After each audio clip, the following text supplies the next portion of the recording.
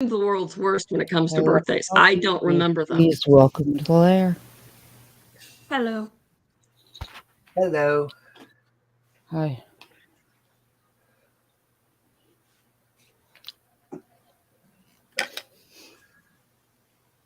Let me grab the stream. Well, we have You guys can keep talking. Oh, okay. As we were discussing a project that that gets to be dealt with no later than Thursday.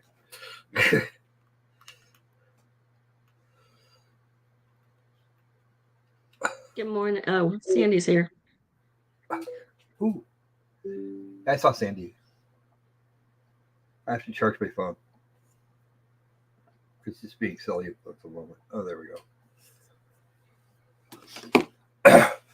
It likes to have power for some reason. I don't know why. As far as what you missed, yeah, we after the after listening to the text messages, we went and played a round of Flash, which CCW kicked our asses. My God, that's for sure. That's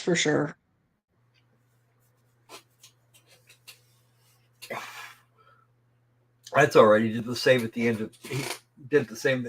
the end of yesterday's court stream too. Good morning, Danny. Good morning, Ardo. Hello, Thomas. Let's see. See, Ardo is Good here. Morning, everyone. He's got an advantage time zone wise. Well, yes, he does. But Hey, Muffin Rando. Sandy.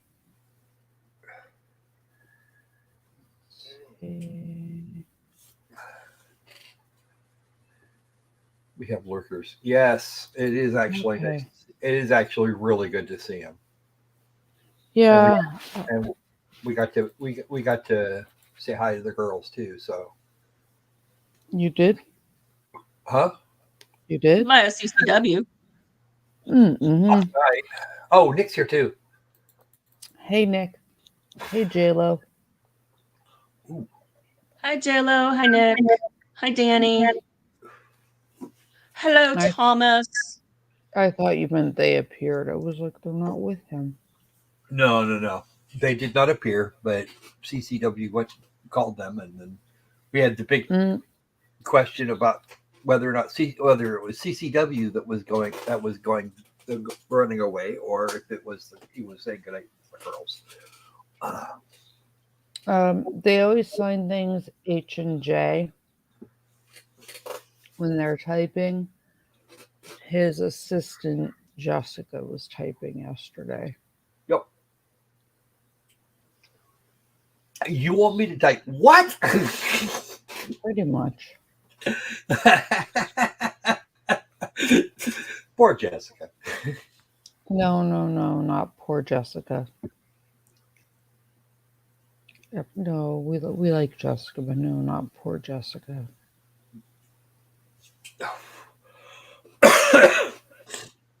So, it's just a reaction. Yes. On the other screen.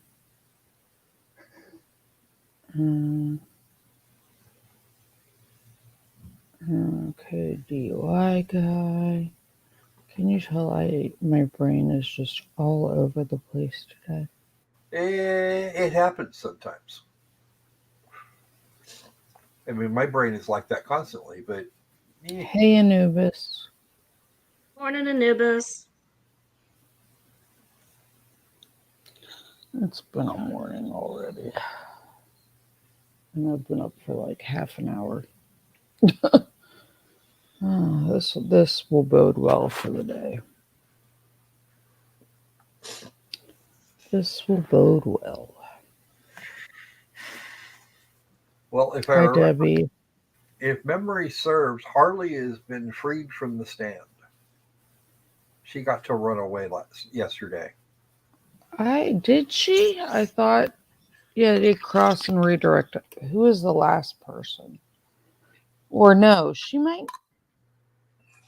I don't He know. only Who was the witnessed last person that yesterday. talked?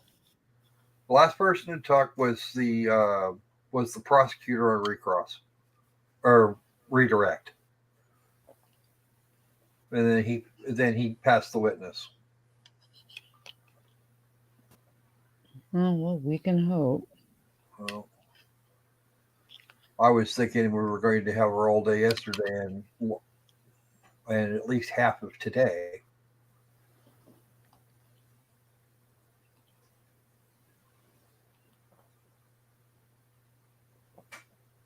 Yeah, jury questions. That was it, Anubis. Thank you, and welcome aboard. Oh.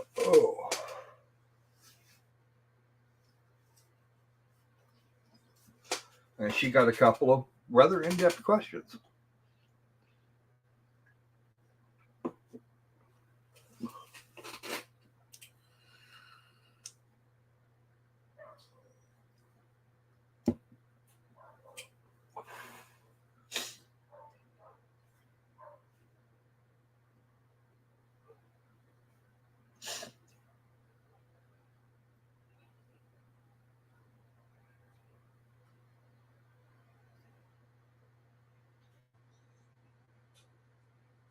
Good morning, Mayor McNome. Hey, it's Mayor McNome. You and I better hope up CCW doesn't show up today.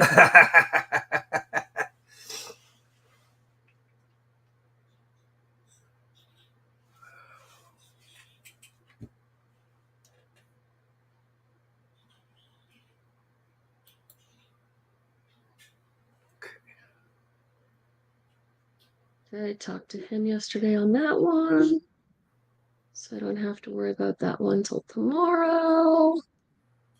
Yep, we're doing good so far. Not that.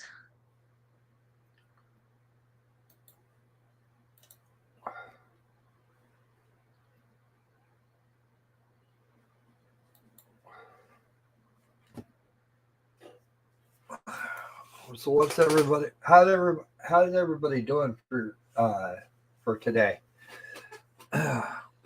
Everybody got their coffee?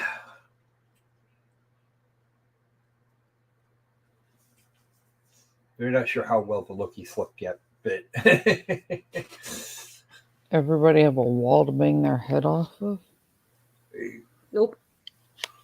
no. But I did actually find my face protection my face protection in the form of a padded oven mitt. Everybody should have one of those. Okay. In so many ways. Yeah, when it gets to be too much, I grab one of my comfort dogs and just cuddle it until everything gets better again.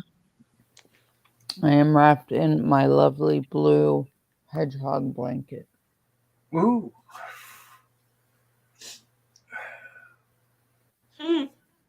Potatoes are awesome. And so are Sonic fans. Especially when they keep thinking that, 3D Sonic games are going to get better. Yeah. And I say that as a Sonic fan.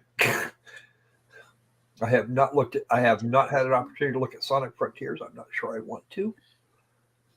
But I'd just be disappointed again. Yeah, my little one keeps saying if I get a hedgehog, I have to name it Sonic. I was like, no. Mm-mm. Not unless you plan on finding a way to dye the poor thing blue.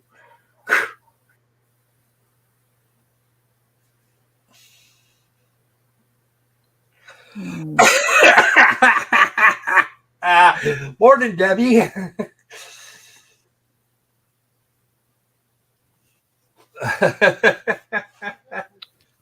Ooh, Sandy's all caffeinated. Looks like we are going to have DUI guy as a guest after he comes back from his vacation. Ooh, Cool. that sounds like fun. Yeah. Even if I'm not a huge fan of his clients. Yeah, but That doesn't say anything about him. Debbie, who's too fast? Sonic is. Oh.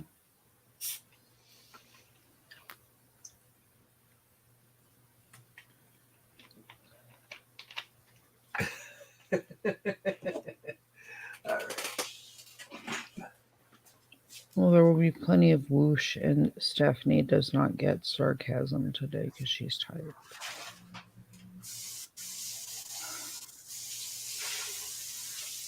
180 people to go, or well over hours, and we'll be monetized.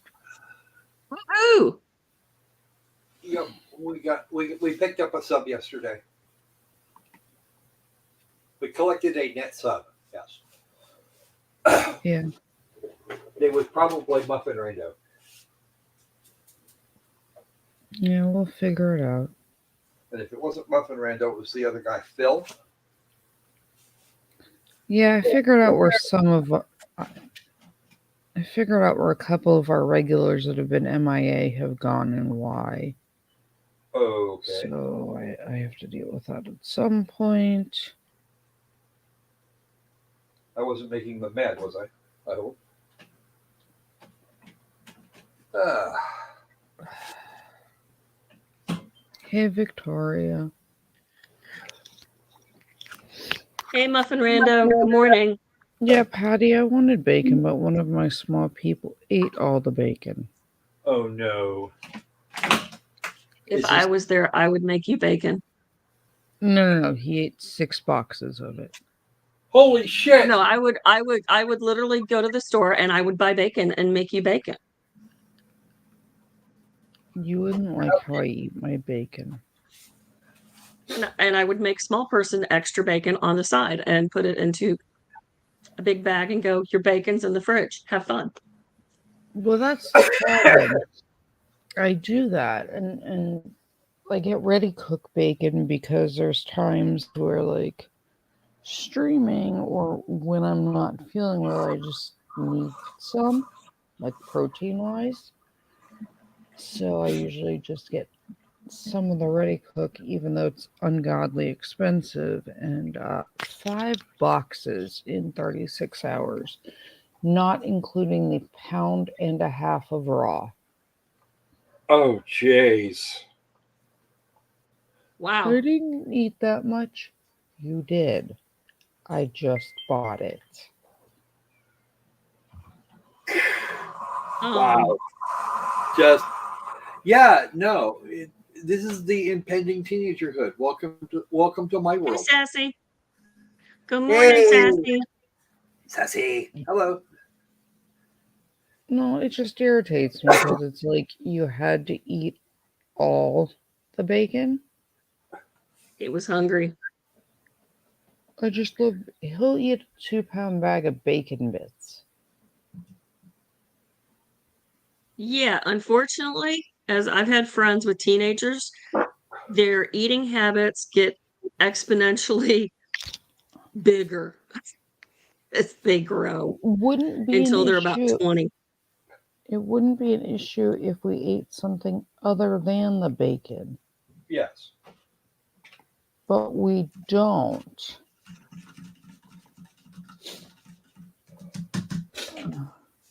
We literally That's not good. just eat bacon. And I want to know why we don't feel well. I don't wonder why he doesn't feel well. Yeesh. Either do I, especially after that much bacon.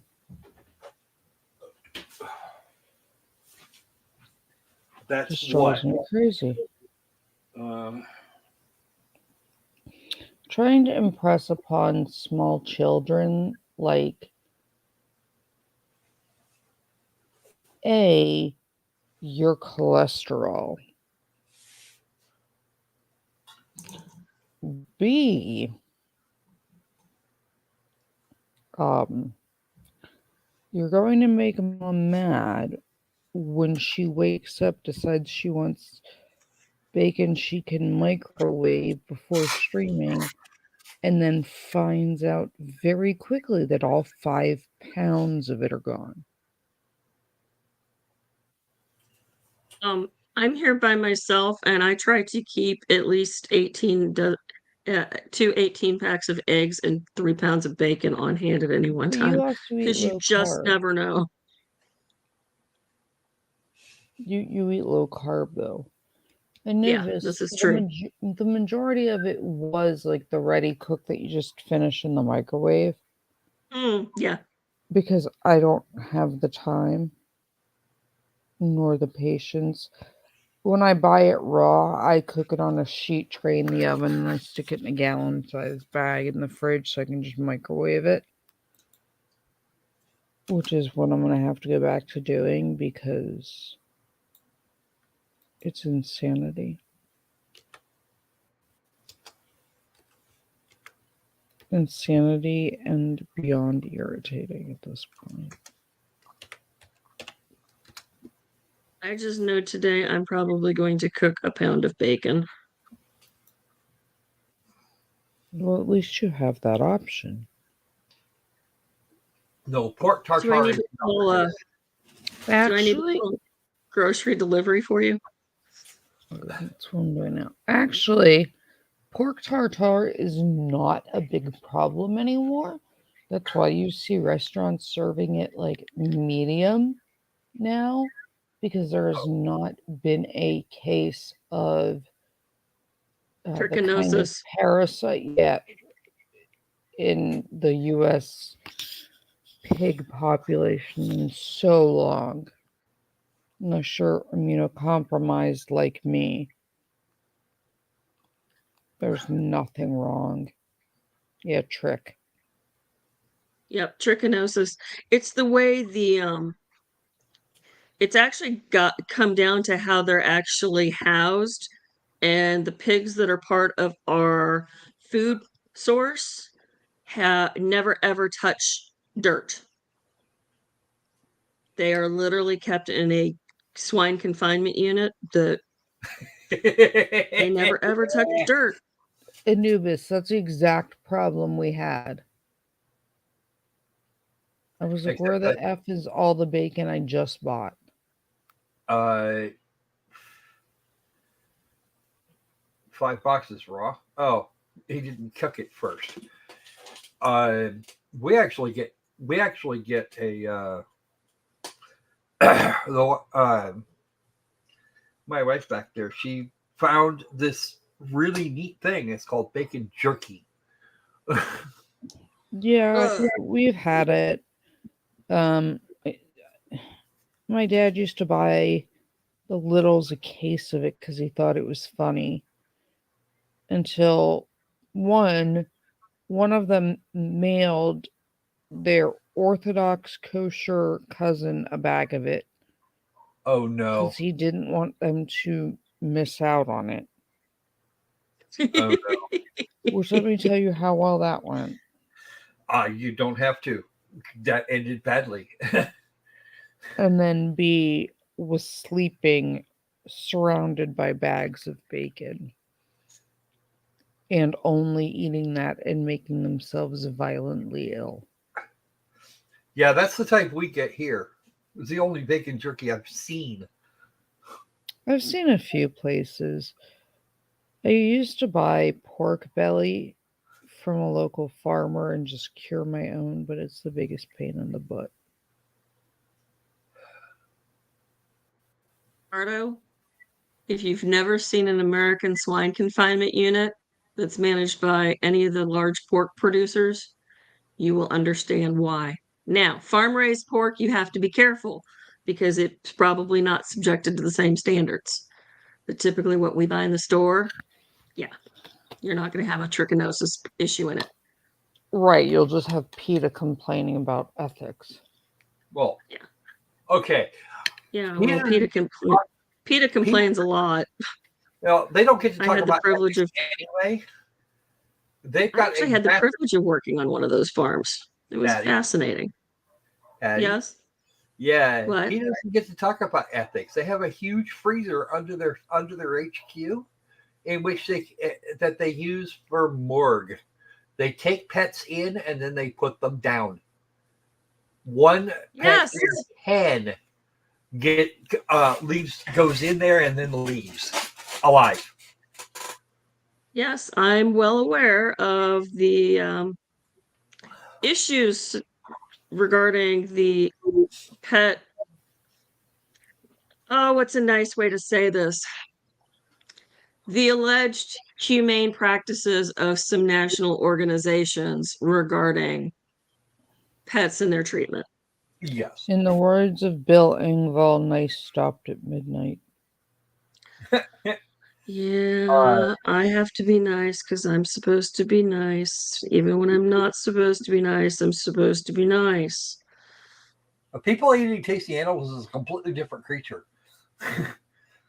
Although they trolled the shit out of PETA for a long time. Well, if you want to get upset, just see the amount of money that PETA and HSUS and the SPCA spends on advertising. Guys,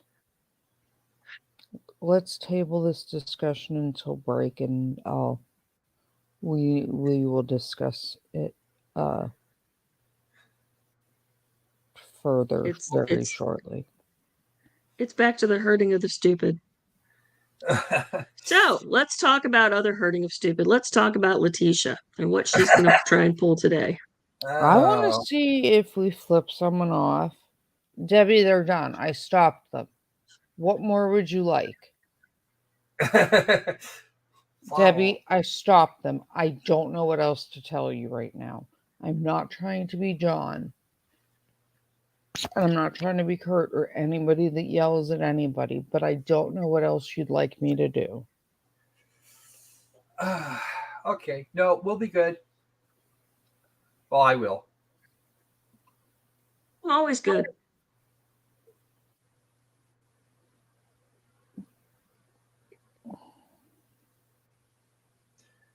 Then you have Mary McNoman, Sassy, and their dog is a pain.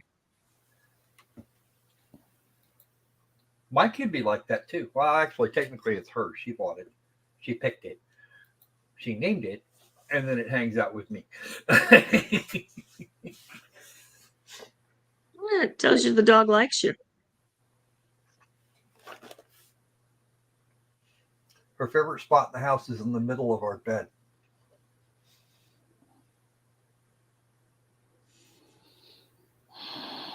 Better the dog's favorite spot than the neighbor's. True. That could be awkward. That would be incredibly awkward.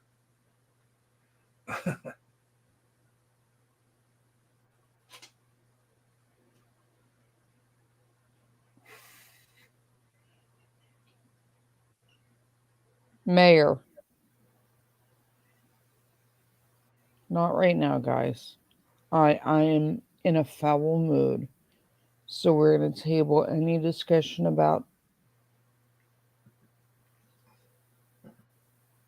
animals because I'm going to start sounding like John in a minute at the rate this is going. All right.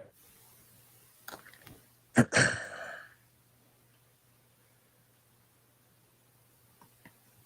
right. Court will call 20 CR 1358, People versus Leticia Stauch. Record should reflect the jury is not present in the courtroom. It's 279 or 379? 279. Okay. I wanted to address one thing to make sure that the record is clear. Exhibit 279 is a disc, a CD-ROM disc of USAA financial transaction summary. It was never actually formally admitted. I think it may have been discussed during either. Okay. Actually, I'm not sure whose testimony it would have been. Maybe Detective Vihill's. In any event, my understanding is that there is a stipulation to the admission of Exhibit 279. Is that accurate? At the rate she's going. Okay. Your Honor, the people will also move for admission in front of the jury so that they're aware of that exhibit. Not to be redundant, but just so that they're aware of the exhibit number and the name. Will that be permissible? Run that by me again. We would like to put that disc, this particular exhibit, Yeah, on the record in front of the jury, so um, they're just aware of its They existence may and its not number. Oh, okay. All right. because Okay. She is a flight risk. Okay. and All right. how Is there anything else we rapidly need to address steps before we is bring the jury going- in? If she Prosecution? stands up, could be problematic. Okay. Let's go ahead and bring him in. I see her chin support is back. Can we turn the judge down somehow? Because the court is actually. I moved that once. I don't know how that got back up there. And Your Honor, I will move the easel once the jury is seated in front of the door. Okay. I just want to make sure that I'm like 3 minutes away from just the other gentleman that's turning helping this us off. doesn't walk and into going it if back he to opens bed. the door. We'll let him know. Okay, good. Are you going to use it for the entirety of the next witness? For a good chunk of it, yeah. Okay. We'll let him know. Thank you. Or maybe not. Literally, like, going to start sounding like John. All rise for the jury, please.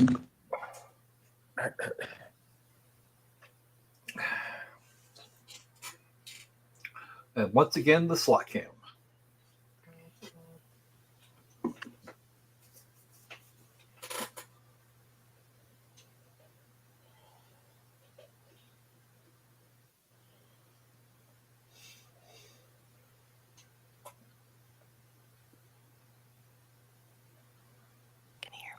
Thank you. You may all be seated. Court will recall 20 CR 1358, People versus Leticia Stauch. Record should reflect the jury has returned to the courtroom. Good morning, ladies and gentlemen. Has anything occurred since we were last together that causes any of you to believe you could not continue to serve as a fair and impartial juror in this case? Yes, If so, Leticia's please raise your hand. existence and my desire to jump out a window. All right. every Yesterday, time we she had does concluded the something testimony of stupid. one witness. Prosecution, call your next witness, please. John Sarkeesian, Your Honor. That's not appropriate. That's really not appropriate. I just don't care. And if you would raise your right hand, sir. Do you swear or affirm the testimony about to give in this matter will be the truth, the whole truth, and nothing but the truth? I do. Go ahead and have a seat in the witness stand. Ooh, an ossifer. Thank you, Your Honor. Good morning, sir. Good morning. Would you please state your name again for the record and spell your last name as well? So Lieutenant John Sarkeesian. Last name is Sarkiisian. And Lieutenant, where are you currently employed? At the El Paso County Sheriff's Office over the Patrol Division. And how long have you been with the Sheriff's Office? It'll be 22 years in September. And over the course of your time at the Sheriff's Office, have you had many roles, different roles? I have. I've been many different units, patrol, detentions. I was the homicide or What's major crimes homicide? sergeant People for murder approximately 2.5 houses? years. The Been in manager Metro for Vice the homicide. Narcotics. Been over the SWAT team. So I've been many areas of the office. Worn different hats. Yes. In January and February of 2020, what was your specific assignment? So I was assigned to the Special Operations Division, which is over our SWAT team as the SWAT commander. And I also had our traffic unit and some other smaller units. And as it relates to the Special Operations section, as it relates specifically to the investigation of the disappearance of Gannon Stauch at that time in January of 2020, what was your specific role? So I was assigned as basically the incident commander for the search efforts. I was called to a meeting and basically assigned in an incident command system. The way it's set up, we have operational chiefs in different positions to run different aspects of investigations. So I was assigned for the search efforts. And was that something that you had done Frustration. previously in other cases? I mean, not to this degree, but You're definitely still have been involved with annoying incident command thing to throughout do. my career in the different roles that I've played. So that was a big piece of the SWAT team in running SWAT calls. So we have to be able to, manage all those resources. So I think that's why they selected me for it. Can you explain to the jury a little bit more what incident command means? What is that? It's basically a system that is put together so everybody knows what they're doing, where they should be, how they should operate. So it's broke out into different branches, so to say, law enforcement, fire, financial. Obviously, when we're searching to the magnitude we did in this case, we have a lot of people.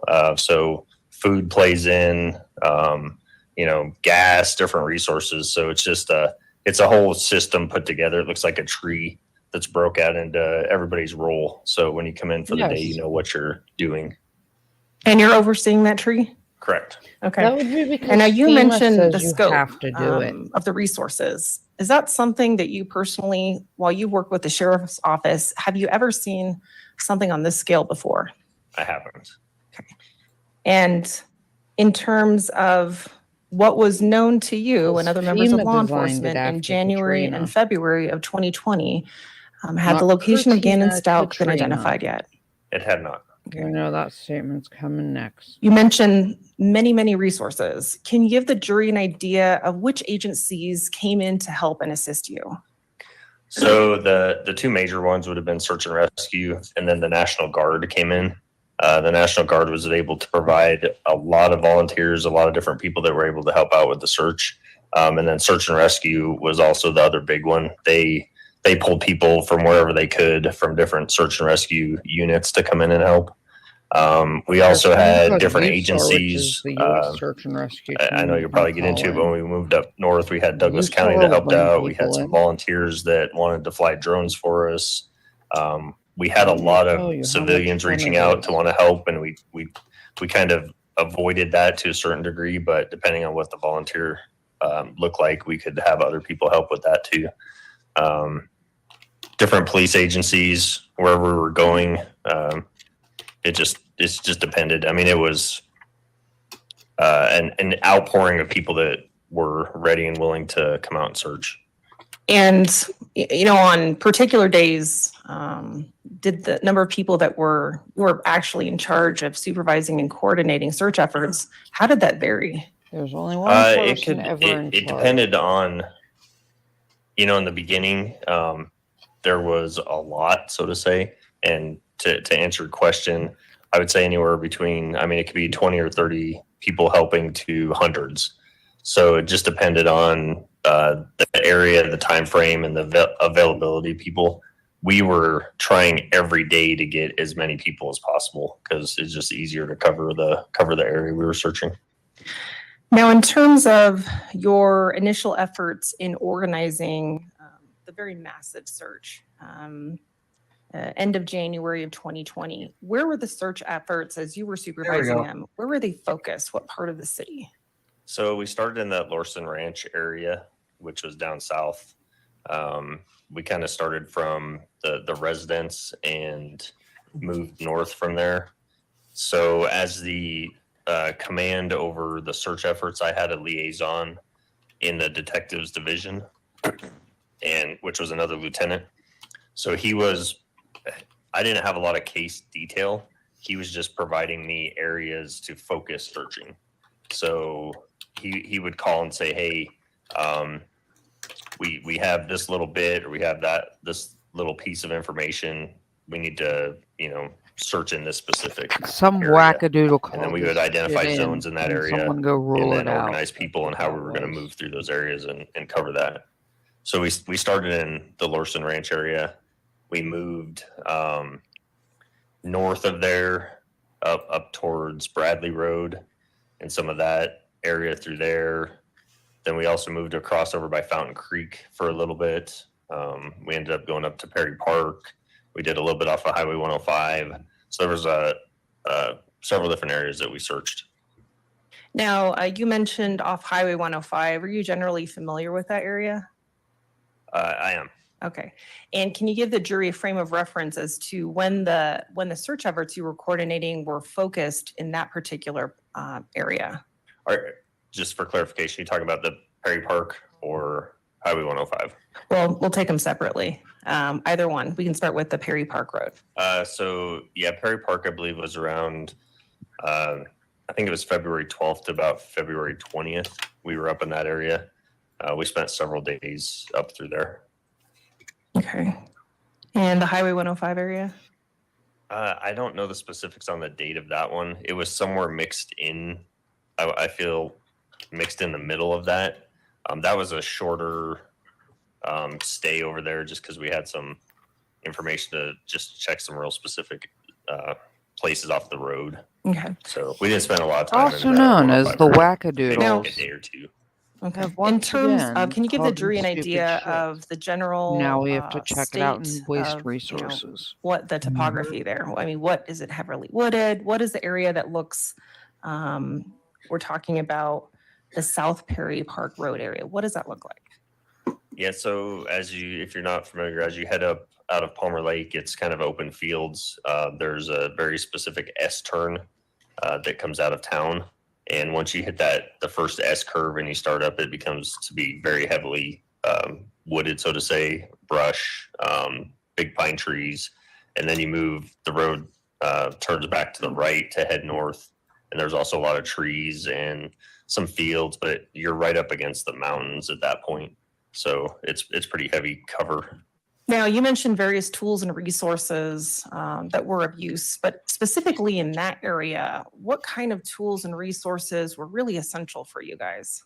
So when we were first sent up to that area, when I drove it to go kind of get an idea of where to put the command post and how we're going to separate it into zones, I noticed there was a significant amount of snow still.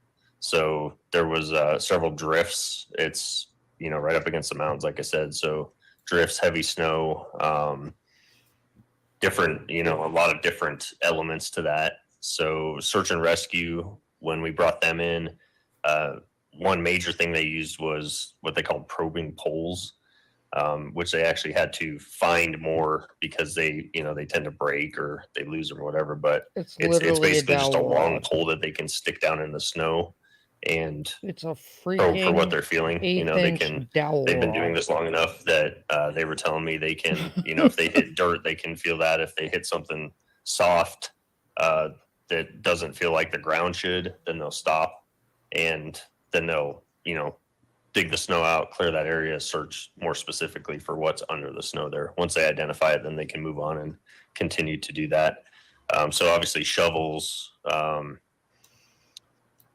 tools, specific tool wise, you mean like? Well, how about the use of canines, for example? Okay. So resource wise, yeah, we did have a volunteer that flew a drone over that area. They brought the canines in. So I think FBI had a couple of their dogs running through there. So there was a lot of, I think who else we had or what else we were using up there. Drones and What about overhead planes? So in the You're an idiot. Lorson Ranch area, when we were searching down there, we had, and I There believe it are was the National trees. Guard. That They were doesn't able to work. fly a Hey, plane cool frog. over Thank the you for area good and give us some vibes. aerial images. So Okay. And Hey there, you mentioned hey there, information known to law cool frog. enforcement. Stop Can you identifying explain as why me, some of Frog. the I love search you, efforts but- were focused specifically in that South Perry Park Road area? Hey, cool frog. hold on one second for me, okay? Mhm. Sorry, I'm an idiot. Don't mind me. apologize. That's all right. Cool Yes, frog, you gotta Yeah. help me get my lap You mentioned an up S with turn at people. South I'm like Perry Park way Road over my area. hours. What was the information that law enforcement Let's was party one night, receiving cool or frog. received that had you focus in that particular area? So, like I said, I had a liaison through the detectives division. He had provided some information that a tracker information I had adore shown cool frog and Dick. a vehicle that traveled up through that area and then had specifically slowed down in a certain section I adore him. and then moved. And then I think They're it had come fun. back through. But the information provided to me was Please that don't take Oh, vehicle Shrek was are on up in that sale area. next week. And the specific Guys. vehicle that you're referring to, Yeah. do you remember the make, Vehicles. model, year, anything like that? I I'm not a don't. I fan of recall him telling me that it They'll was kill me, but I know Patty likes Shrek. Leticia's vehicle that was that they had tracked up through that area, and that's why they were moving us up there. Okay. And in terms of, you mentioned the law enforcement resources in terms of tracking that vehicle, did that include members of surveillance, MB&I, that sort of information provided them to you? I'm not sure about that. Okay. I don't know if they actually, I wasn't privy to that information, whether or not they had followed a vehicle or not. Okay. On February 15th of 2020, were you on duty that day? I was. Okay. And did you find anything in particular of note on that day? I did. So on February 15th, I mean, like I said, we'd been working several days in a row, doing a lot of search efforts. On that day, go ahead. And sorry to cut you off, but we'll go through, I'll introduce a few exhibits through you, but before we get there, to start, what was the particular item that you located? So I located a piece of particle board that was approximately 2 feet by 2.5 feet and 1/2 inch thick that was off the side of the road. Okay. Your Honor, permission to approach the witness? You may. Thank you.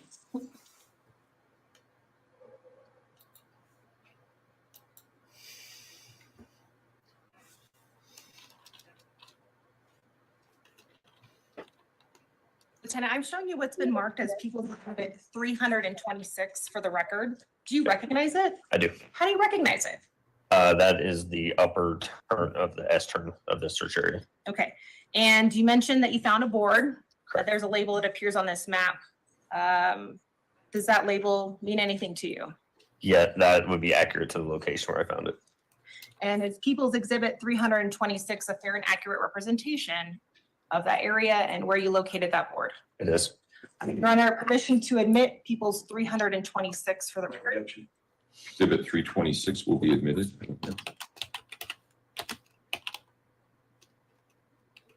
And before we go further in, just about something that we discussed earlier, the jury should also know that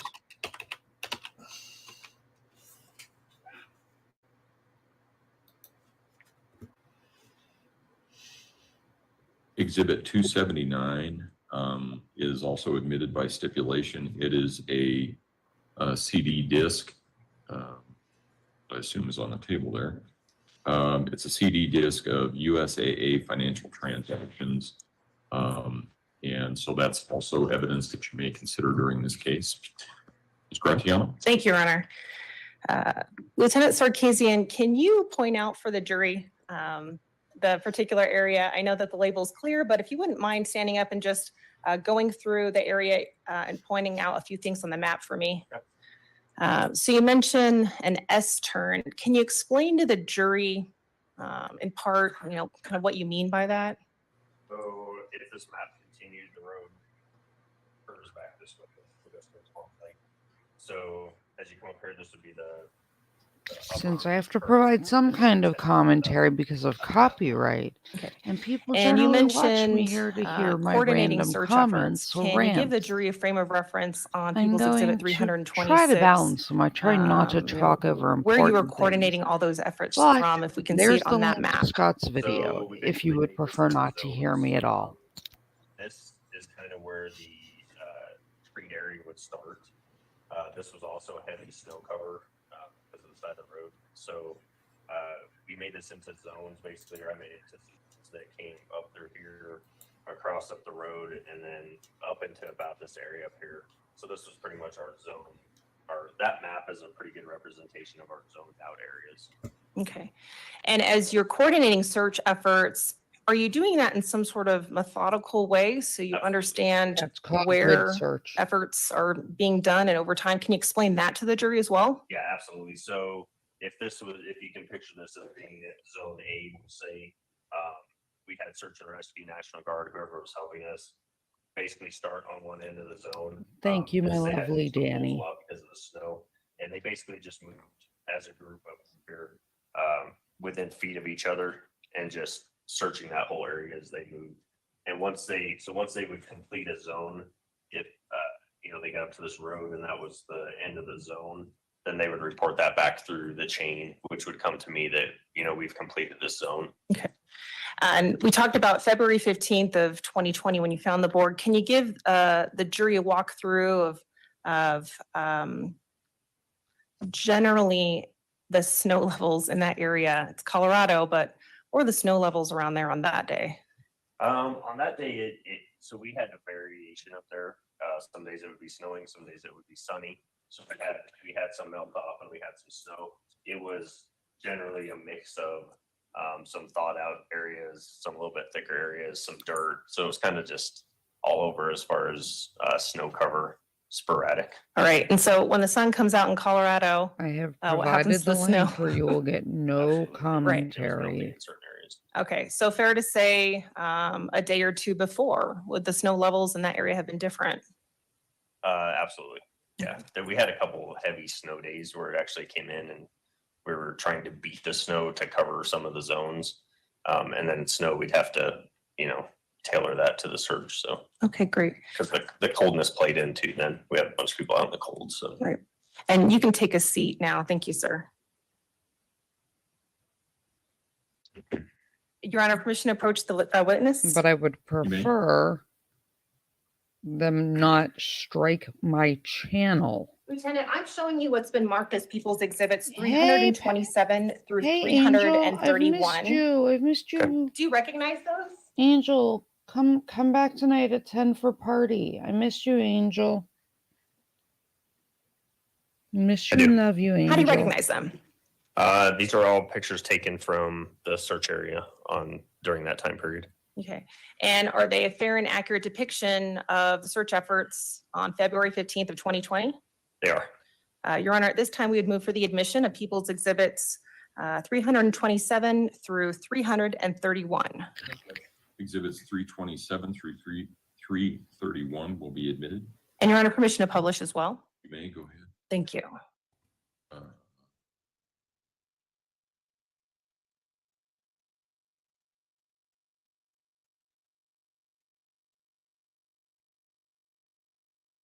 Lieutenant, you mentioned the snow. So I'll ask you to walk the jury through what we see projected behind you, People's Exhibit 327. Can you orient the jury as to where we're at on the map in front of you? Where is this photo? So as this photo is taken, it's taken from here on this map.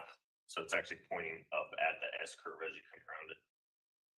And there's also a pointer. It's an old school pointer that may be on the witness stand.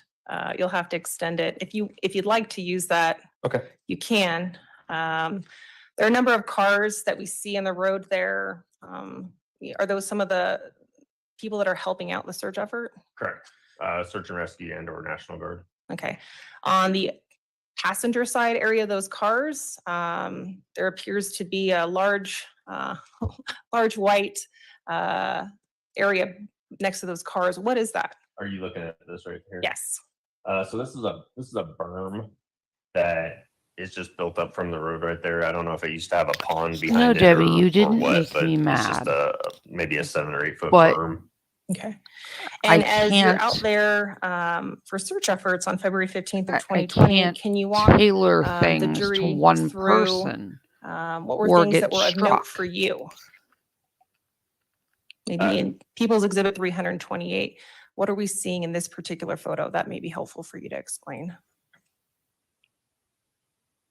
Okay. Oh.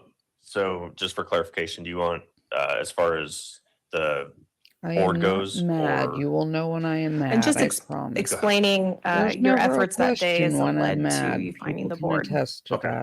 that. So on this particular day, obviously with these vehicles lined up here, we had searchers in our zone, which on this map over here would have been up through this area would have been the zone that they were in. On that particular day, on the 15th, I'd been in the command post for several days, and so I grabbed one of the search and rescue guys that was one of the head guys for the operation and said, "Hey, let's jump in the Razor," which you saw in the other picture. Can you actually go back one picture? Yeah, no problem.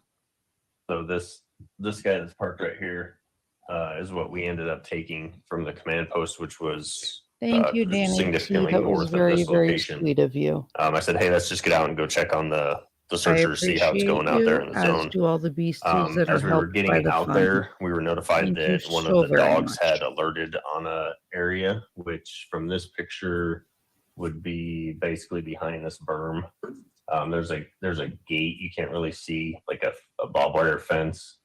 So up behind the berm there, the dog had alerted. So we were out there like, well, let's go check on the dog. Before I forget, walked if up you there, contribute they to were doing Beastie some Fund digging via and my some searching on the Venmo or dog, my nothing that we PayPal, really and you found do as not want me to significant acknowledge you there. on So as screen, I just came put back, it in on the this comment, map or here, if you have a there's question that goes there's with a it, barbed wire fence just that runs put it in along the the side of comment the that road. goes with it, so I know to As I answer your came back, question. I started looking at the fence, and I'd asked some of the guys, hey, has anybody checked this fence? They kind of looked at me funny. I said, you cross a fence, if you ever crossed a barbed wire fence, maybe catch your pants on it, maybe catch your shirt on it. It can, snag threads. It can, catch animal hairs, that type of thing. So I just started walking up that fence from this picture. And if you go to the next picture. So People's Exhibit 328. So this is the fence, obviously, that runs along here.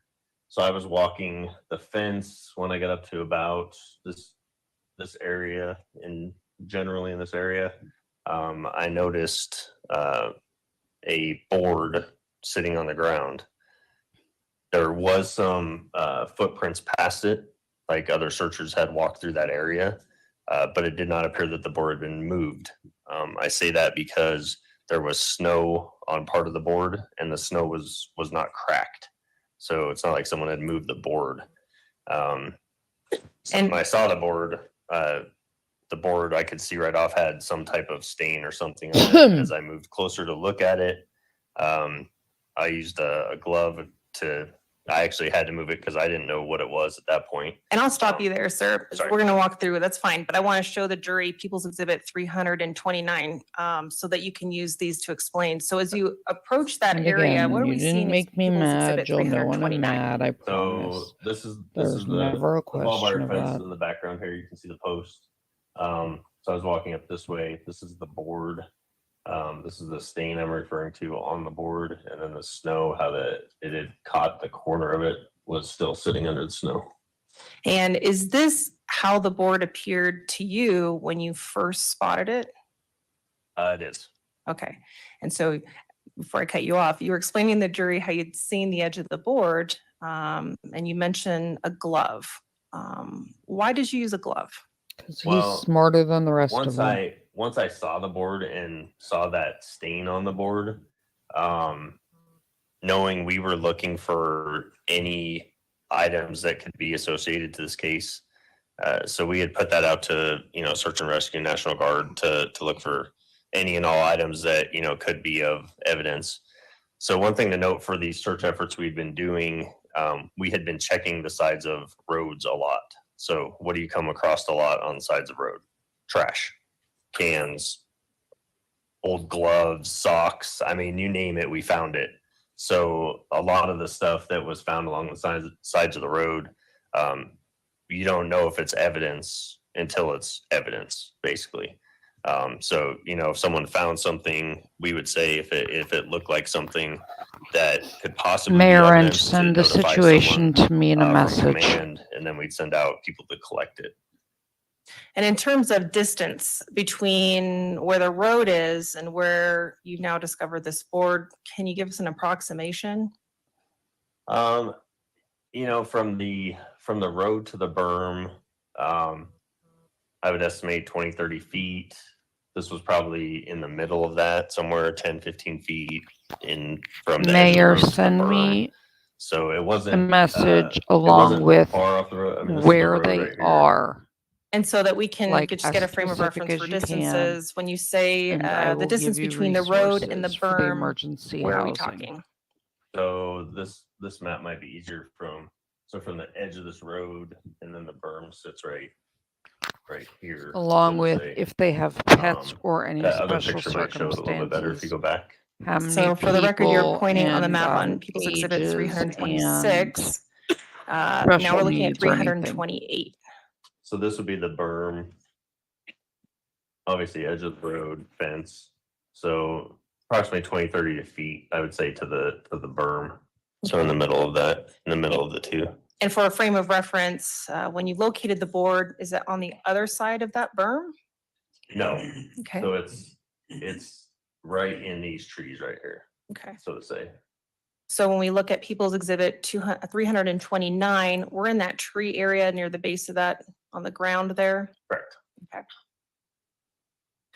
You mentioned seeing a stain. We'll look at People's Exhibit 330. Send it all to me Now, in a at this message. point, what has now happened with the board? So at the point that, like I said, I put a glove on to move it because I couldn't tell exactly. So as I got closer to it, I barely moved it. And from my training experience over the years, as soon as I saw that, I was like, that's blood. So I put it back in the position that it was in. And like I said, I barely moved it, just enough to get that look at it. So I set it back in there and then notified one of the FBI personnel to come photograph and collect it. And is it because the FBI was there to help Hey, coordinate Michael. search efforts, but also collection of evidence? Correct. Okay. And in terms of collection of that particular piece of evidence, who specifically, the FBI then took it into evidence? They did. Okay. Do you recognize People's Exhibit? You've already said you recognize it, but can you give us a frame of reference for what we're looking at now in People's Exhibit 331? So just a scale to the size of the stain that was on the board. Okay. Now, when you were there present that day, did you see any other pieces of particle board or wood aside from this? I did not. Okay. And what we're seeing in People's Exhibit 331, can you describe the top right corner area of that board? Yeah, so I mean, this is how the board was when it was collected. So that broken edge, that's how it was. Okay.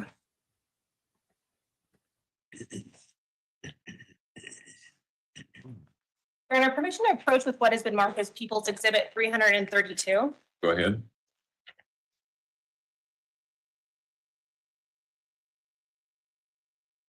So I'm showing you what's been marked as People's Exhibit 332.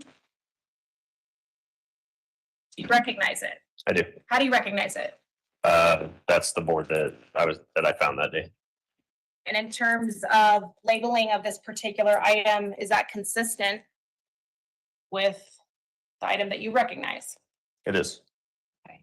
And we see some tape on this. What does the tape indicate to you? So when you seal an evidence item, you seal it with that tape, and you see the initials on there. That's so anyone knows if that tape's if it's been broken. If the tape's been tampered with or broken, the signature across it will be not in place. And is this in the same or substantially same condition as when you last viewed it and it was collected on February 15th of 2020? Other than the marks on there, which they obviously did, the pen marks, yes. Okay. Your Honor, at this time we'd move for the admission of People's Exhibit 300 and I just want to make sure 332. No objection. Exhibit 332 will be admitted. Go I'm ahead. going to ask for your help. Okay. Your Honor, may the witness walk the exhibit slowly past the jury for publishing purposes? Okay, that's fine. Thank you. You're showing that.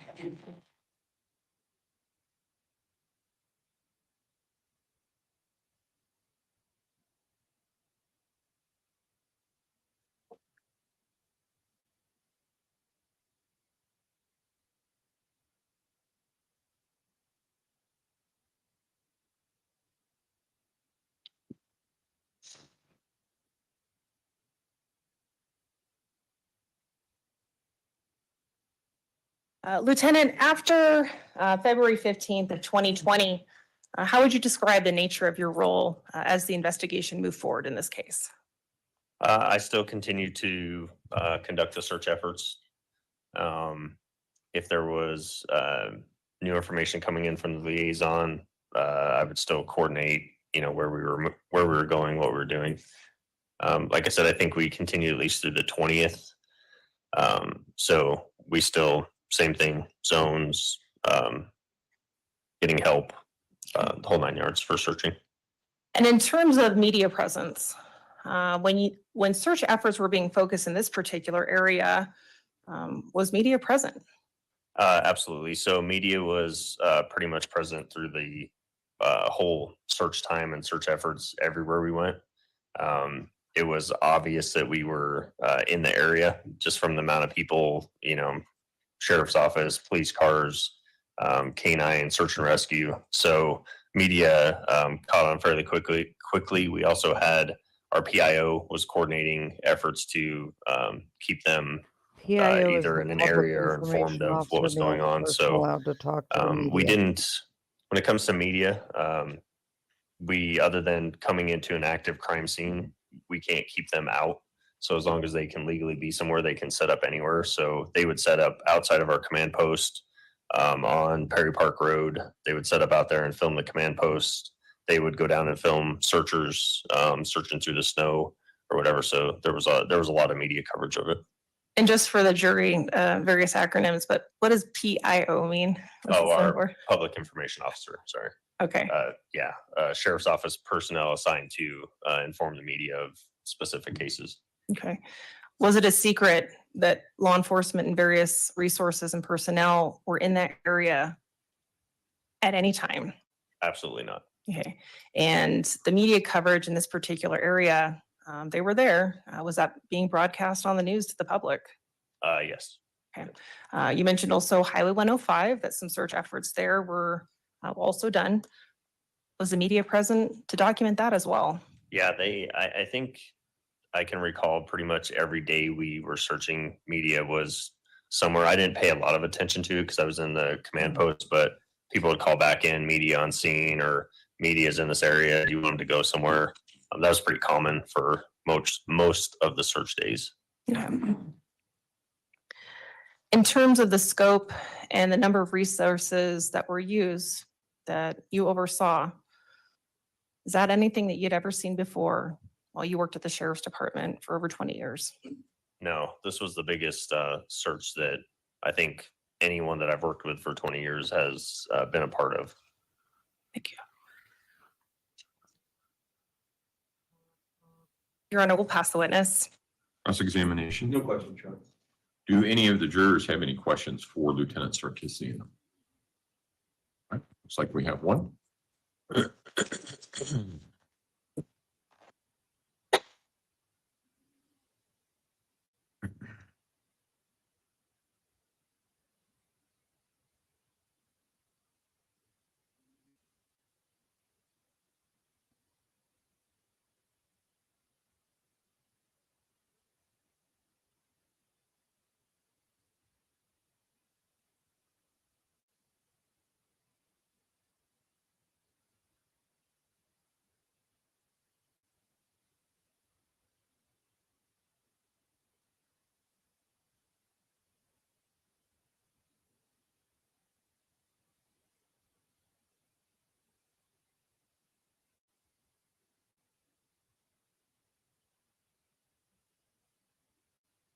Lieutenant Sarkisian, am I saying that right?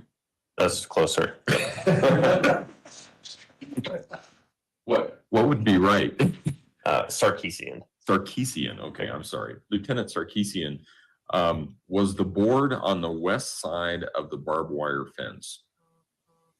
Yes, it was. And was there an opening in the fence? So, can we go back to pictures?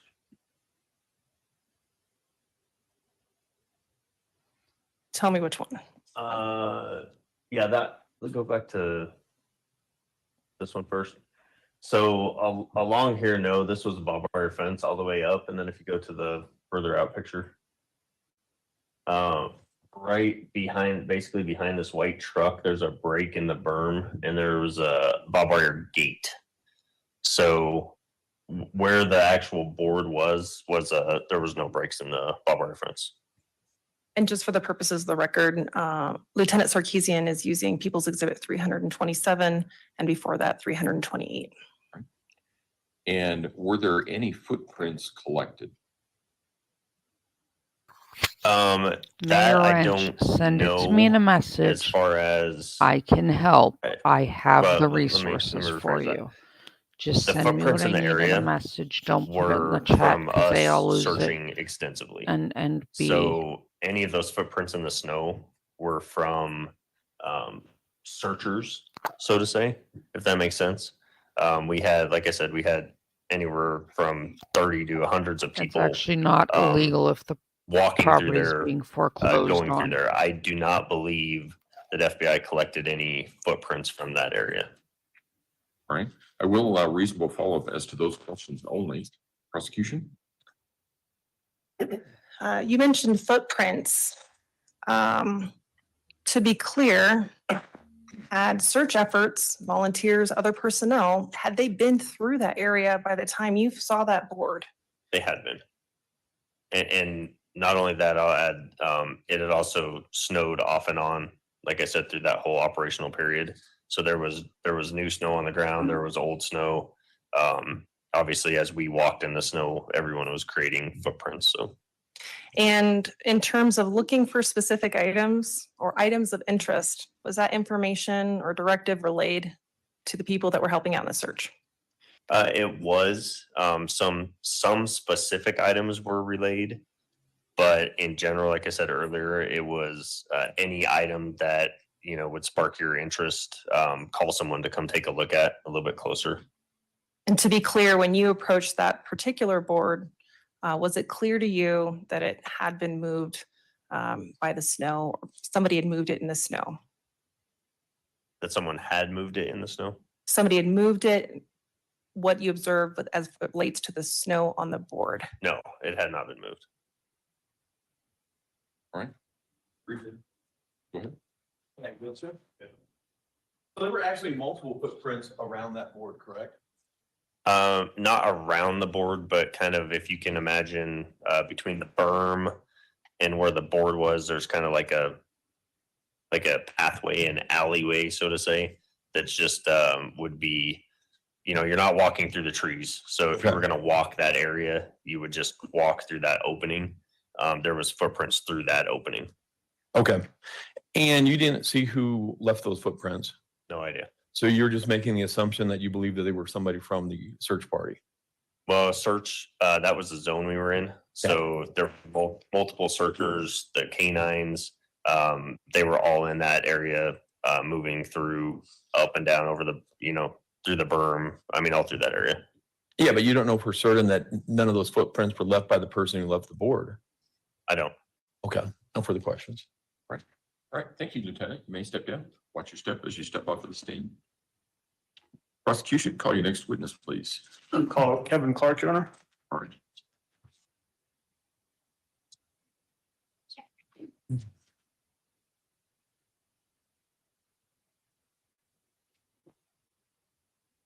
Oh, you surprised me. I was waiting for somebody to come in.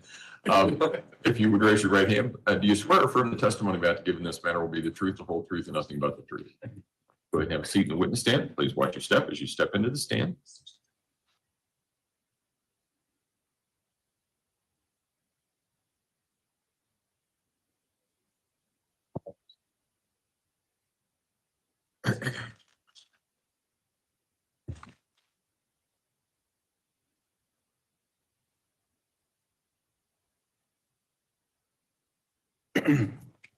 Who's doing it, Kevin?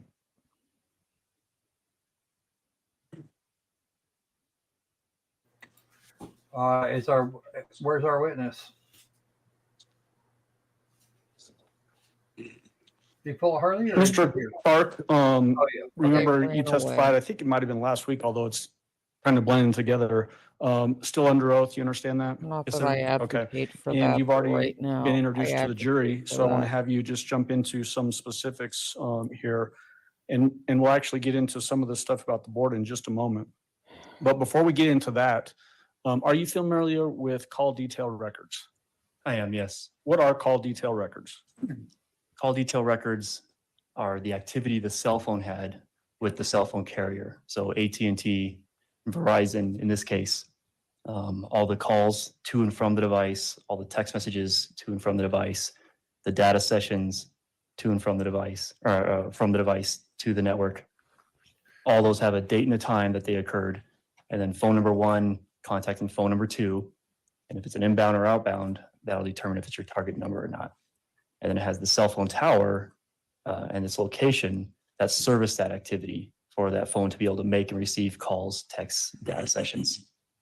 Is it common in investigations for search warrants to be issued to phone companies, like you mentioned, AT&T or Verizon, to obtain call detail records for specific types of phones? Every time. How are those records used in an investigation in a general sense? It places or does not place a device in an area during a time period using the activity from the phone and the towers that service that activity. So basically for a phone, if it connects to a cell phone tower, does it somehow record, I should say, a location data for that particular contact event? Yes. I'm going to approach you with People's Exhibit 704 through 708. I've previously shown these to defense. Thank you.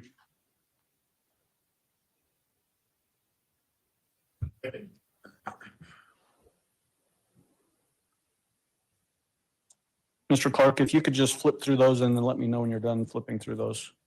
I'm done. So in a general sense, what are these items, discs? These are disks that contain the call detail records and the Life 360 GPS location data for the cell phones belonging to individuals in this investigation. Individuals that would be relevant towards this investigation? Correct. So for instance, none of these are for detectives or anything like that? No. If we talk about People's Exhibit 704, tell the jury what People's Exhibit 704 is. 704 is a disk containing the AT&T call detail records for the defendant's cell phone. We've heard testimony about 2 different phones associated with the defendant, one that was seized by law enforcement at the end of Detective Bethel's interview. So I'll call that her Colorado phone. Is that this particular disc? Yes, this is the Colorado phone. And then what is People's Exhibit 705? 705 is a disk containing the Life 360 GPS location data for the Colorado phone belonging to the defendant. And so Life 360, in a general sense, tell the jury what Life 360 is.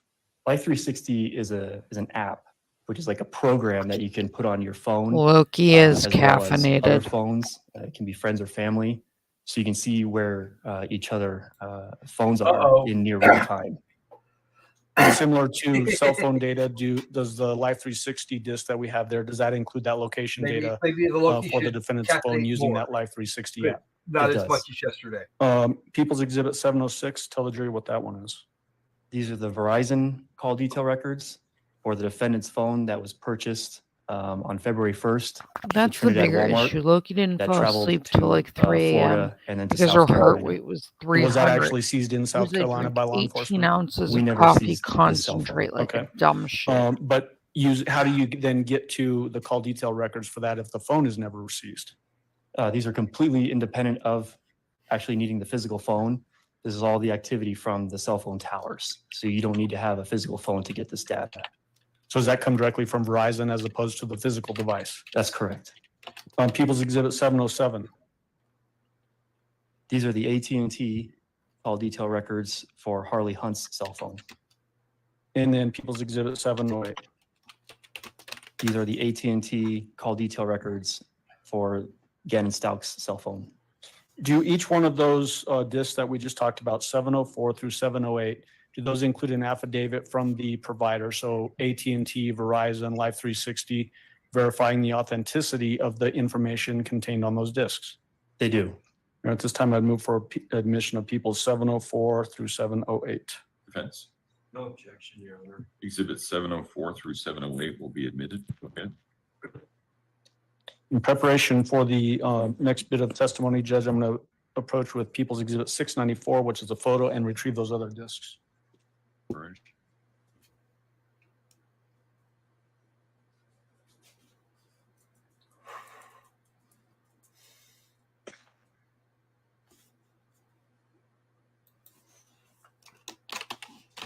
So, Mr. Clark, we just heard testimony from Lieutenant Sarkeesian regarding that board that was found up at the S-curve.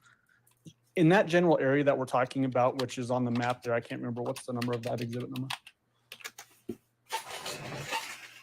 In 326. Is that actually in southern Douglas County where this location is? It is. Are you familiar with that area? I am. Did you actually go up there and see some of this stuff yourself? I did. I was up there with another FBI agent the day the board was, and at the time the board was located. During this investigation, were you present for the vast majority of this investigation I was. in this area? Yes. Do you remember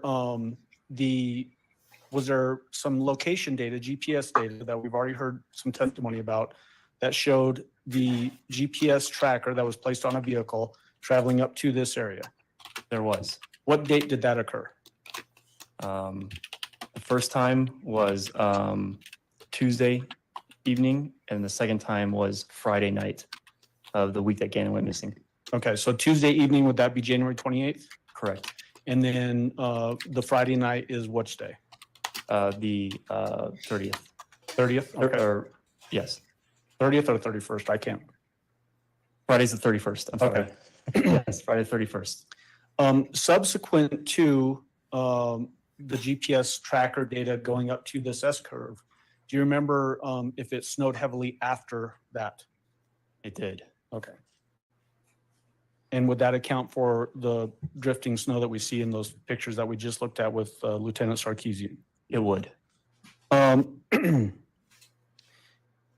Did you have a chance to look at the download of Mr. Al Stauch's phone? I did. Did that download include photographs that were taken using that phone? Yes. We previously admitted through Mr. Stauch, if we could pull up and republish exhibit number 34.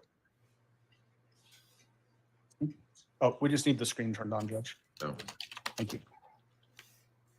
So we've got People's Exhibit 34 up behind you. Are you familiar with this picture? I am. Tell us how you're familiar with this particular photo. When I was examining the download of Al Stauch's cell phone, I came across this photo, and seemingly it's the desk that was next to Gannon's bed in his bedroom underneath the window. But then I also noticed a board on the garage floor. And so when you came across this photo, were you able to tell when that particular photo was taken? Yes, there's something called metadata, and metadata is just a term for data about data. And in this case, it has a date and a timestamp of when the photo was taken. Data about data sounds like a really geeky thing. It really is, but Okay. it's useful, geeky stuff. Okay. Does that tell you when this particular photo was taken then? Yes. When was this photo Sherlock, thank you for that technical Sometime in, description of metadata. November, December of 2019, if I recall correctly. taken? 2019 sound correct? Yes. Had you, when you came across this photo, when you're looking at Al's download data from his phone, had you already seen the board that was found up at the S-curve, Yes. or at least photos of it? Yes. Did that, having that knowledge, did that cause you to have particular interest in this photo? It did. What about seeing pictures of the board found at the S-curve made you key in on this specific photo? The broken corner, the top corner of the board found at the S-curve also had a broken corner, and it also appeared to be consistent of the type of the board, the particle board. Did you compare the board in this photo to a photo of the board that was found at the S-curve? I did. I've handed you People's Exhibit 694. What is 694? 694 is a side-by-side comparison of the board that was found at the S-curve and the board zoomed in seen in this photo taken from Al's phone. And just to be clear, this particular photo that we see up there, People's Exhibit 34, is that the garage at 6627 Mandan Drive? It is. Is the photo 694, that side-by-side comparison, is that a fair and accurate representation of your analysis and placing those two photos side by side to look at them in comparison? It is. At this time, I'd move for admission of 694. No objection. Exhibit 694 will be admitted. Permission to publish. You may go ahead. We'll take just a second to scroll down. It's ready. Thank you.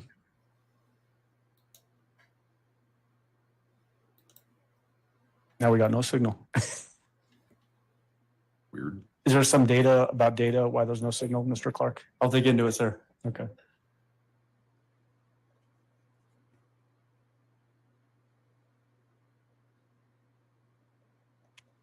Oh, hold on.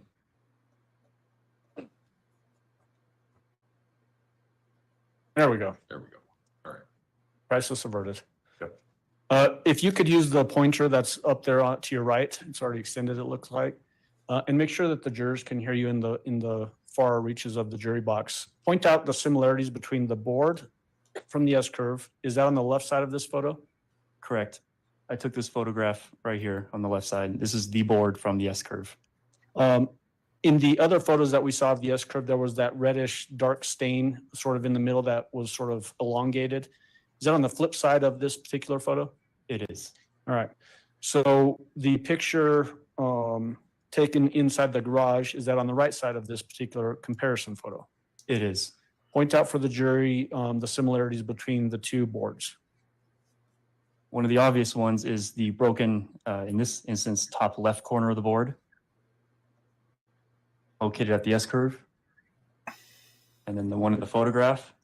The second one that might be more difficult to see is there's a penciled X on this board. You can see it here on the S-curve board. You can also see the bottom half of it right here in the garage board.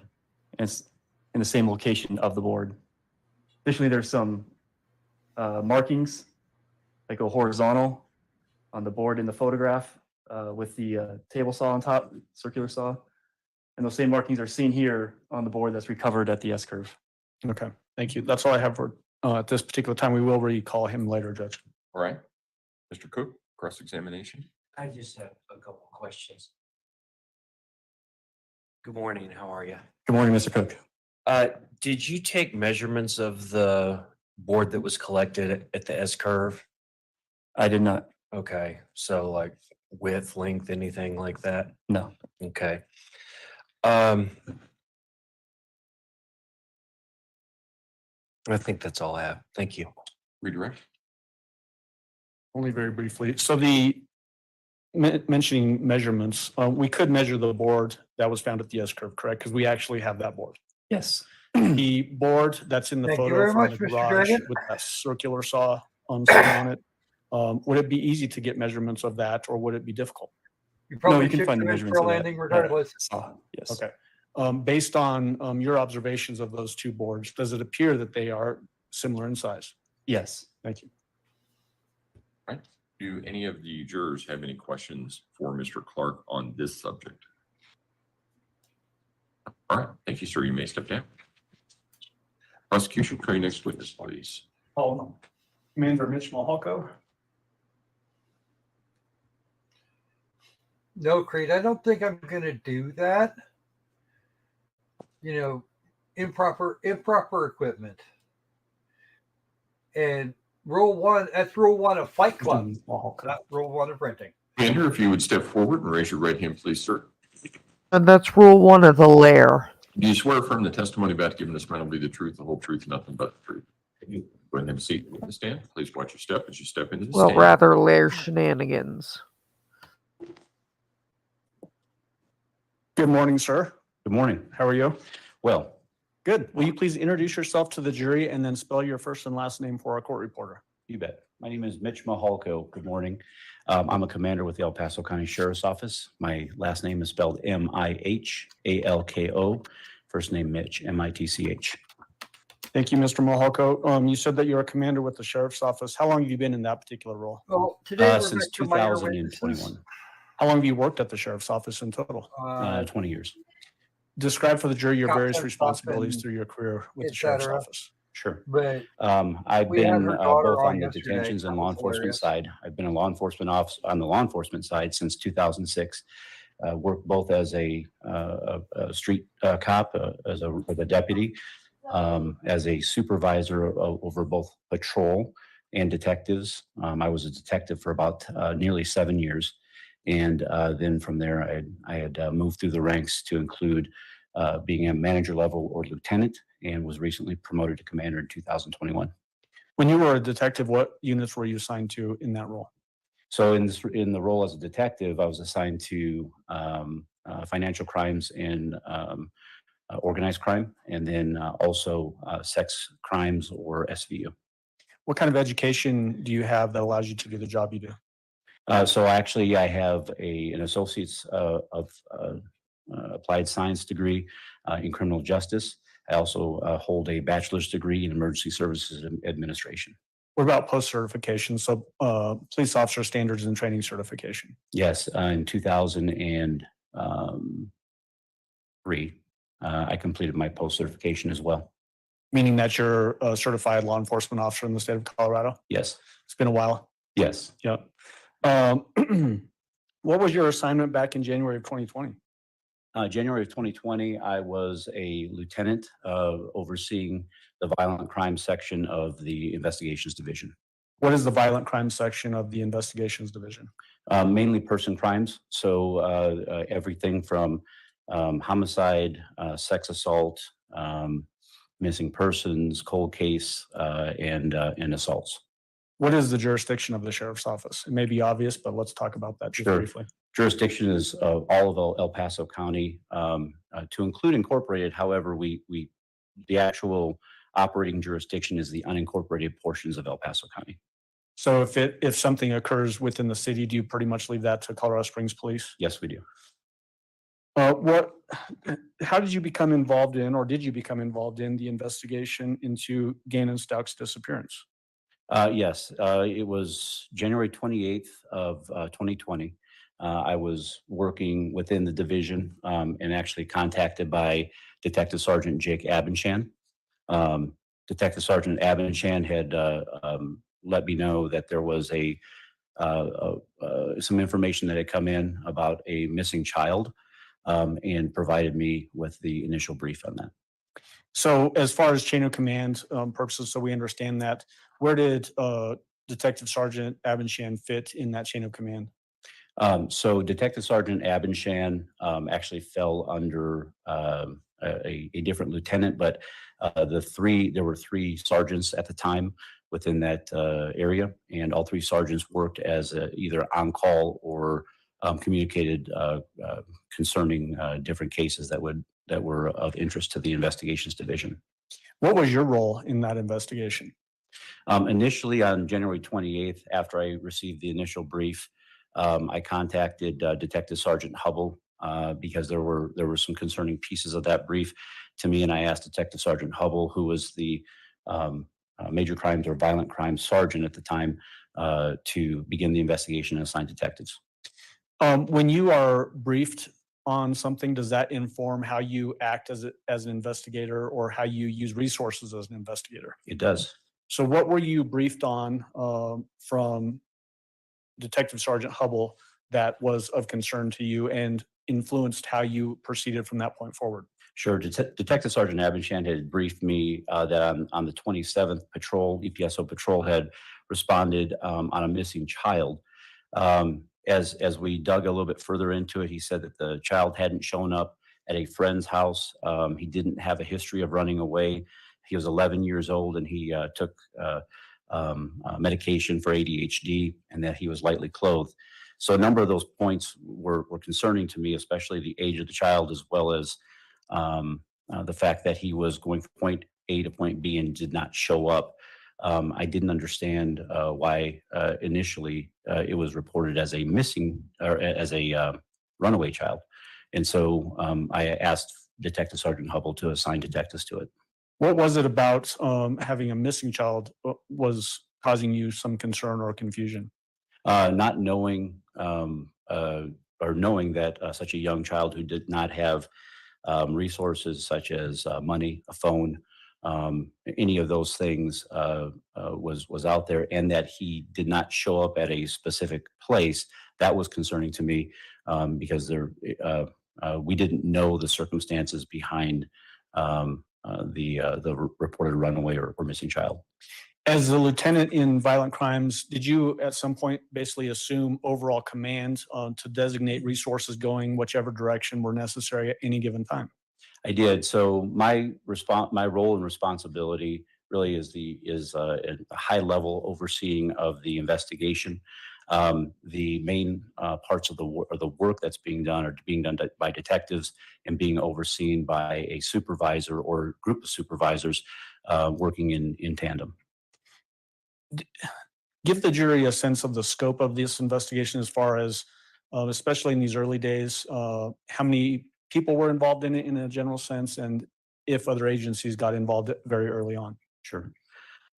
Initially, 2 detectives were assigned to gather the initial information because, again, we didn't know what this case was. So as those detectives began investigating, getting information, the scope of the investigation began to grow. And really the resources that are placed towards an investigation can expand or contract based upon the information that we receive. In this particular instance, at any given point, the scope grew to include our entire investigations division, all of our detectives, and I would have to look back at how many that was exactly, and including our detective supervisors. So the entire investigations division were pouring their resources to include crime analysts into the investigation. Early on, we began speaking with the Federal Bureau of Investigation and the supervisory agents at the FBI because, again, not knowing what we had, this investigation could have been anything from a missing person to an abduction to any number of things, or even a runaway. But within the first week, probably day 5 or so, we had been in contact with the FBI and requested resources from the FBI. Were there also even people from the DA's office that were involved in that investigation, from investigators and even attorneys? Absolutely. So when we got to a point where we believe that there may be some criminality to the case, we did request some investigative as well as attorney resources from the DA's office. You mentioned that in the course of an investigation, investigative resources can either expand or contract. What determines whether that expansion of resource use expands or detracts, or retracts, I should say? So the investigation itself, the number of leads that we have to apply resources to, the depth of the investigation, and the complexity of the investigation. So it could be anything from we have 100 leads to 1,000 leads, and so we have to start assigning the priority leads to detectives. So that can very quickly take resources from an investigation. The depth is also very important. If there is technology involved, if there is video or other things that need to be recovered, that takes time. In your experience, both as a detective and then in more of a command level responsibility, can you give the jury a sense of how this investigation compares in scope to any other investigation you've ever done? This is the largest in scope, depth, and time, focus time, I should say, that I have ever been involved in. Were there area searches conducted in the early stages of this investigation to potentially locate a missing or lost child? Yes, there were multiple. Can you tell the jury just some of those things? Yeah. So as we gathered information as to possible whereabouts of Gannon, we applied resources to that. Those resources actually were done in an instant command structure. So Lieutenant John Partesian was asked to head the search efforts in conjunction with multiple resources from our office and around the community. another lieutenant that was working with me at the time, Lieutenant David Manzanilla, was tasked with being the liaison between the investigative and the search function. We searched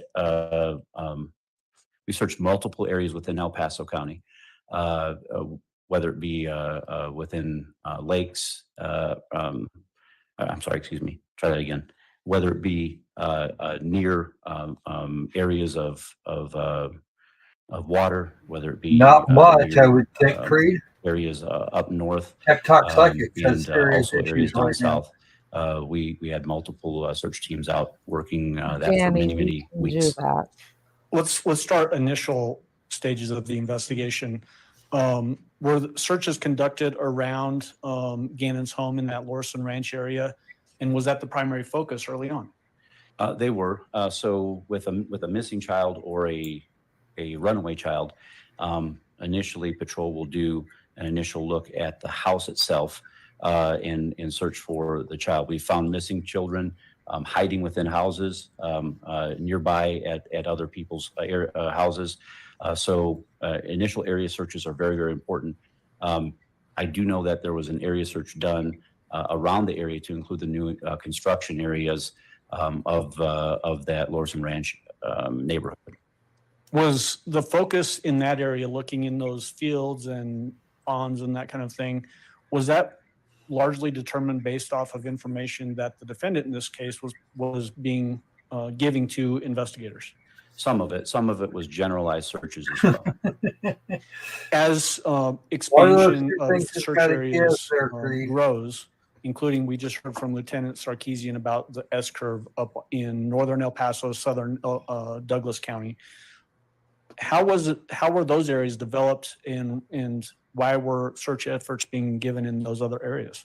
So that area in particular was a lead that was produced based upon technological information that was provided or that was developed to believe that the defendant was in that area. Okay. Initial stages of this investigation. So we've heard testimony already that the initial call comes in on January 27th, Monday evening, and then you get notified on January 28th. In those initial stages, was foul play necessarily even suspected? No, not at all. At this point, we just knew that there was a missing child. As the investigation advanced, did it become more focused on the defendant in this case? Over time, yes, it did. Okay. Were you able to observe, and we've already heard testimony from Detective Bethel about her interview that she conducted of the defendant on January 29th. Did you observe that in that interview? I observed a portion of the interview, yes. The person that was being interviewed in that interview, did you have contact with that person? I did have contact with the defendant. Tell the jury about your contact with with the defendant. So during that interview, the defendant had made multiple statements that were not congruent with previous statements that she had made to deputies. That caused some concern. I do know that in that particular interview, detectives had been trying to get the defendant in for interview for nearly 24 hours or more, so we could gather some additional information. It was very difficult to get the defendant into to contact with our detectives. In this particular case, as the interview was coming to a close, the defendant had said that she was done with the interview, that she would come back at a later date or later time or a later date, and then she wanted to leave. I had some concern because I did note that she had been utilizing a cell phone, and I also knew that at the time she had been in contact with Al, her current husband at the time, and that there were multiple text messages back and forth, or there was communication back and forth. This is the interview we watched all 4 hours of. With the knowledge that that the defendant was very difficult to get a hold of, the knowledge that she was probably the last person that we knew of to have seen Gannon, and with the knowledge that there was conflicting stories, and that she had essentially false reported, saying one thing to patrol deputies, another thing to our detectives. That was of significant concern. Knowing that, I made contact with her, and as I was talking to her, I asked if the phone in her hand was her phone, and if I could see it. She kind of held her hand out a little bit, and I took a hold of the phone and I seized that phone. So I want to, first of all, ask you, do you see that same person here in the courtroom today? I do. It is the defendant. So be more specific, point and describe clothing. You bet. This is the defendant sitting between her two attorneys. Very. She has dark hair, wearing white I with would dark pattern. sincerely vet At this time, I'd all ask that the of the record males reflect she comes identify the into defendant. contact with. The record will so reflect. Go ahead. Thank you, Ron. So you mentioned having two different versions being described, one to patrol and then one to detectives. Were these two different versions almost diametrically opposed to each other? Meaning the first one is missing / runaway kid, and then the second one, as we saw in Detective Bethel, is a rape and an abduction. Absolutely, yes. Did that cause you some concern? Yes, because that is not a normal thing to see that kind of a difference in accounts. Talk to us about, in your experience as a detective, a person that's been in law enforcement for quite a number of years. If you decide that you need to detain somebody or detain a piece of evidence pending a search warrant, what is in your mind to make those decisions, and why do you do it that way? Sure. So with this phone in particular, as I had mentioned before, I knew that the defendant was extremely difficult to get in for interview. We did not really know where the defendant was and was unable to locate her easily. We did know that she had these diametrically different accounts, which was, in my mind, somewhat indicative of a suspicious behavior. We knew that she was in contact with Al Stauch on a cellular device, and we also knew that device was within her current possession. I knew that if she had left with that cell phone at that point in time, it was highly likely that she had the opportunity to destroy any information on there, delete, maybe even get rid of the entire device completely. And I took the opportunity and I said, well, I took a look at that and I said, this was an exigent circumstance. So at that point, the phone was seized. Okay. So in your experience as both a detective and in your command level experience that you've got now, have you found over time that it's sometimes common to find evidence of crimes on people's cell phones? Yes, cell phones are often used both to track information, to track locations, to search for information as well. Do you find that in today's day and age that people take their cell phones almost everywhere they go? Yes. Were those things playing into your mind as to why this particular cell phone might be important to seize? That exigency, potentially getting rid of the phone, and the fact that it's likely that there might be something helpful towards the investigation on this device? Absolutely, yes. Your Honor, may I approach with People's Exhibit 223? You may.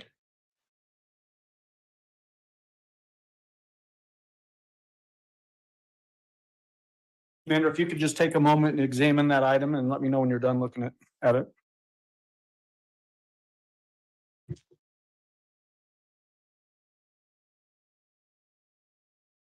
Yes, sir.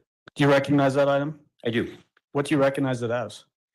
This is a cellular telephone. It appears to be an iPhone with a white face, a teal case, and it appears that this is the same device that I had seized from the defendant. And what about the evidence sticker? Does any of that tell you that information as well? The evidence sticker is showing for this case 2020-00001382, item number 26, barcode 1153747. This was submitted by Detective Williams, and it does show iPhone with teal and black case.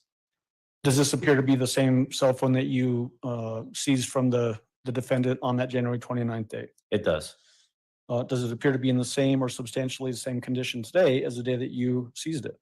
It does. There's also just above the phone in that plastic display, a little card. Tell us what that is. Oh, I see what you're saying. So yes, it appears to be a SIM card, and my assumption is that is a SIM card from the cellular device.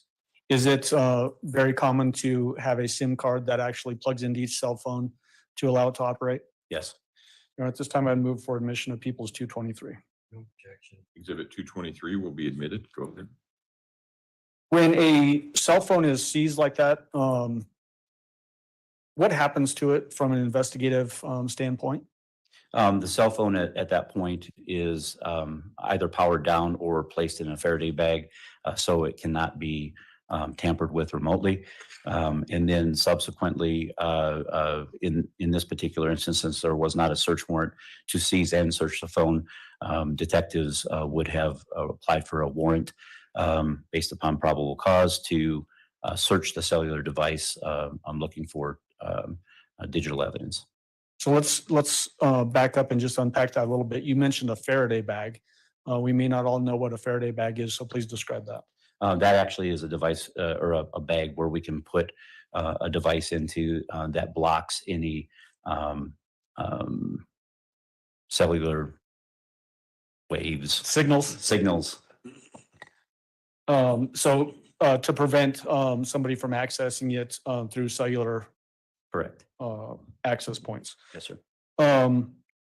You mentioned that there was not a Or search warrant yet obtained on this wiping it. particular I phone. had, Did somebody actually do much that like after Emily, the phone was seized? I ran Yes, a I do warrant believe it was service. done. They had As it relates to this magnets and investigation, door was that frames. eventually submitted If you to tried to somebody take that things can out of the download door the data without from a that particular Faraday phone? That cage, is correct. it wiped All right. everything. And we've already had testimony on that from a different detective earlier. Oh, that's no There good. were a number of searches of 6627 Mandan Drive. Yeah, all Can the you way tell the in the jury door why frame. there were such a Wipe number of everything, searches in ceramic this particular magnets. case? So now In everything general goes in Faraday bags reasons, before you take it out of a room. please remember that when this Yeah, you investigation told me began, about that one. the investigation remember now. began as a runaway child. As we developed further information, we became more convinced that the runaway portion of this was inaccurate or a flat out lie. We believe that now we were looking at either a missing person or some sort of criminality to this case. Each and every time that we connected and searched the residence on Mandan Drive was prompted by an additional piece of information that, as we were going through the investigation, we uncovered. As nice as it would be to have all the information up front, it's not always plausible. And in fact, we didn't even know if we had a child that was alive or not as we were moving through the investigation. There were suspicions, but it's not like it's a television show where we can complete it in 48 minutes. Okay. So were you familiar with searches being conducted on January 27th when patrol does their initial walkthrough after the 911 call and the non-emergency call was made by the defendant? Yes, that's a common thing by our patrol officers looking for a missing child or a runaway child. And then subsequent searches occurring on January 28th, January 29th, February 3rd, February 5th, February 13th, February 21st, and February 28th. Yes. At some point, did it become apparent that foul play had occurred inside the house? Yes, it did. When do you remember when that was? I believe that I mean we had suspicions because, again, without a body, we were not 100% certain initially, and then as we were looking and completing investigations, the leads took us in multiple directions. But all of our information from each individual search, we would gather a piece of evidence, take a look at it, and say, hey, there's something else going on here. So it led us back to the house. I believe on February 7th was the date that We applied for a warrant to actually seize the residence and hold the residence for 14 days the first time, and then we did a second warrant that held the residence for another 14 days because we were continuing to investigate, and every lead that we uncovered brought us back to a piece of that house. So can you explain for the jury why there's the call for service on January 27th, and then that warrant to seize the residence occurs on February 7th, as you just testified to? Why that gap in time? Why wasn't it initially locked down the very first day? I would each of the teams that went out again as the investigation was unfolding. The teams initially went out looking for a runaway child. Then there was concern that the child was missing, endangered, that there may be foul play involved, and so every time that we went out, there were different pieces of evidence that we were looking for. Right around February 5th, if I'm not mistaken, there was indication that there was bloodstaining that was within the bedroom of Gannon, and that we actually conducted a bloodstain pattern analysis on that date. On the 7th, we seized and locked down the house because we kept finding that with additional interviews, with items of evidence that were being processed, which ended up becoming voluminous, that this residence needed to be locked down and held. Mr. Allen? Yes. Find a reasonable breaking point in the next 5 minutes or so. Now it's fine if you'd like, Judge. Okay. Yeah. So, all right. All right, ladies and gentlemen, we will take our morning recess until 10:45. If I can have everyone back in the jury room at that point in time, we should be able to start right on time. Again, don't discuss case among yourselves. Don't discuss case with anyone else. With that, we'll see you back at 10:45. All rise for the jury, please.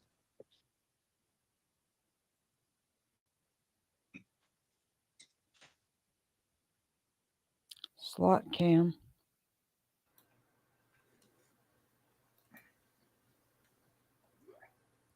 Okay. But before we get to break, I want to apologize. I didn't intend to come across as mean or like I was snapping at Debbie. No, I'm not mad. But the problem is, Thank you. You if may all I be seated. don't- Record should reflect the jury has left the courtroom. Commander, if you want to step down, you can go ahead and leave it. if I don't do Okay, any 45. commentary, I can get taken down for fair use, for one. And for two, you guys come here to hear my rants and obnoxious conversation and my snark. And I have issues when there's a polite adult conversation going on and people complain about it because it's not necessarily offensive. And I feel bad if I came across as harsh, but this has been brought up several times. And Debbie is welcome back, and I am not mad. She's free to reach out to me, but that is never my intent with you guys. You all know that. And Mayor Wrench and people, nobody needs to make a donation. It helps everybody, like those in need, but I don't want anybody to put them in a bad position themselves, in a bad position just for that. So, like, subscribe, share it out. The sooner we get monetized, the sooner I can do more. But, I'm going to apologize because I don't like people like Kurt or John who tend to berate their audiences. I will try to be respectful about it, but I can only, allow so much. So you all have my apologies. And if you guys come up with a good time for the listening party for Daybell, we can make it happen. Okay, off to Croc's game. Room code? You got it. SQPS.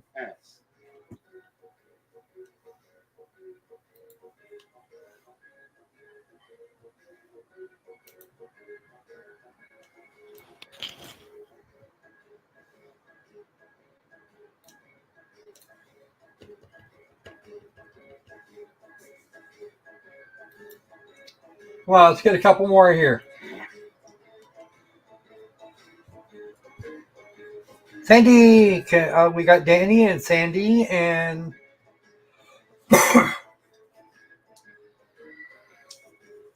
oh man, do you want to try in, Loki?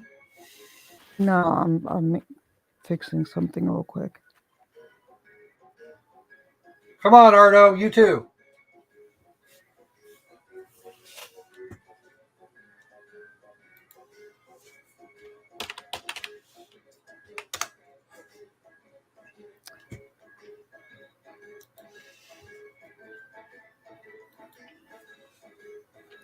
Creed, I don't think I berated anybody. I don't generally intend or berate the chat. If I'm going to yell, I do it off stream if it's a personal thing. One But, more, please. you know, I feel bad if it came across that way. Yay! But I do have to put my foot down at some point because that's not fair to everybody else in chat. Opal's watching anime. He did a drive-by opaling. Yep. All right, let's get started with this.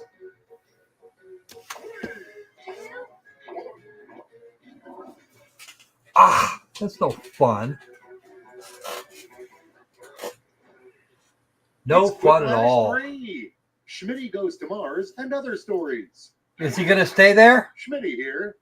Are you expecting someone else, perhaps? No, of course not. By the way, if you didn't get in the game, you can still vote as an audience member. Type in the room code to join. It's the prequel to round 2, round 1. You're about Ardo, to it see shouldn't. prompt on your device. Enter Are you your going to jackbox.tv go head-to-head against another player's and then best make sure you're putting in the right to vote on code? your favorite. Points are awarded. Sometimes I flip-flop letters and it won't let you So in. make them count.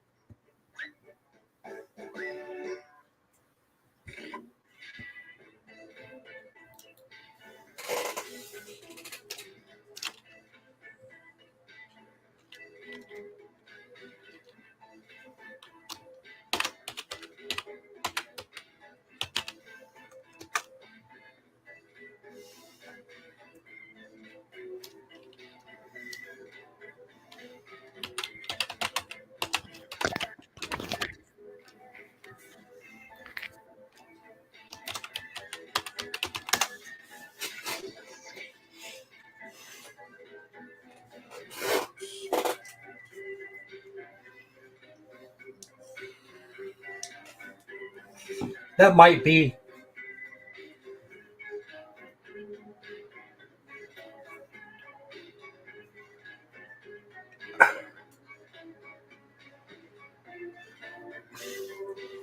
See, Philip, that would be a reasonable expectation. So you're not doing well, and you know, maybe if something, you know, not. Time's almost done. Save your bacon with a safety quip. Come on, Nick, you can do it.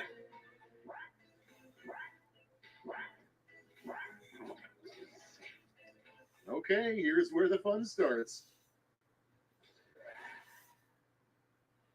Let's break the ice with what's at the core of the planet named after you. Voting time.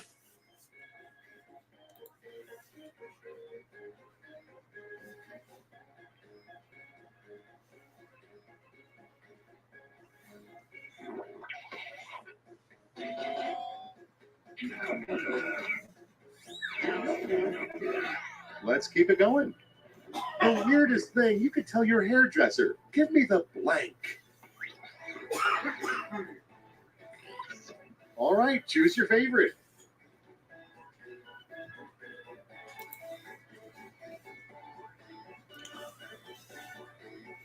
I wonder what happened to Thomas. He should be here. Oh man! Without Saved from the further ado, quiplash. what shape never took off with animal crackers? Here's the fun part. Pick your favorite quip.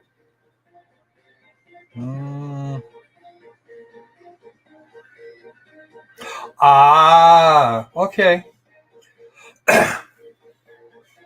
Maybe at lunchtime. Oof. Oh. Moving right along. Good idea, reusable bags. Bad idea, reusable blank. Decisions. Choose your favorite.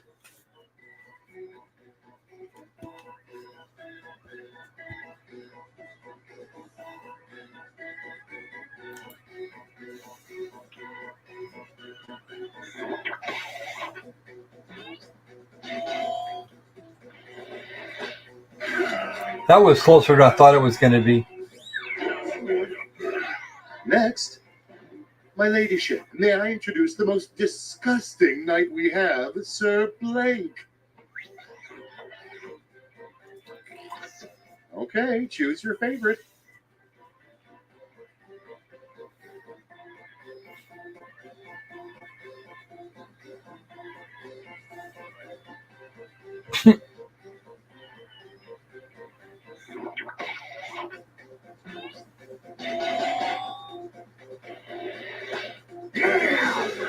Oh! Apparently, they think much less of Kirkina next? than they do you, An Anubis. inappropriate gift to welcome someone to the neighborhood. And now it's time to vote for your favorite.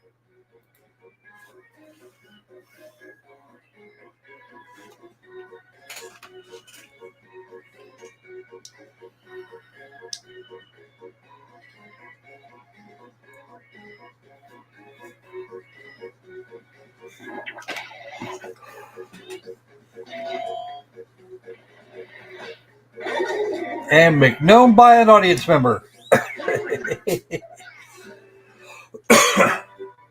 So that was round one. Let us never speak of it again. But hey, let's see those scores.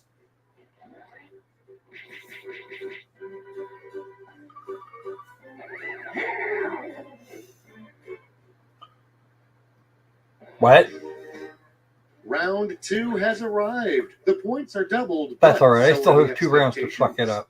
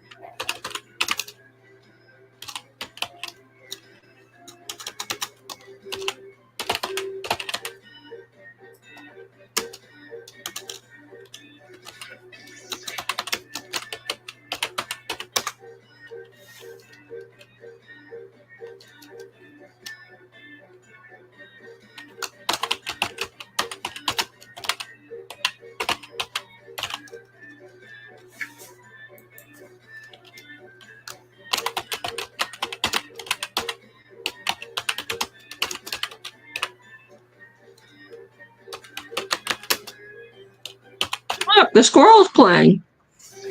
Yes, the squirrel is playing because the patty wasn't here. Yeah, well, the patty was hungry. Time's Whoa. running out. Wrap it up or use a safety Happens pin. occasionally. Yeah, I know, right?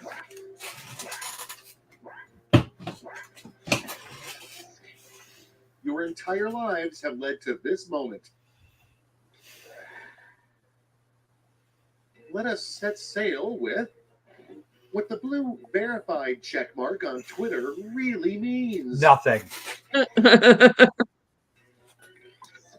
Vote away.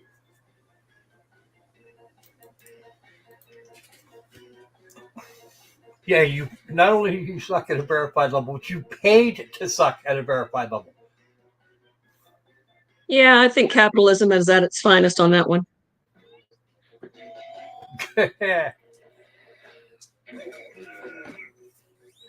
Get him, McNome. And here we have, what description of a dessert would also make a good drag queen name? All right, people, it's voting time. I had there was a specific image in the head there.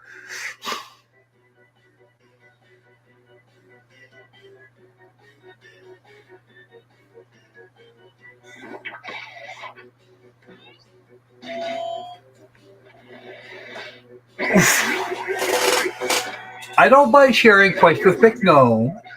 Next on the docket, there should be a patch in Stardew Valley that lets you blank on your farm. Run a harem. Time to pick the one you like best. There should be a patch that in Stardew Valley that lets you have a harem on your farm. I like that thought. Although we got right ostriches and lock up Leticia. Yeah, I'm fairly certain that you would not want a harem because of the amount of drama that would cause. Yeah, I know.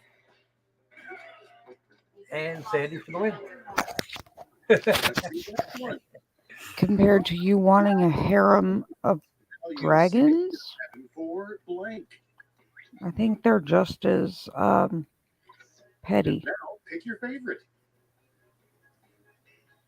and dramatic. Thoughts, Patty?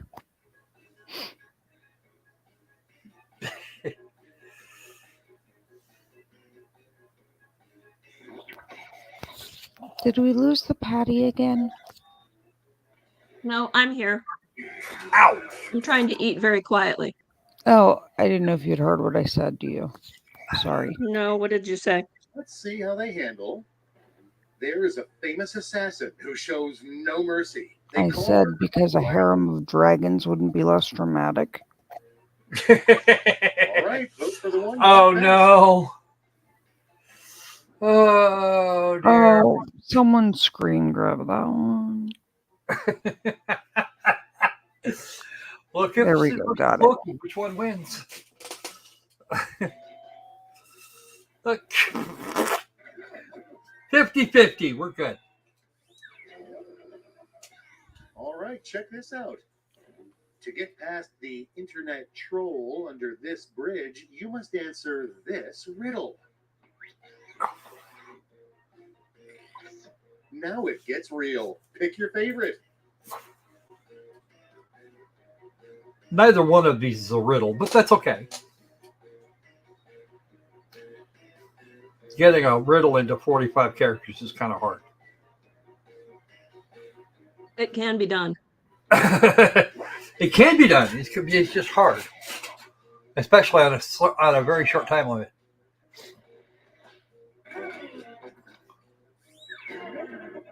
I'm not allowed to be out in front still. Hard to put that round two into words, but let's see how it translates to the scoreboard.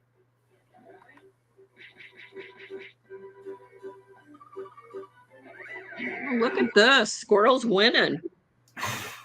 I've had one super quiplash each round. Riplash. A final chance to make a splash. Each of you will be sent a prompt that requires You must be channeling my snark. separate responses. Okay, player 2 looks a little freaked, but you'll do great. I think I'm player 5.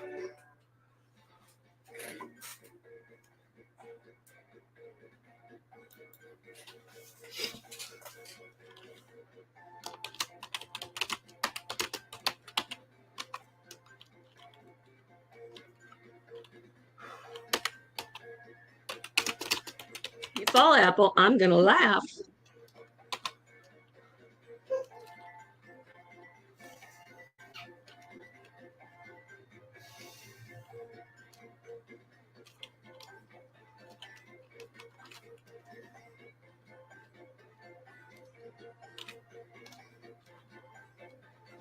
Okay, guys. They're back.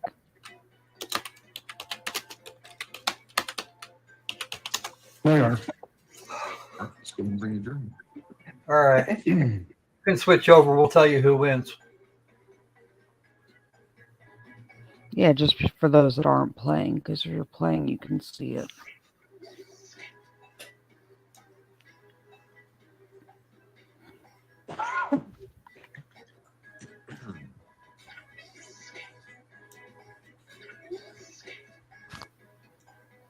Tick tock, time's almost up.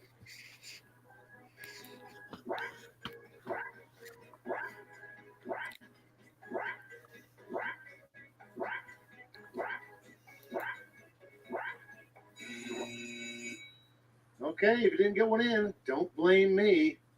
Let's see what you've done. 3 things a cowboy would say besides howdy.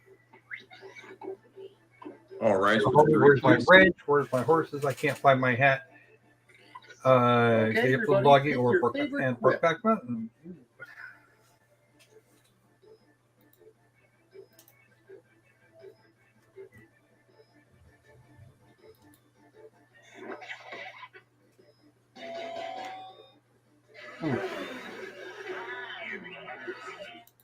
There's a quick flash.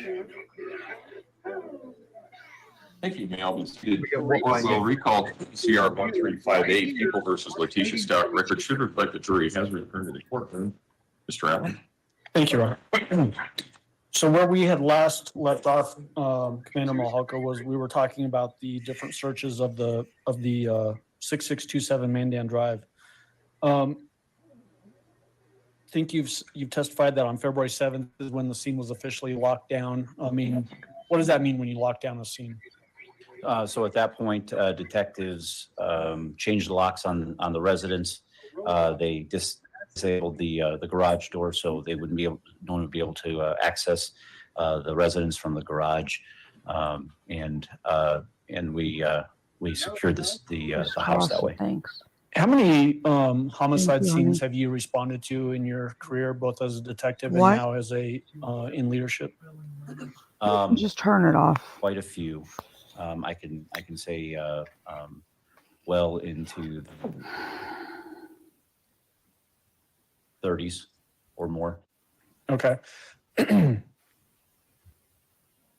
In your experience as a detective and in command, if you have a homicide with no body, does that create some difficulties in an investigation? Absolutely, it does. In what way? No, without a no body homicide, it's very difficult to present probable cause that a homicide occurred. And so for the investigators, it takes a lot more time and effort to show beyond or to show a magistrate that there is probable cause that the death of someone occurred. Could there be a reasonable explanation that the person is just missing and not actually dead unless you have a body? That is a possibility. So that's one of the hurdles in a no body homicide investigation that you have to overcome, because it could just be someone that was missing. Period. In your experience, both as a detective and then in command level, is there a lot of evidence that you can derive from a body that's had some violence carried out on it? Yes, there's obviously physical evidence, the method of death, potentially a generalized timeline, and depending upon what evidence is found on scene, that could produce multiple leads. When you respond out to a homicide scene and a body is still on scene, is it very typical to find bodily fluids on the scene? It is distinctly possible, yes. Like blood? Mhm. You have to say yes or no for the court. Yes, I'm sorry. Yeah. Potentially body tissue even? Yes. Are those things helpful to drive where an investigation goes and how it develops? Yes, it does help us with determining method, and dependent upon the scene, that evidence can also help lead us to potential directions and suspects. Did you, in fact, ever go to 6627 Mandan Drive yourself? I did. Did you see things inside that house that led you to believe, based on your training and experience, that something violent had occurred inside that home? Yes, I did. What were those things? We saw blood patterning, blood stain patterning, blood staining within the room of Gannon Stauch. When you say blood patterning, are you talking about blood stain pattern? Yes. Where was that generally located? on a wall, and I don't remember which direction of the wall, but on a wall that was near where Gannon's bed was previously located. Did you also have a chance to observe where blood had seeped through carpet and puddled onto the concrete underfloor? Yes, I did. Did it appear that there had been a fairly large amount of blood that had seeped through that and stained that floor? Yes, it appeared that there was a significant event there. Having that sort of seeping through and puddling, is that consistent with other murder scenes that you've been on? Yes. In an ideal world, if you know that a crime has been committed inside of a house, do you prefer to seize that and prevent people from going into a scene right at the very get-go? Yes. Why is that? Because anyone moving in or out may inadvertently move evidence around or transfer pieces of evidence from one place to another. So we've already talked about the phone call coming in on January 27th, and then the scene is not locked down until February 7th. So we're talking a number of days. Did you have concerns with that span of time from a command level and from your experience about that scene being compromised at all? From the time as the investigation unfolded, I believe that the investigative teams were acting appropriately and searching for the evidence that was necessary. But as additional information came to light, that caused us to have to go back. So as of February 7th, we determined and realized that the scene itself needed to be locked down, which is what we did. As this case developed and days after days rolled along, did it become less likely that Gannon was going to show up alive? Yes. Were you developing investigative leads that were acted on and evidence being found, like on the S-curve, like we heard from Lieutenant Sarkeesian? Yes, and please remember, I mean, this was a team of investigators that was not only following leads that were generated with the defendant as a potential suspect, but we had hundreds, if not 1,000+ tips that detectives also had to vet and determine if there was direction that we need to take on those as well. During the pendency of the investigation phase of this particular case, were there daily meetings starting with the sheriff's office, and then did that evolve eventually to the FBI's building? Yes, those meetings were sometimes once, sometimes twice per day. Were a lot of people involved in those meetings? The key investigators, again, at the same time, we still had investigators in the field, but the key investigators were there, and most of the information was disseminated that same day to the rest of the team. Yes. And then was information that was passed along in those meetings acted on each day by different investigative teams, both locally and then eventually nationally? Yes. You mentioned earlier you had concerns about the defendant's behavior, and that sort of informed you as to why you wanted to seize her phone on January 29th. In your experience and training, was she cooperating with the investigation? No. Was she acting as a typical parent or step-parent would in a missing kid case? Definitely not. When we're talking about was she acting normal based on your training and experience, did you have the opportunity to observe her at different times? I did. Mainly during interview. And so during the interview on the 29th of January was the first time that I actually was able to observe the defendant. And then I did observe some of her interactions with media. And we were also very closely monitoring social media at the same time. Okay. And so when I am asking you questions like, was she acting normal compared to other missing kid cases? Was she acting in a way that caused you any concern during the times that you could observe her that she was not sane?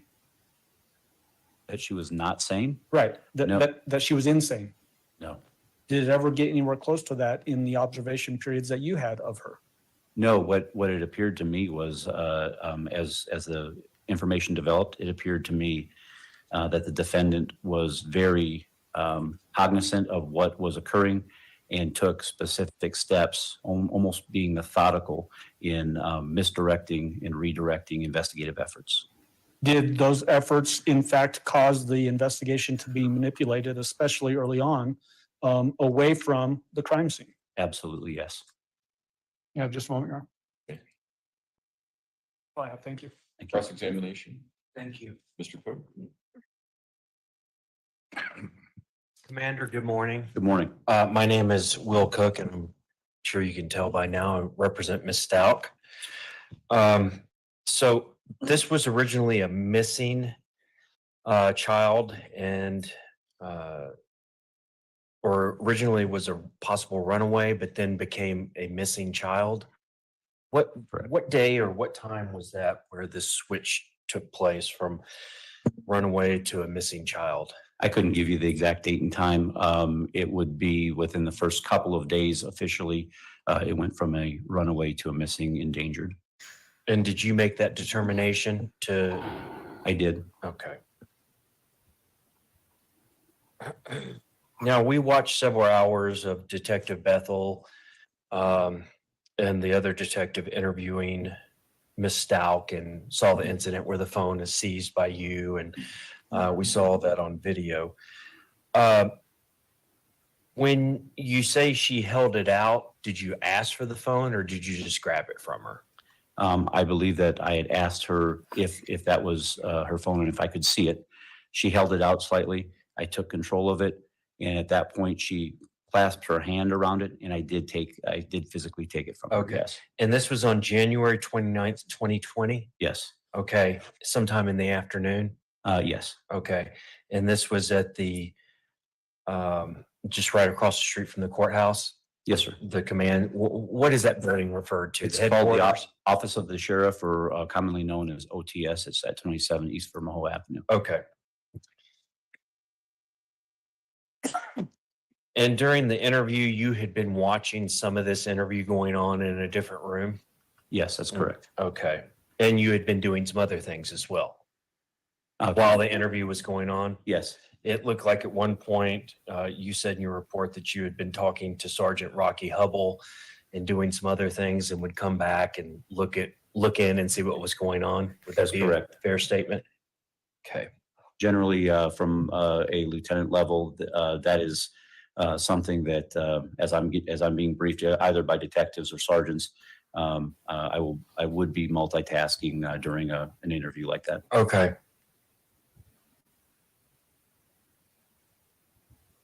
So Gannon, just kind of a timeline as far as you know, January 27th, 2020, Gannon is reported missing or run away by Miss Stauch in the evening, correct? Yes. Okay.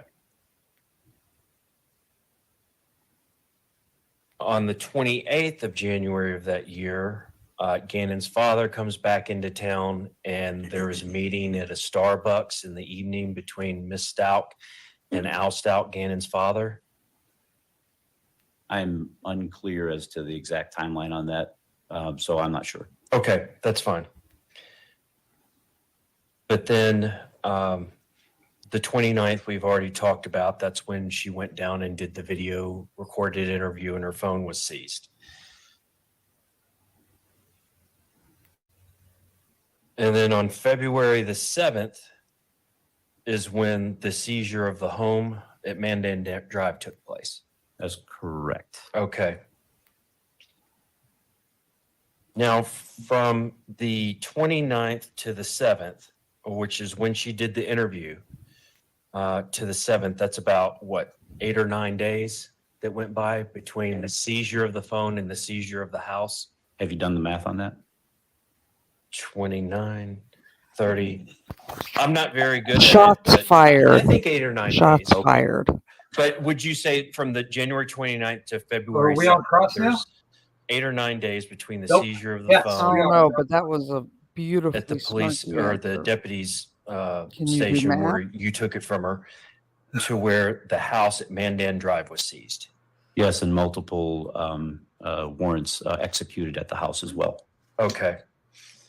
And you already told Mr. Allen, while it's important to have a crime scene or a possible crime scene locked down because evidence can disappear, it can be tainted, it can be destroyed, contaminated, all these other things. Is that correct?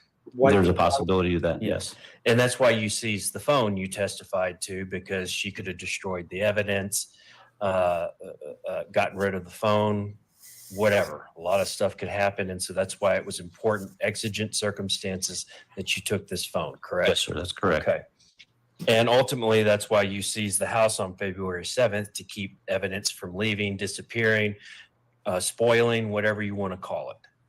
Once it was determined that the house was a point that we kept coming back to, and realized that the investigative efforts were very complex and were ongoing and continuing, yes, that decision was made.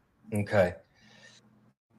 Now, on January 27th or 29th, I'm sorry, during the interview, you made a determination that there was exigent circumstances to take the phone, to seize it from Ms. Stauch, correct? Yes, sir. Okay. You also based that determination on the fact that she had really changed her story. And as Mr. Allen asked you, first story was diametrically opposed to what second story was, correct? Yes. Okay. At that time, you could have arrested her for attempt to influence a public servant, correct?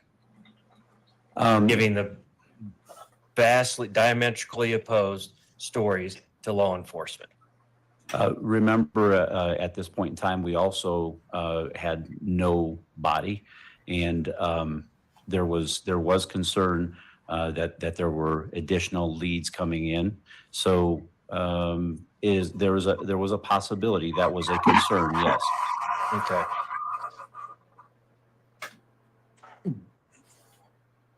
Enough to where you were able to seize a phone of Ms. Stauch into the possible investigation of Gannon's disappearance. Correct. And I'm not talking about, charging her with murder at the time. I'm talking about attempt to influence the public servants. Sure. Why didn't you charge her then? You said in your report that we believed she was giving false information. I believed that this went into the calculus about making your decision of seizing the phone. Why didn't you just go ahead and charge her with something then and arrest her? What would that have gained for the actual investigation into Gannon at that point? Well, Nothing whatsoever. I can't answer the questions. Good. So, I mean, if that's just a rhetorical I can question answer that for the question. jury. So, More of a clarifying question as You don't to want the clock to start where right you're there. going with Because that. I would like to you've help. got to fry her for bigger things. well, Commander, there's information that after the 29th, but before the house was locked down on February 7th, that Ms. Stauch and her family had arrived at the Mandan Drive house with a moving van and moved out of the residence, correct? I don't remember the exact dates, but there was a timeline in there that they did move, yes. It was between her interview on January 29th and but after that, but before the house was seized on February 7th, correct? Yes. Okay. And also there's allegations and evidence that has come in that actually Miss Stauch, after January 29th, after the interview and the phone seizure, transported Gannon's body to Florida and dumped it in a swampy area. That happened after January 29th, but before February 7th, the house being seized, correct? Not sure exactly when that occurred, but again, I would have to actually go back to reports to see the exact timeline. I apologize, I'm not able to give a more clear answer on that. I think she was. If you're South telling me Carolina, that like is fifth. what your understanding is, I could agree to that likely be the case. If she had been arrested on January 29th at the police station when the phone was seized, then she would have been in custody and not had the opportunity the first week of February to dispose of Gannon's body in Florida, correct? I can't make that determination, especially within our jurisdiction. A false reporting is actually a misdemeanor crime, which you would be served a summons, and so she would never been arrested and placed into custody. If there was enough information for a felony attempt to influence, that is a very low bond and generally something that people are out on extremely quickly. But attempt to influence, this would have qualified, and it is a felony offense. And she could have had a bond set much higher if it was an attempt to influence as part of a high-profile murder investigation. You could have asked for a higher bond, correct? Again, I believe that at this point in time, you're making an assumption that on January 29th, we were able to prove or have more than a suspicion that Gannon was murdered by his stepmother. So I think that's reaching. Yeah, that would be an extreme. All right. Can I have just a second, Your Honor? You may go ahead. My dad would be freaking out all over this defense attorney. That's all I have. Thank you. Redirect. So just to be clear, did you seize the defendant's phone? I did. I'm kidding. To make an arrest in a felony case, what do you have to have? Probable cause. What does probable cause mean? Probable cause is a set of circumstances that would lead a reasonable magistrate or judge, or even to believe that a crime has occurred and the person that you're arresting committed that crime. Can you arrest somebody on mere suspicion? No. Can you arrest somebody just because a child is missing? No. Did you have probable cause on January 29th to arrest the defendant? No. When a arrest warrant was issued in early March of 2020, is that when probable cause had been achieved and an arrest warrant issued? Yes. Did that unfortunately not prevent Gannon's remains from being transported from Colorado to Pensacola, Florida? Unfortunately, it did not. The fact that Gannon's remains were found 1,300 miles away from Colorado Springs, was that indicative of a very calculated move by whoever moved Gannon's remains from here to there? I believe it was.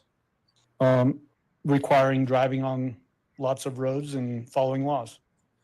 Absolutely, and ensuring that the transport of a human body was concealed extremely well from anyone who may have had contact with that person. And the fact that, were you familiar with the location where Gannon's remains were ultimately found? I wasn't personally familiar with it, but yes, I do know where it occurred. Okay. The fact that his body was found thrown over the edge of a bridge, is that also indicative of somebody trying to hide valuable evidence in a homicide investigation? Especially 1,300 miles from the reported missing location, yes. Okay, thank you. That's all I have. Do any of the jurors have any questions for Commander Mahal? All right, Commander, you may step down. Thank you, sir. Thank you. Prosecution, call your next witness, please. Oh. Alyssa Beresford, Your Honor. Just put it right there.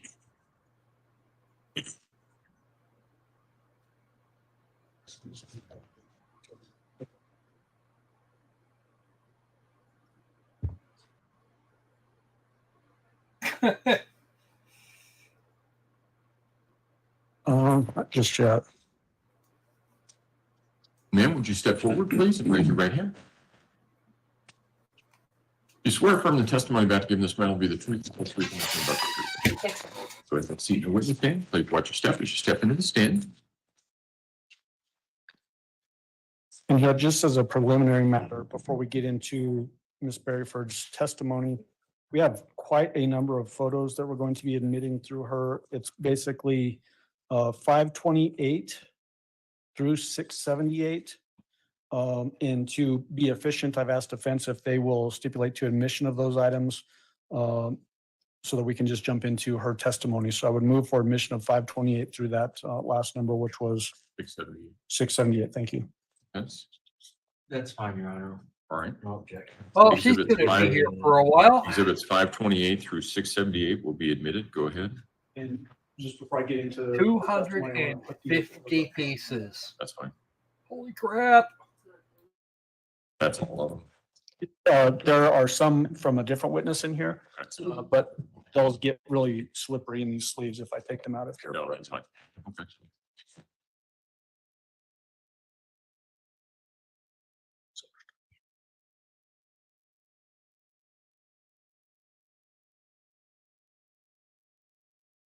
Good morning. Good morning, ma'am. How are you doing? Good morning. Well, Will you please introduce yourself to our jury and then spell your first and last name for the court reporter? my name is Alyssa Berrysford. B as in boy, E as in Edward, R-R-I-E, S as in Sam, F as in Frank, O-R-D. Ms. Berrysford, what do you do for a living? I am a senior crime scene investigator and the technical unit lead for the crime scene unit for the Colorado Springs Metro Crime Lab. What does a senior crime scene investigator do?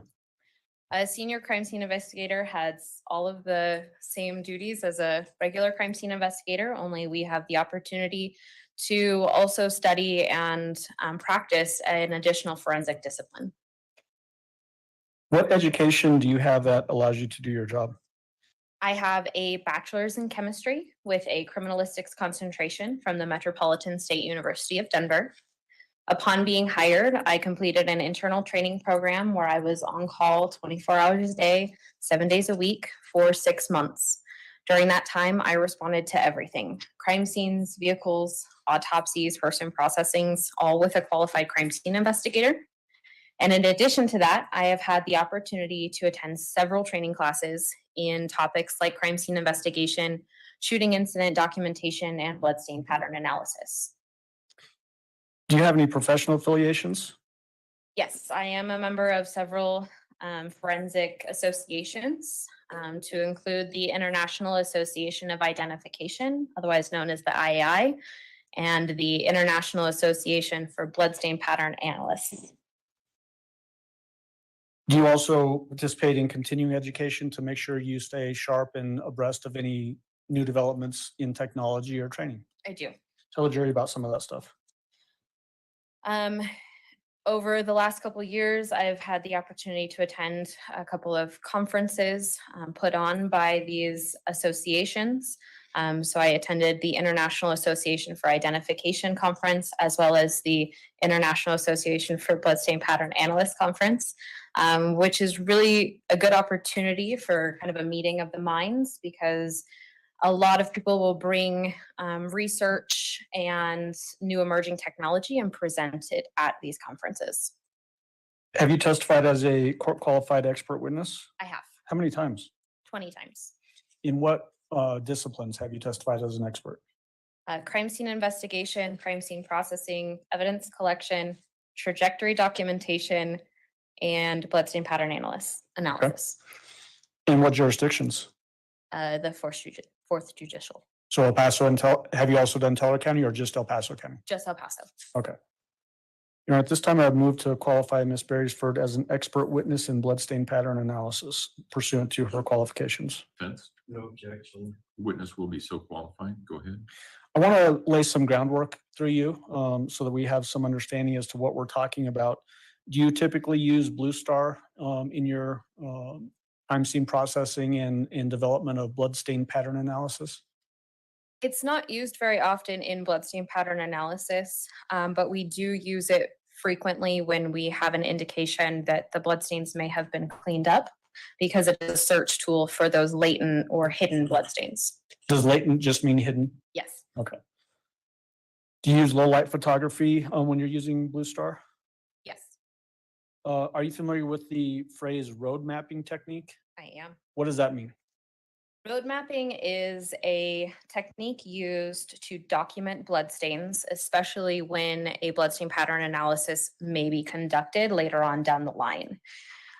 What it entails is a lot of extra documentation. We're going to identify specific pattern types for those bloodstains, and then add in a lot more directionality and scales when we're doing the documentation itself. When you say pattern types, what do we mean by that? So bloodstain pattern analysis is based off of a series of different pattern types. And what I mean by that is different mechanisms can produce different appearing bloodstains. And based upon the appearance of those bloodstains, the size, shape, location, distribution, orientation, it can tell me different things about what may have caused those bloodstains to be deposited. Okay. And so tell the jury about, I guess, some of those different types. For instance, a transfer blood stain. What does that mean? So a transfer stain is going to be when a bloody object comes into contact with an object that does not have blood on it, therefore transferring that blood from one thing to another. So if somebody had blood on their hand and touched a table and wiped it, would that be a transfer stain? Correct. What about expirated blood stain pattern? So expiration refers to blood in an airway. It is indicative, or you can tell that it's expiration if there are air bubbles within the blood, if there is maybe a little bit of extra liquid to it, like spit, saliva, maybe nasal mucus. But you have to have an injury to the airway in order to classify it as an expiration stain. So correct me in my terminology here, but if there's like an arterial bleed where blood is spurting, what kind of stain would that potentially cause? That would be a spurt stain. Okay, so tell the jury about that.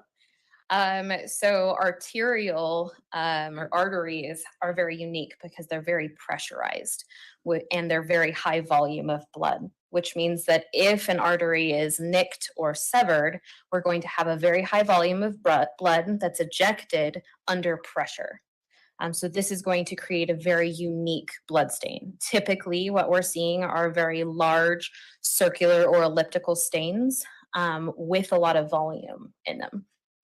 If somebody has a heavily bleeding head wound and is laying, say, on the floor here, and it's seeping onto the floor, what kind of stain would that be?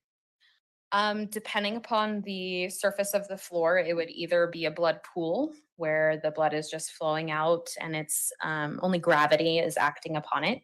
Or if it's a porous surface like carpet, it's going to be a saturation stain. So if you think of, you've got a spill on your counter and you take a paper towel and wipe it up, and that liquid seeps into the paper towel, that's saturating the paper towel.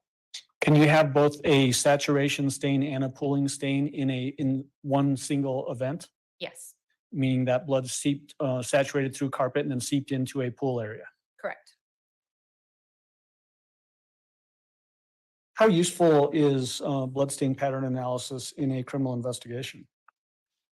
Bloodstain pattern analysis is typically used when we don't know what happened. Because there's information that can be gained from bloodstain patterns, we typically employ it when we need to know what the story was, or if what our witnesses are telling us doesn't match up to what we're seeing on scene.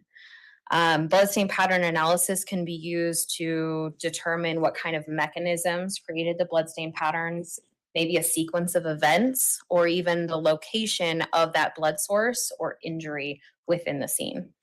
What about, can you determine to some level the amount of energy used that caused a blood pattern to exist? Not necessarily in degrees of velocity or force. Okay. What are some limitations with bloodstain pattern analysis? Well, we can only work with what we see in front of us. So if all of the bloodstain patterns aren't there, then we won't have the full picture and we won't be able to tell the full story. Some other limitations are mostly documentation, in the sense of if we don't have good photographs, if we don't have good diagramming, then for an analyst, it's going to be very difficult to try and go through all of that and make determinations. On top of that, depending upon what investigative question is trying to be answered, we may want DNA analysis to be done on those bloodstains so that we can link the pattern or mechanism with an individual. When you are looking at a potential bloodstain pattern for analysis, can you sometimes see that there's been some effort to clean a particular area, potentially clean bloodstain patterns. Yes. What do you see when that tells you those types of things? In most cases, it just doesn't make sense. But the blood itself, once it's dried, is actually very hard to clean up. It doesn't just wipe up very easily. And so that blood becomes more dilute, more transparent, lighter in color as you attempt to clean it up. And the well-defined edges of those bloodstain patterns start to blur. So that's an indication that it's been altered in some form. If, say, we're talking about a wall and there's a high volume of blood on a wall, and then water or some cleaning agent is added to that blood stain, will that cause the blood stain to actually run down the wall? It can. Can it cause it to run behind light sockets or switches or anything like that? Absolutely. Can it cause it to eventually pool on a flat surface below that particular wall? If enough liquid is applied, yes. Can you actually sometimes see any wiping marks or what would appear to be wipe marks on blood stains? You can, yes. Are there any other things that can sort of go along those same ideas of indicative of cleaning a bloodstain pattern? Not necessarily. That I think Okay. pretty much covers it. And it wasn't a trick question. I just truly didn't know. You talked about in the limitations portion of it that if information is missing, does cleaning a blood scene remove information that would have been helpful if it had existed at the time that you show up? Absolutely. I want to talk specifically now about the case that you're here testifying on. How did you become involved in the investigation into Gannon Stauch's disappearance? I was initially requested to respond on February 3rd to the El Palmar Youth Sports Complex to investigate a potential clandestine grave. So the El Palmar Youth Sports Complex down south, not too far from the sheriff's office, correct? I mean, the jail, I should say. Correct. Is it typical to respond to those types of scenes if you don't know where a body might be? Yes. Did it turn out whether this clandestine grave was associated with this case or not associated? It was not associated So how do you know that? because it ended up just being a pile of dirt. Okay. And then what else did you do? Did you get request to go out to the actual home on February 5th? Yes. What was the nature of that request? I was requested to respond and document visible blood stains that were found within the residence. And what was the address of that residence? 6627 Mandan Drive. Tell the jury, you don't just jump in and start going crazy, do you? No. So tell the jury what the process is when you first arrive at a scene like at this 6627 Mandan Drive. Whenever we respond to process a scene, we are always going to get some sort of briefing from the detectives or law enforcement personnel present on scene. That's going to kind of give us some information, maybe what we're looking for. They have, at that point, hopefully conducted interviews, so there may be some critical pieces of information. Once we've gotten our briefing, we're going to conduct a walkthrough where all we're doing is getting our bearings, looking through the scene, kind of developing our plan of attack on how we're going to process the scene. After that, we're going to process the scene from the exterior, moving inwards, using the least intrusive methods and going more intrusive as we progress throughout the scene processing. So when you say least intrusive to more intrusive, is that basically you start out with a wide aperture and then you really get tight focus as you start to get into specific things that are of importance? In some cases, yes. Okay. So what was the focus of your processing on February 5th? February 5th, I was solely focused on the southeast basement bedroom and the visible bloodstains located within.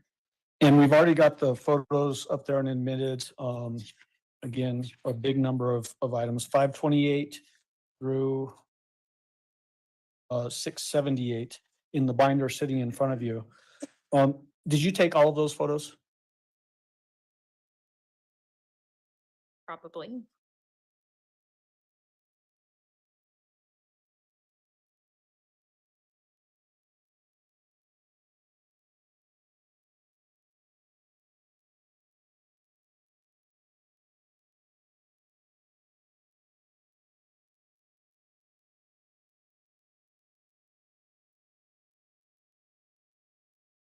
and I think I could have saved us some time. Are those all photos taken of the scene that you processed on February 5th of 2020? Yes. Okay. Did the bloodstain pattern that you were examining on that particular day include 2 walls, baseboards, and floor area? Yes. Which general walls are we talking about for your processing on February 5th? The south and the east walls in the southeast corner of the room. Okay. Do you somehow label the different areas so that you can keep track of which areas you're talking about or taking photographs of to document them? Yes. How do you do that? In this case, I chose to label all of the stains found on the walls under the identifier of A. So every stain was A1, A2, all the way up to 854. And then the baseboards had the identifier of B, and I had B1 through B5. And then did you also, and so do you do that with a placard? Do you actually put a placard of placard A on certain surfaces, placard B on certain surfaces? Yes, Did you also have a placard C? I did. What was placard C? Placard C was a potential blood stain that was located on the window screen in the room. Okay. When you're processing a scene like this, is it typical that you might also take swabs of different samples? Absolutely. Why do you do that? We will take swabs so that when we're documenting it, and if they're then later on down the line, we can say, hey, this stain was this person. Okay. How do you do that swab process? Depending upon the size of the stain, we're either going to use 1 or 2 basically Q-tips. We're going to wet it with distilled water and rub it against the surface to pick up the substance. We'll then package it in its own packaging, and it moves on down the line until it's submitted into evidence. Those Q-tips that you're referencing, are they sealed before you use them? Yes. Why is that? We want them to be sterile. That way we're not introducing any additional potential contamination. And then once you get done collecting a swab, so you rub it on a particular surface or stain, you seal them again so that they also can't be contaminated after the fact. Yes, Did you swab any particular areas in this particular case? I did. How many different swabs did you take?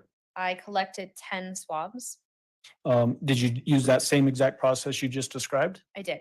And then did you actually submit those into evidence for subsequent lab testing if necessary? I did. What were your impressions of this particular scene? When I first walked in, I couldn't see any of the bloodstains. It wasn't until we got pretty close to the wall and we were really looking for them that we found them. And after we had identified them, which it took about an hour and a half to go through and identify all of those tiny little bloodstains, it definitely was not a static event. There was something dynamic that happened there, more than just a single event within that room. What do you mean by that? I've been to crime scenes with a single gunshot wound that has no blood. I've been to crime scenes with a few stab wounds that have no blood. To have blood at that scale and of those types of patterns, there has to be some movement within that scene. So some object with blood, whether it's the blood source itself, impact events, or a bloody object being swung, was present within that room. Would it be helpful for you to explain what you're talking about, to put a particular photo up on the screen so the jury can see sort of what you're describing? And I'm going to rely on your expertise to tell me which one would be best to help describe what you just talked about. Sure.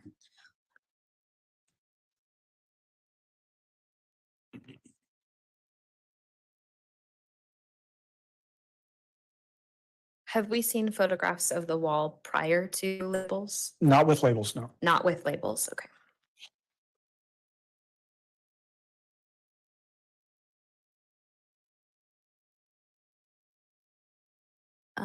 Let's go with People's Exhibit 540. Okay. Give us just a minute to scroll through to that number. And permission to publish, Judge, as I see fit during the testimony of Ms. Beresford. Okay, so we've got 540 on the board behind you. You can either describe what you're looking at in the photo that's on the table in front of you, or if you want to point out things on this wall, use the pointer that should be up there in the witness stand somewhere. Got it. Okay. So this photograph is an overall photograph of the bedroom after all of the stains have been identified. So you can see in this photograph, there's those little black rectangles. Those are each going to identify a minimum of one spatter stain. And by spatter stain, I mean a circular or elliptical stain that is produced by some external force being applied to liquid blood, whether that's on a surface or from an injury itself. So this kind of shows the magnitude of those spatter stains. It reached fairly far. We have a height of 5 to 6 feet tall, and it spanned on the, I believe that's the east wall, at least 6 feet down the wall. So this isn't just one area. There's some movement involved with this. So let's dig into this photo just a little bit. There's the white on that, I'm sorry, the yellow that stretches through both walls on that south and then east wall as well. Yes. What is that yellow stuff there? That is road mapping tape. So that is part of our road mapping documentation. And that allows a bloodstain pattern analyst to look at a stain, reference the scale tape and say this stain was approximately 5 feet high. Are all of the blood stains that you looked at for this particular case, with the exception of the window, all contained below and with inside of that yellow border road mapping tape? There is one additional stain that is, if I may I Yeah. stand? Absolutely. Just make sure when you stand up, because you're away from the microphone, that the furthest juror can hear you. So there is a stain that is just past the reaches of the scale tape, and it's going to be on the baseboard, kind of over here on the lower left-hand corner of the photograph. And I'm going to have you stay there for just a moment. All of those white rectangular stickers, are those your evidence stickers that you placed that are below and inside of that yellow road mapping tape? Yes. What about the white things that we see above the road mapping tape? Those are wall decorations that were there prior to my arrival. So those have nothing to do with your analysis of this scene, correct? Okay. You mentioned the height and I'm going to use the word enormity. Did that surprise you for this particular scene? It did. Why? At that point, we really had no indication of what the cause of death could be. So something like this is a lot more, for lack of a better word, violent than I expected to see. Did this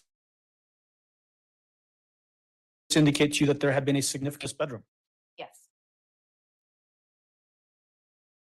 Did these stains lend themselves to one pattern? We talked about the other patterns earlier. Did these lend to one pattern, or were there multiple different patterns potentially? So because of the cleaning that was involved, we really couldn't say that it was from a specific pattern. If you think of a photograph, which is made up of a lot of tiny little pixels, right? If you have all of the pixels together, you can see what the picture is and what it means. If you only have 50 pixels and they're randomly spread across a photograph, you're not going to be able to tell what may actually be in that photo. Were there some of these blood stains that showed potentially different directionality? Yes. Can you show us a couple of examples of that, just so that we understand what you're talking about? And then again, just tell me which exhibit number would be best for you to point to for that.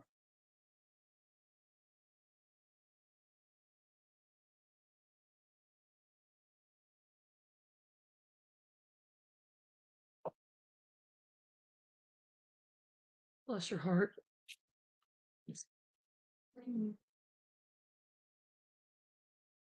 Exhibit 572. I feel Okay. so bad for, Published 572. for her and for all these people having to relive this.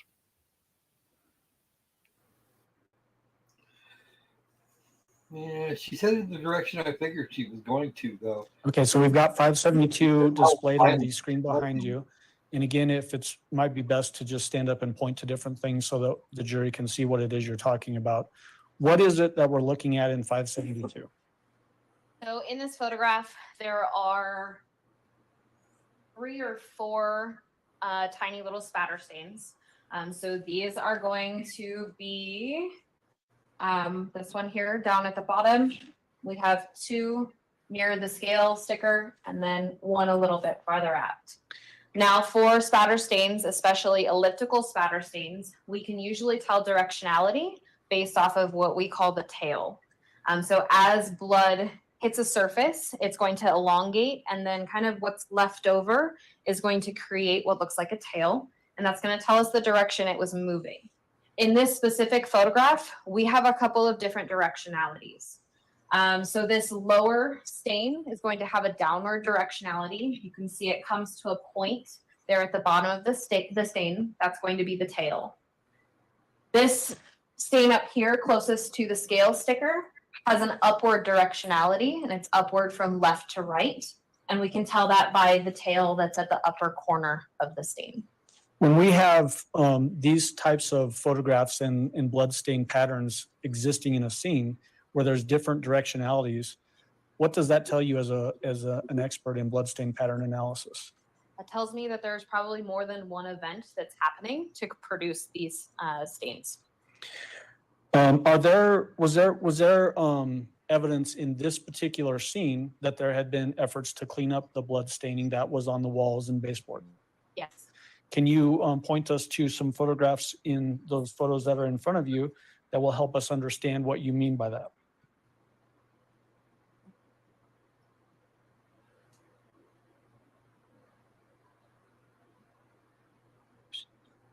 No quick answer? Oh, she's looking.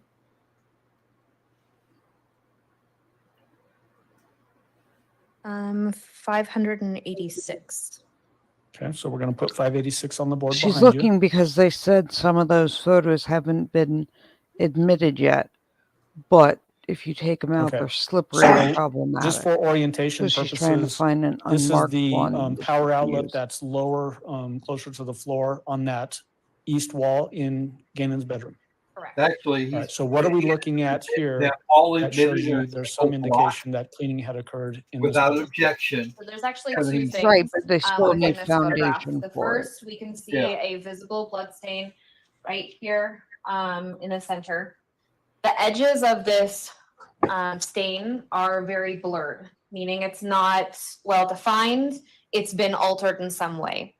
So it's probably been cleaned. At the same time, we have this line here, kind of in between the socket and the sticker scale, that is a diluted blood stain. If you think of when you're moving your furniture after you've been walking around for a while, and all of a sudden you realize how dirty your carpet is because you're looking at the nice clean carpet versus the dirty carpet, same theory. We have the section of wall that was covered by the plate that is clean, and the line that defines that diluted blood stain right next to it.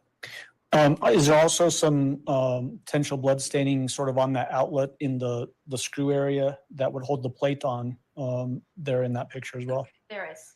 Does that also potentially lead to a conclusion that cleaning had occurred? Yes. Okay.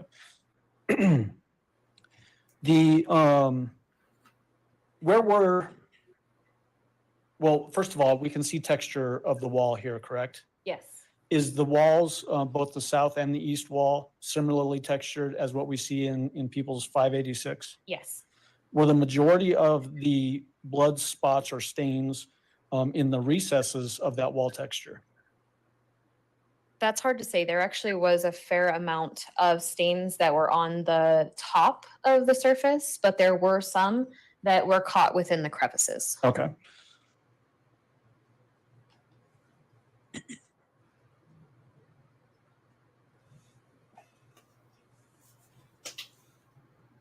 Some point, did you go back out to this particular scene with a person by the name of Tom Griffin? I did. What was that for? Mr. Griffin was doing a bloodstain pattern analysis on this case and wanted to examine the bloodstains further. So I went out to assist with his examination and any further documentation that he required. Do you know whether or not he actually prepared and submitted an expert report in this case? I do. Okay. Your Honor, may I approach with People's Exhibit 679? You may.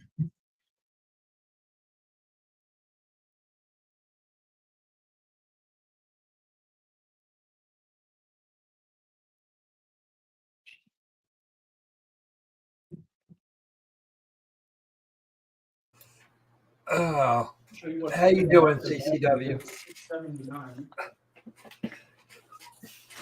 I'm going to rely on your intuition here. Can you tell what People's Exhibit 679 is? Yes. How can you tell that? Based upon the barcode label that I prepared and attached to this packaging. Is this an item that you actually seized or collected while you were out there on February 5th, I think it was? No, this is not. I'm sorry, what date was it that you collected that item? I collected this on February 13th. February 13th, thank you. Is this a sheet that was collected? It is. A sheet from where? This was a bed sheet that was collected from the bedroom closet in the southeast basement bedroom. Is this the same bedroom that we've been talking about? Yes. Why did you collect that sheet?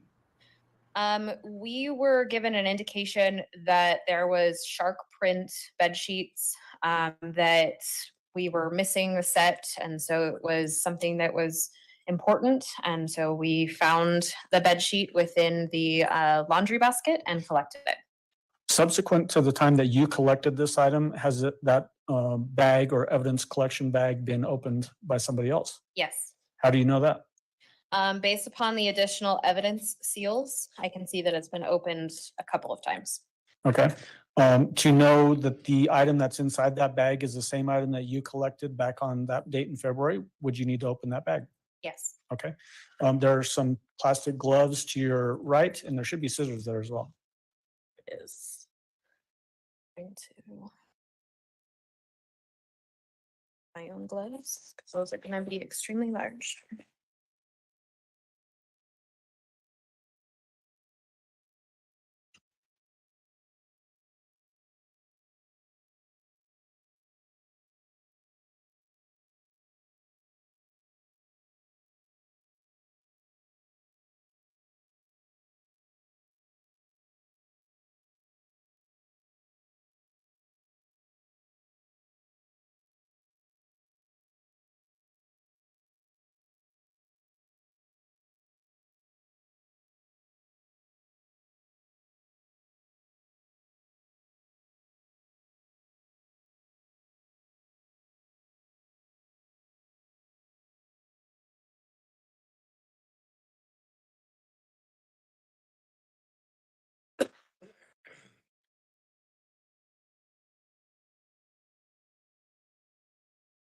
Is that the bed sheet that you collected on that date? Yes, Is it in the same or substantially the same condition today as the day that you collected it? it is. And at this time, I move for admission of People's Exhibit 679. Defense? No objection. Exhibit 679 will be admitted. Go ahead. And so, was the purpose of collecting this item just to compare it to potentially other bedding that may be found at a later date, or what was the purpose? That would be a question better asked for the detectives. Okay. I collected it for anything that needed to be done in the future. Okay, so a detective just says, hey, get that, and you do it. Yes. Okay. Can I have just a moment, Your Honor? You may.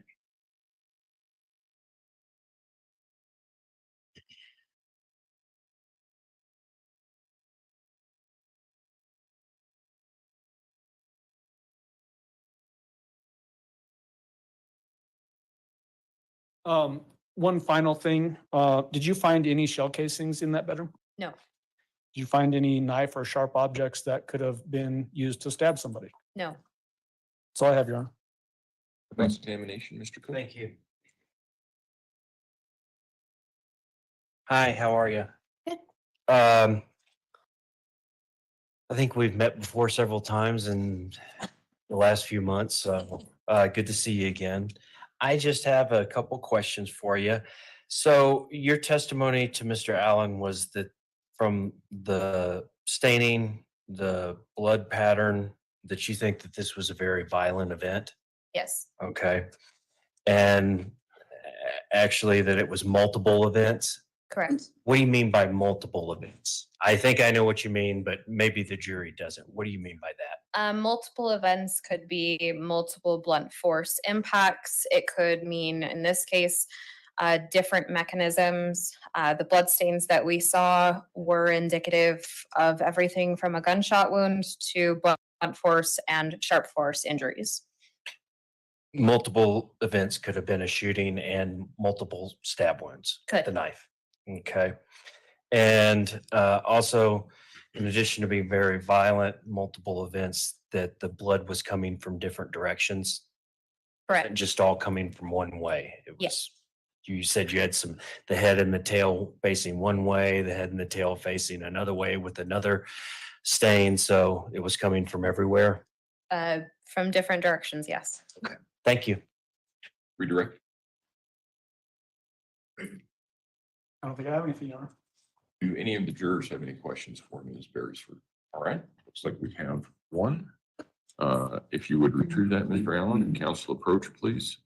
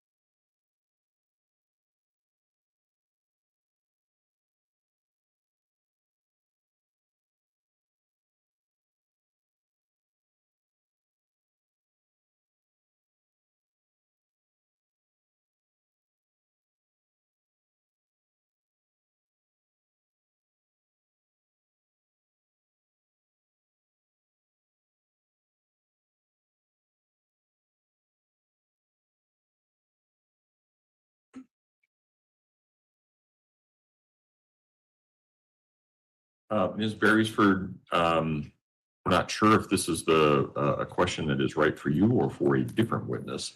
So I'm going to ask it. Does anything about the blood stain patterns at the crime scene suggest a chronological order of events? So because a lot of information was cleaned away, we really couldn't, or I couldn't tell a chronological order for any of it. All right, I will allow reasonable follow-up as to that question. Only prosecution. Only just that the bloodstain patterns that you were seeing were consistent with all those different mechanisms, either a gunshot, a knife or sharp force, or blunt force, Correct. or combination of any of those three. Correct. Okay, thank you. Mr. Cook. Thank Right. you. Ms. Beresford, you may step down. Thank you, ma'am. Thank you.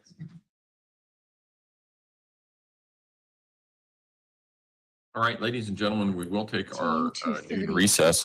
Again, don't discuss the case among yourselves. Don't discuss the case with anyone else. Don't do your own independent research about any aspect of this case. If we can have everyone back in the jury room a little bit before 1:30, we should be able to start right on time at that point. With that, all rise for the jury, please.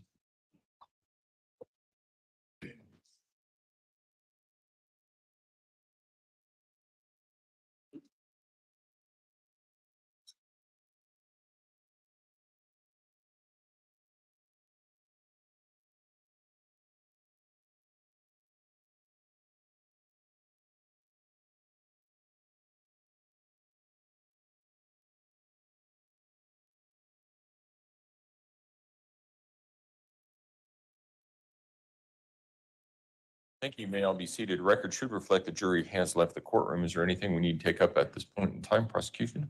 The only thing, Judge, is that I'm gonna, with our next witness is gonna be that next bloodstain pattern analysis Okay. expert. So I'm gonna be referencing the same photos again, if I can just Fine. leave those up there. Yeah. And that's all I think I have. And the, I think I know the answer to this, but I want to ask with respect to the bed sheet, do we have any issues with respect to, the other issues we have with other evidence in the No, case? no. Okay. No. All right. Anything from defense? Okay. All right. Court will be in recess. Thank you. Rise.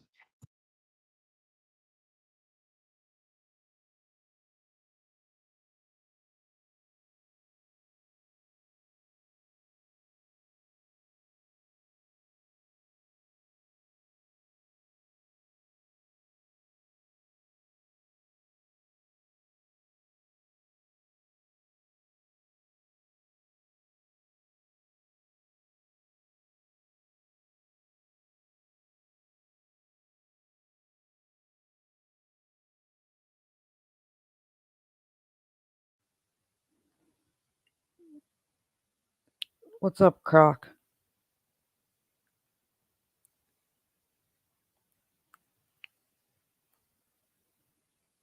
We have lost a Croc. Yeah, we have no Croc. This is just. It makes you kind of sick to your stomach. It is wrong. There is Croc. Squirrel stepped away for a couple of minutes to deal with a thing, and now he's back. All right.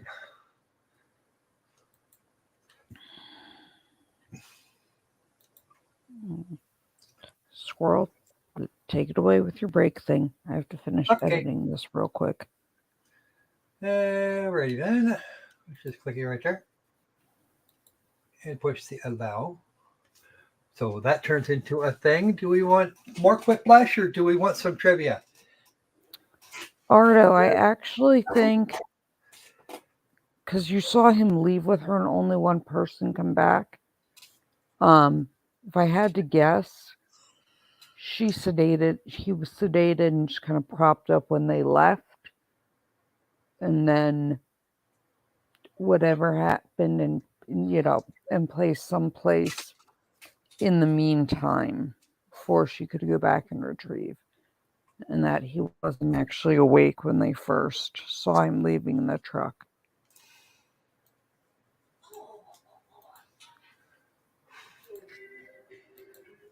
Any more votes? Come on. Danny wants trivia. What does Patty want? Does she want to quip or does she want to trivia? Patty does not care. Patty does not care. Patty does not care. Patty is dealing with Excel file. Oh. Debbie wants trivia. We're good. We're going to watch the whole thing crash. Woohoo. What is up with Ooh, Wheel of Anubis, let's do Wheel. Because that one's fun. Proportions? All right. Sure. Debbie, do me a favor. Scroll way back. There's a big long message.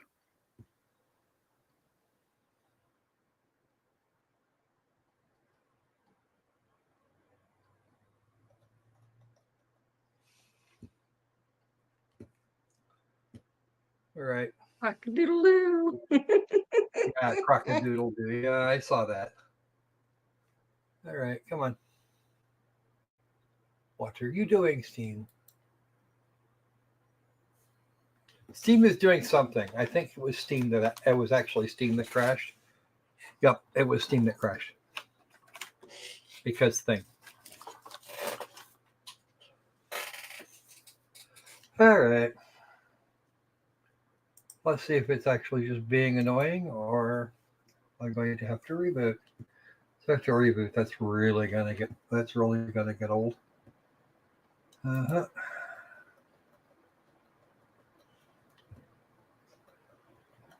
Oh, there it is. Whoop. No reboot required. Okay. There's the client service. And there it is there. So, yeah, it's going to take a minute. What? What was to wake me up? You mean Steam going boom on me? Did that yesterday, too. Hey, Nancy, welcome back. All right. Let's get this thing to finish doing what it's doing. Come on. You can do it, Miss Justine. Let's go. That goes over there. All right. Jackbox Party Pack 8. Ooh.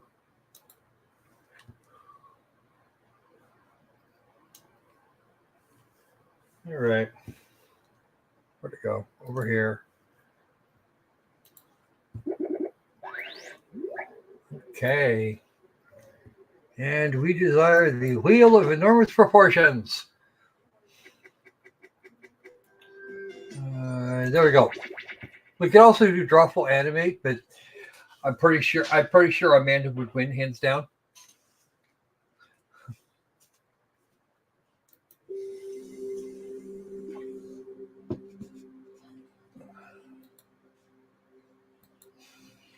I forget this isn't OBS or XSplit, which can automatically grab things. All right, let's do it. Allow me to present your room code, LGXJ.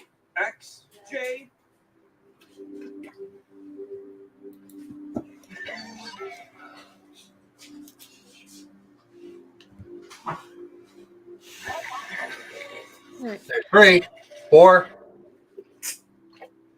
Come on, Nancy.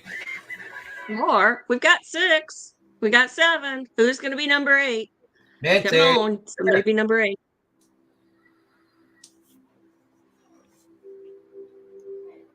Because we got Debbie and Cindy and Danny and Thomas. Come on, Nancy. You should play. You should really play. Nancy, you could do good at this. Because sometimes the things are easy and sometimes they're not. Yay! All right. Let's have some giggles. I need giggles. To this sacred mountain. Maybe I should name my next pet that. From the What? all-knowing wheel of enormous Giggles. proportions. You may now ask the wheel any one question that torments your very soul. Should you be chosen, your longing for truth will be satisfied, and your life forever changed.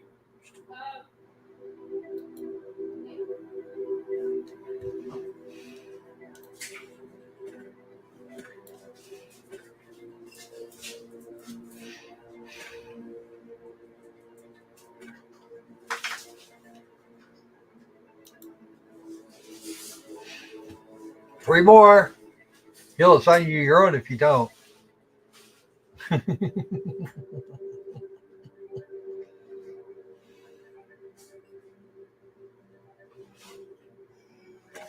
There we go. Excellent. The wheel of enormous proportions will see you now. You play my trivia game, and I give you the answers to life, the universe, and everything? Sounds like a good deal if I say so myself. You do. Who has their browser open and doesn't want tutorials? You, that's who. Let's play. Welcome back, the wheel said, with 2 slices for you. Name me one other talking wheel that would do this for you. Name me another talking wheel. All right, now who's into Game of Thrones? What words are spoken by Willis in the first 4 seasons of Game of Thrones? There were only 4 seasons. Willis, my favorite character. I think he had a fun little nickname, but I can't remember what it is. Tap the answers that fit and totally ghost the ones that don't.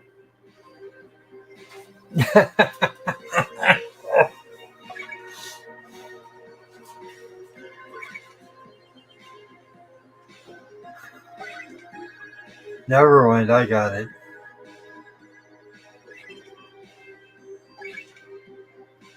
I had to remember who Willis was.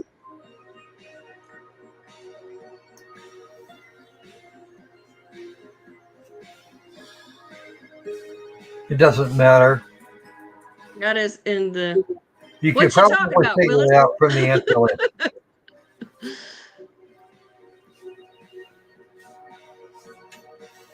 The time to tap answers is slipping away.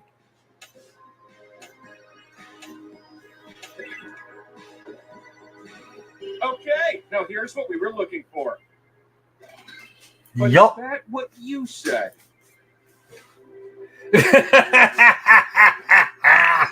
Wow. Really?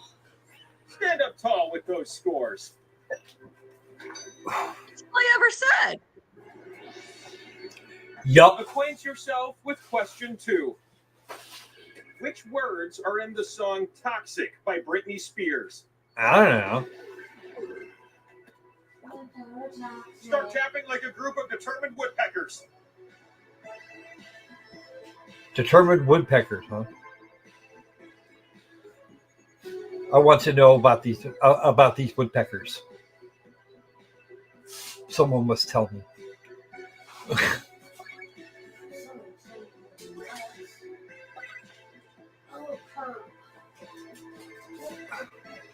Here's where Anubis's memory of songs comes into play. Of course. Because, you know, that is a thing with Anubis.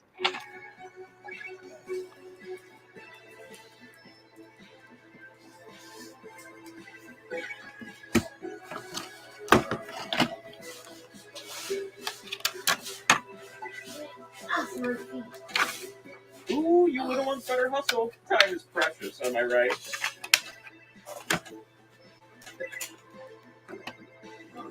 Good job! Provided you answered like this.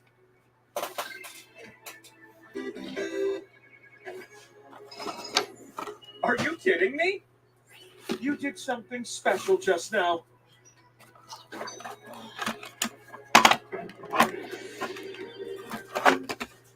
Question 3 and a power slice go hand in hand. I know I can count on you to answer this one. Oh dear. What's the combined runtime in minutes for all 3 Lord of the Rings Special Extended Edition movies? Oh jeez.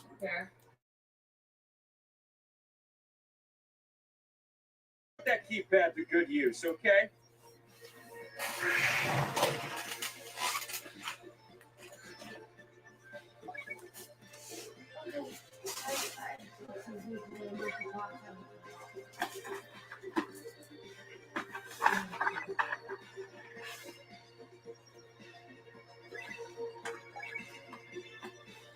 That number is very high.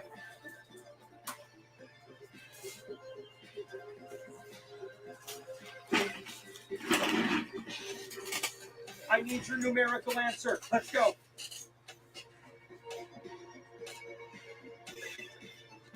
It's going to be more than that. So, you answered. But what was the correct answer? Told you. I choose you is who I pick. You're going to be so thrilled with this. Bing.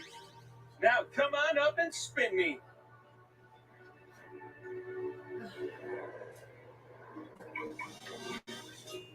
And not to get personal, but I feel a bit naked without your slice on my face. Choose the slots on my face to socket your slices.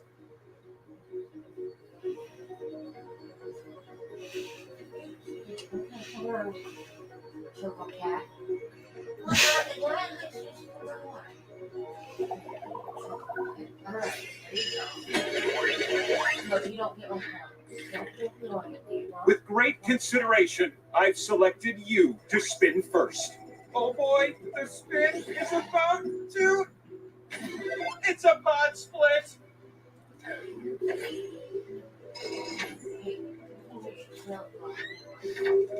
Next spinner!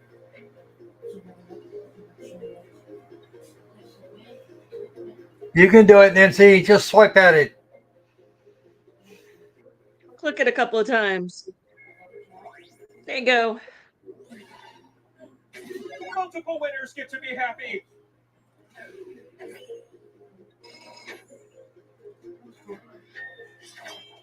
It's your turn. Manda.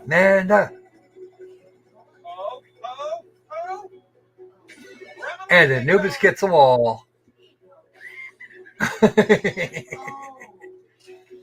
last spin. Let's finish on a high note.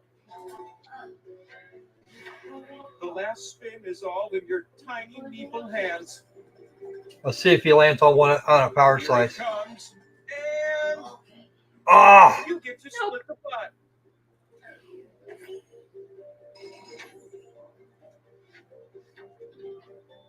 Let me show you something. Uh-oh, Thomas. Amanda's got you. Don't these two look like they're keeping a secret? Yeah, it's probably my imagination.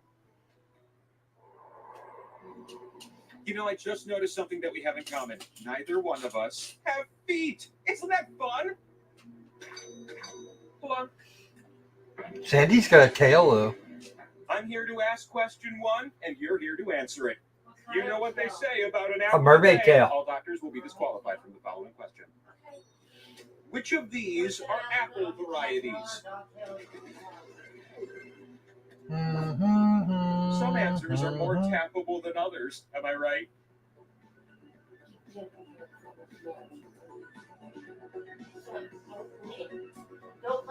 I'm only seeing 6.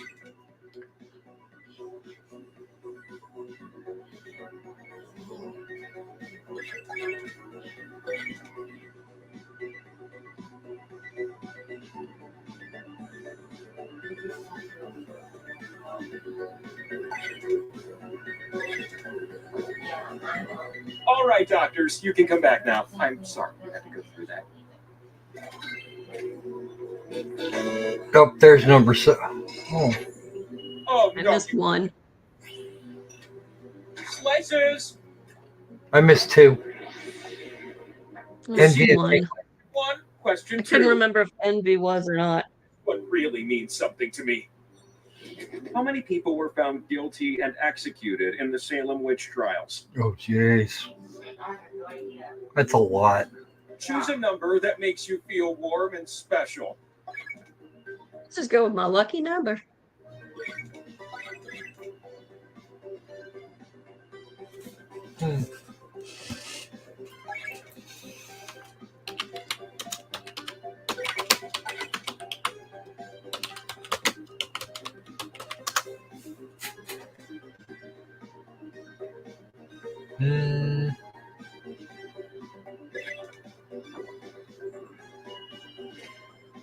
But I wanted. Yep. New Englanders. 19.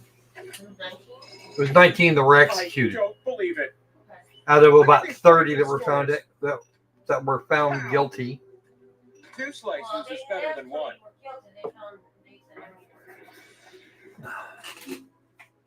Answer this last one the best and win a power slice. You're gonna knock this one out of the park. Which musical tempo marking is faster? This is gonna be one competitive round.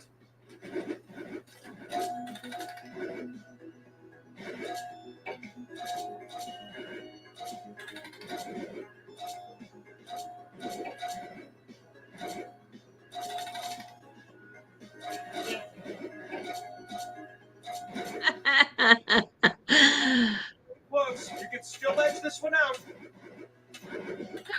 There's 2. Good job, Danny. The winner is you. Don't stare directly at it. It's like the sun.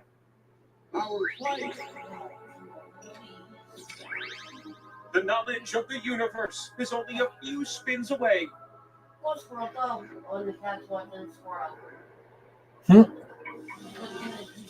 Welcome to the mountaintop. Giant snake freeze in 1673. Some of these slice slots look pretty tempting, right?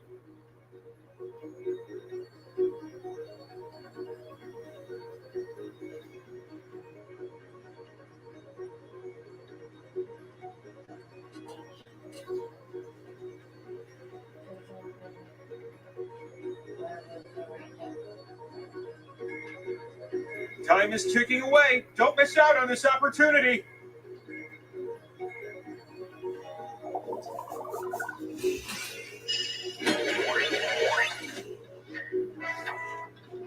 Oh, how I've dreamed that you'd be our first spinner. Lies. Lies and falsehoods and fabrications. I love this result. Come on, Debbie. You're not supposed to be helping Amanda win. You ready, new spinner? Oh,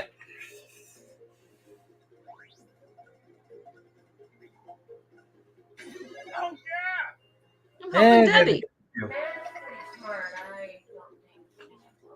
I'm trying to get Debbie closer. New spinner. it's not rigged. Come on, Anubis. Spins.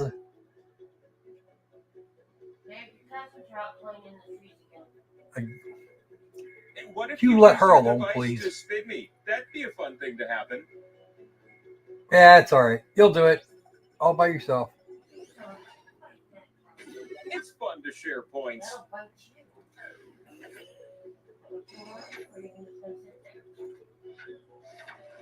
You're up. Hot coffee? No, it's not rigged. It's stuff plus the luck of the draw. It's a game of chance. Spin. I'm freaking out. This last spin is up to you. Power slice. A power slice.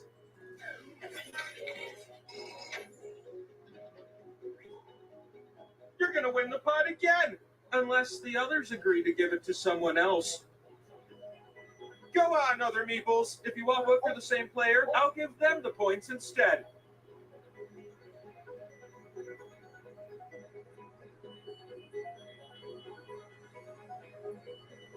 You guys are in a position to kill this game directly.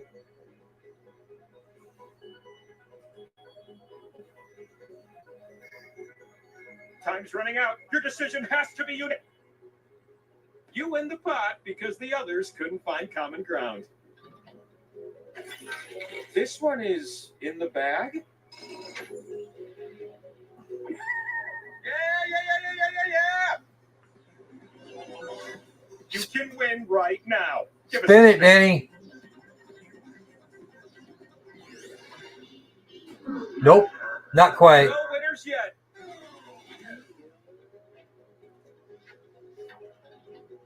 There's two sides to every wheel, and one of them has your scores. All right, I'm just going to say it. I'm cheering for you. Oh, I want to keep you in my pocket. If I had pockets. Or pants. Wait, if I had pants, you'd be a shoe-in for my pocket. He likes you, Imagine Amanda. having two slices. Then stop imagining, because here they are.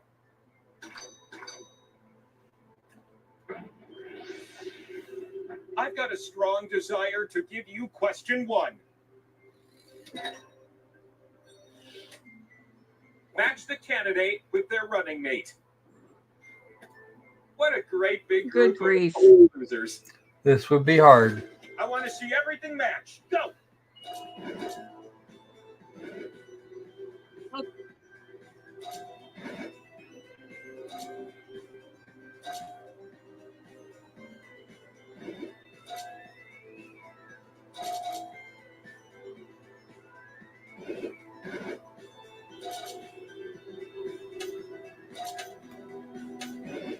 Hey, here's a match. You and running out of time. So, what matched after all? Of course. Oh, it's obvious when you see it. Your points meet the requirement. What am I looking at? Enjoy. A second slice, yes. Thomas is knocking it out of the park on this one. Which of these are Renaissance works of art? Tap the right answers. That seems like a good idea. So is Danny. Yeah. Danny and Thomas are far enough out in front that they're going to be, that any points to them at this going forward is going to result in a potential win.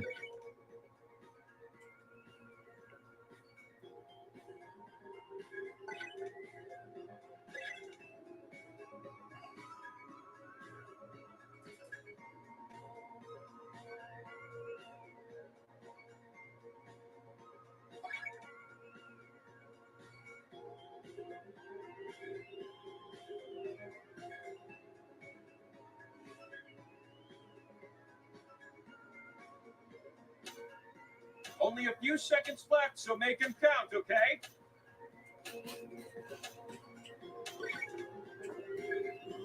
Okay, but what about the answers? Yep, that's what I figured. For you. Have another one. This has been Thomas's game. Oh yeah, you have no idea. This last question is where the power slices. Oh yeah, I do. I'm watching. You a series of clues to help you answer this question. What essential occupation am I thinking of? And I'll follow up with some clues. It's not the world's oldest profession, but it's up there, and very different services are offered.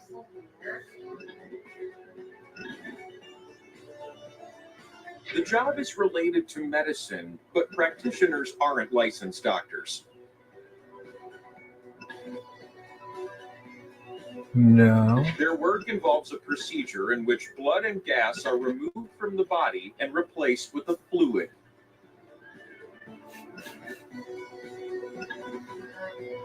Duties include manicuring, hairstyling, and applying makeup. And would you believe the clients never complain?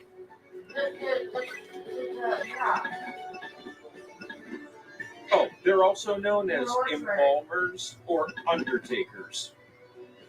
No more clues. Hurry up. That would be funeral director. That's not the word they're looking for. It's the last Mortician. you're never gonna meet. Same thing. It has to be. They were looking. You It can has. put either one. It has to be what? You can put either one because I put funeral director and got second. Okay. Is just a few And it accepted it.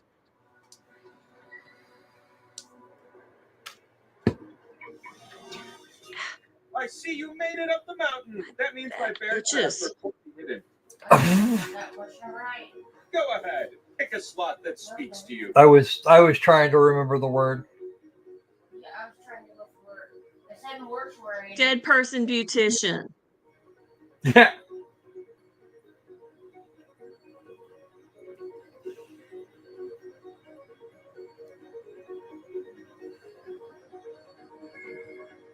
Get those slight.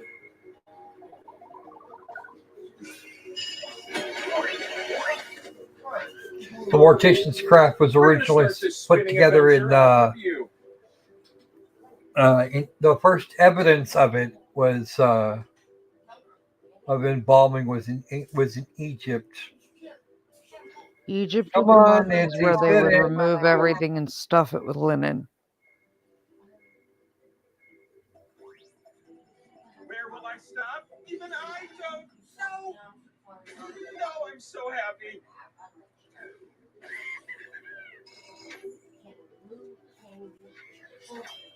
Hey, how about a spin from a new spinner? Hey, Amanda, get yourself some points. Speed. It's power slice. Power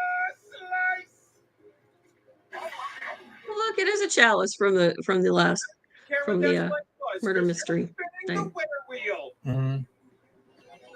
Come to my side, little one. Will this be the winning spin? Put your back into it. Slowing down. Oh, oh, oh. Uh-oh. Yay, Thomas. And with that, I now provide an answer to your most Yes, it is. Yes, it is, question. Debbie. It's an embalming process. It's time for one last spin. The spin that will answer everything.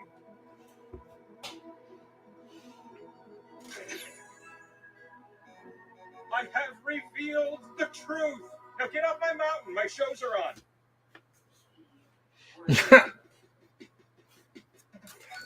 Okay. Let's see what the other questions were.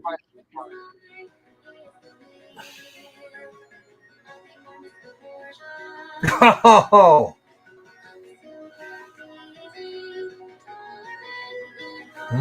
That might be interesting. ho, ho, ho, ho, ho.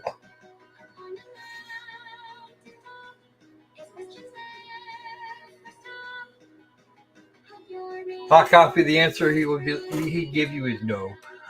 All right. All right. So who wants to do what next?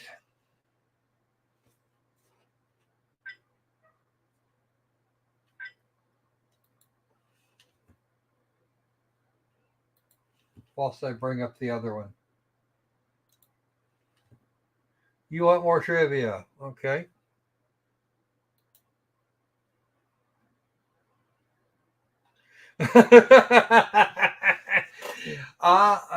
CCW right here. I thought he was having PT.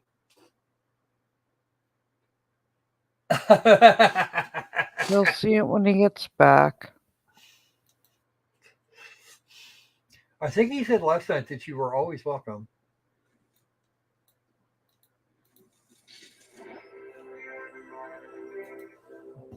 Okay, let's do some trivia ordering.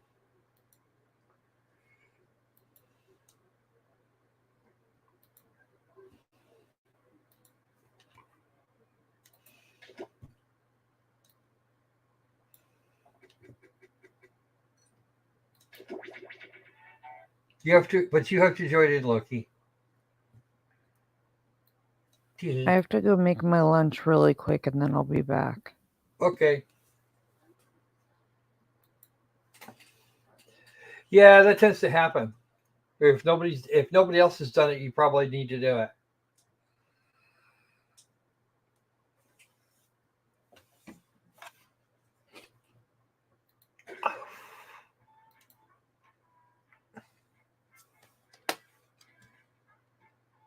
Read the room code. My pleasure.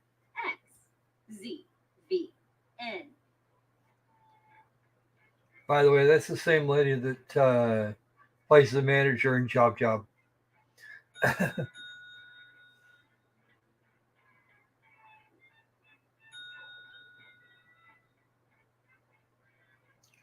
Tubacha.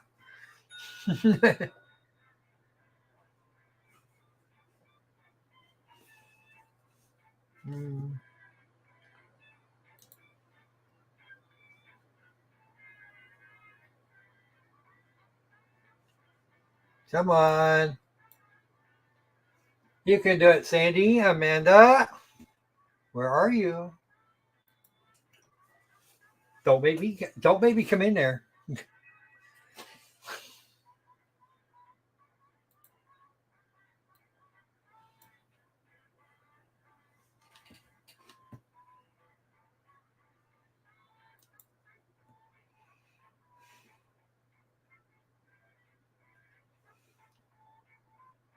Can't get virtual machine stuff? Come on. I need more than 4 players. Let's do this.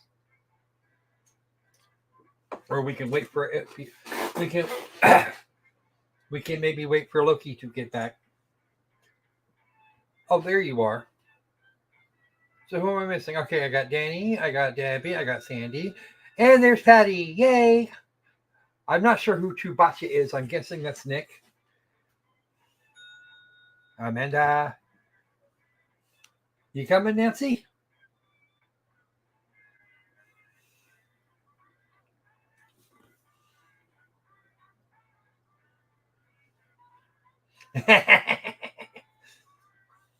Oh. Okay. We can do it with 6, I suppose. Yeah, okay, Fred. I see what you did there.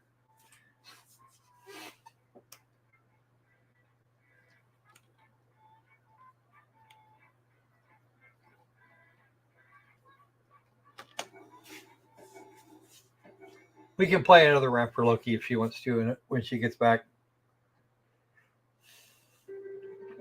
Although she's probably going to demand I play.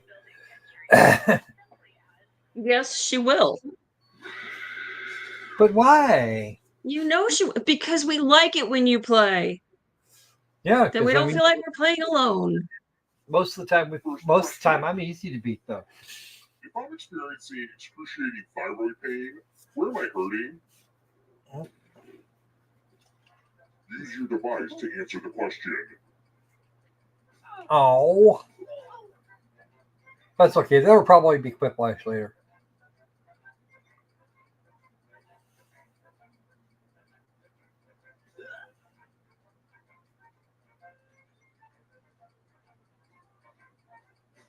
And the correct answer is, who got the question right? The rest of you, time for consequences. Welcome to the killing room. Ah, the spirit of giving. Give money to each other. The person who ends up with the most money will die. But if they end up with $800 or more, I will kill you instead. Begin. The sad part of it is, it's easy to even this out and tie Time it. for fiscal revelations.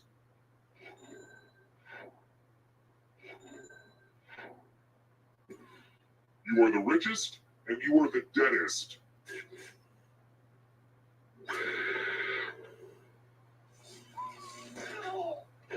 Yeah, probably best not to. I don't know if she's cooking or just making sandwiches or something. I probably should have set this whole game up on the first floor now that I think about it. Well, you live and you learn. He's still mad at us. He's still mad at us for 10 games ago, when it was declared that we weren't taking In the Book of critters, 1001 tutorials Nights, anymore. where did Aladdin originally find the genie?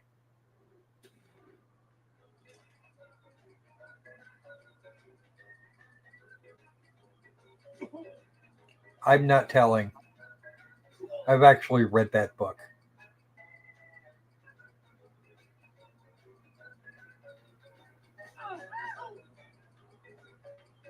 Hey, Caroline. Find it in your butt. This. I did. The rest of you who are still alive, come with me. Zoop. Welcome to room 217. I want swords. Let's play Oh. a dice game. We start by handing out extra dice. Go ahead, give your die to someone to make life harder for them. Chewbacca is. Come on, Amanda. Gotta do it. Oh. Time to roll. Oh. The highest total die. Yup. Don't lie.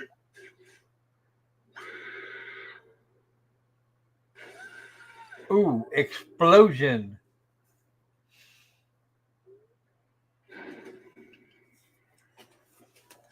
All right. Where is my thing? Did I minimize it? Yes, I did. Good. Let's try another one. Here's a question only 19th century millionaires should know. Which part of a hot air balloon is technically called the envelope?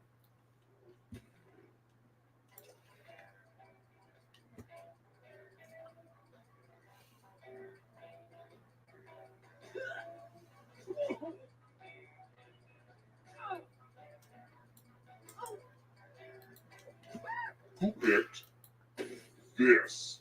Me. I want to show you something.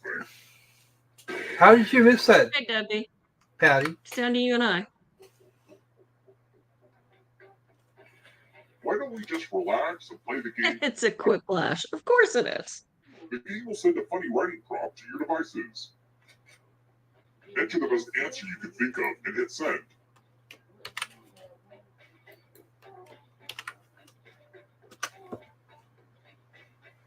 This timer is a little longer, and I'm letting everyone know, so if you don't write anything good, they know it's your fault.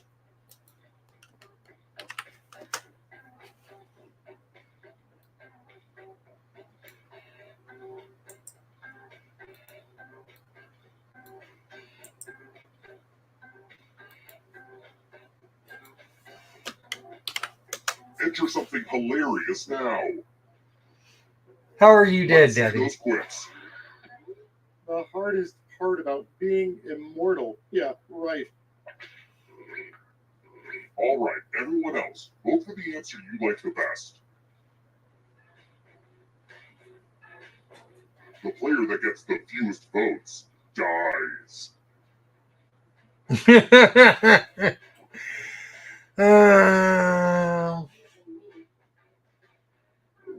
One of those would be Okay, let's depressing. see what people think.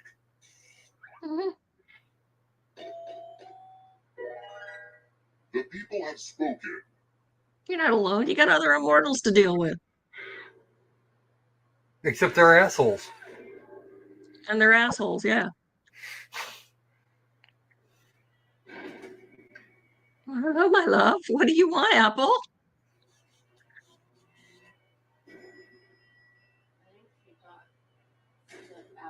We're here. When one player is left alive, we'll go to the final round. Next question. What used to be known as the Sandwich Islands?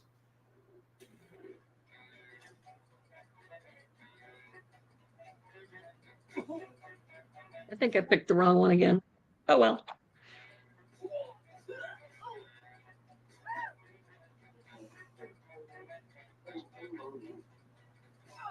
Who picked this? Everyone is wrong. It's time.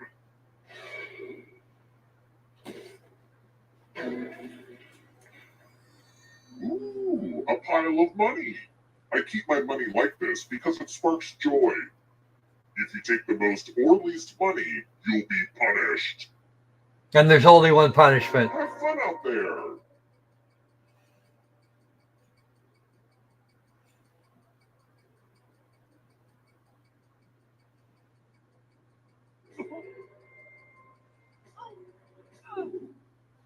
I'm excited to see what everybody took. Uh-oh. The most greedy and least greedy must be punished.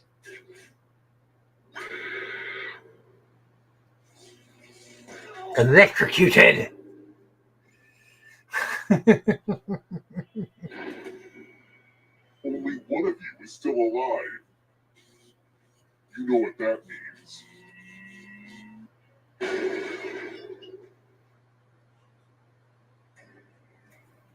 You've made it so far, but can you escape? Here's your first category. Tony Award winners for Best Musical.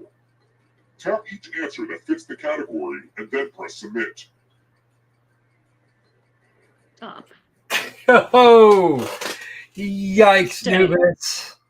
Let's see the right answers. What?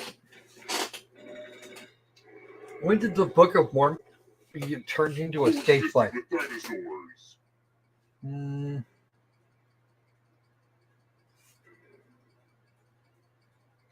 Time is almost up.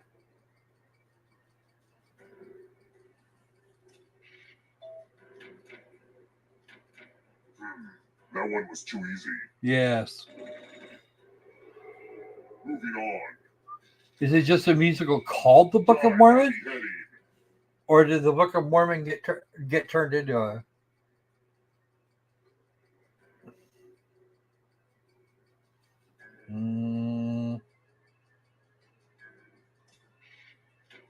Yeah, I was just thinking, because Guy Fawkes was hung.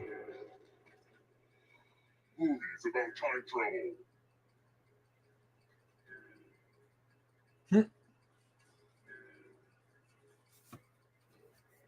Ah, okay, Danny.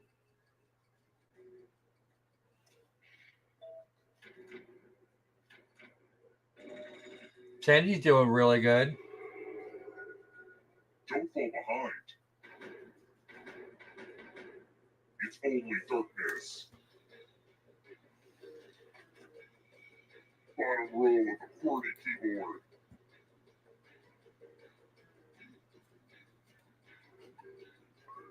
No looking down. Time is almost up.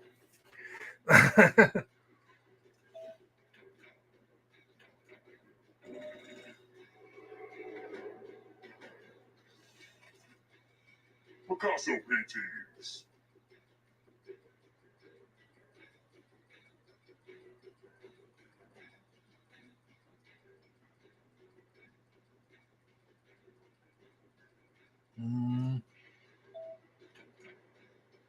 Just wrong.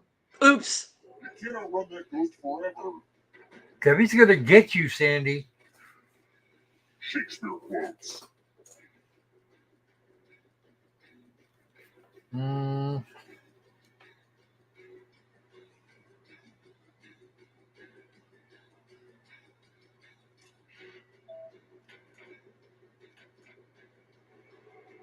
ghost stole your life force.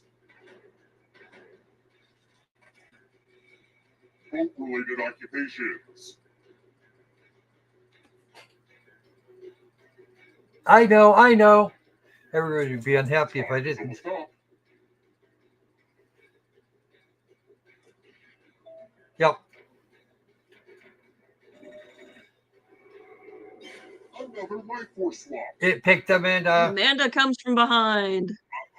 Not so fast. If you want to break through that barrier, you'll need a perfect answer to this question. And that includes the third answer choice now, too.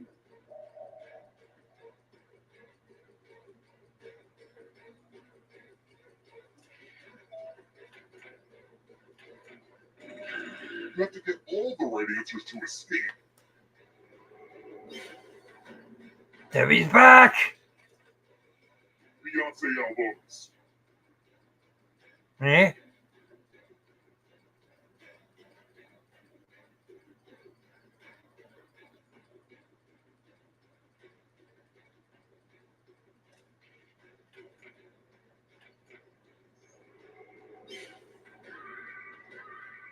You won't be forgotten, whoever you were. Always happen on a Sunday.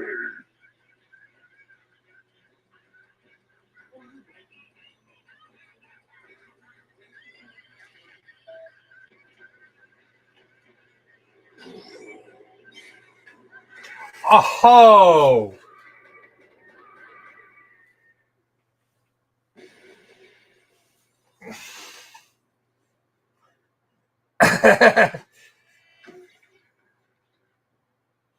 Is that what you were doing? Wow.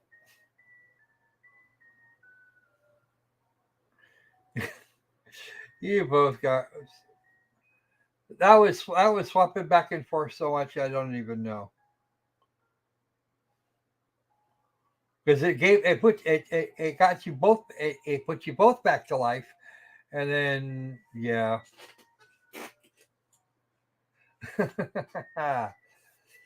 All right.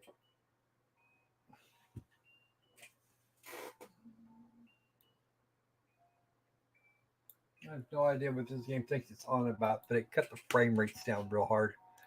Okay.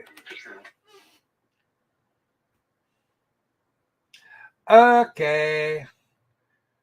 So you guys want Quiplash next? We'll get Nancy back in here, or do you want to do something else,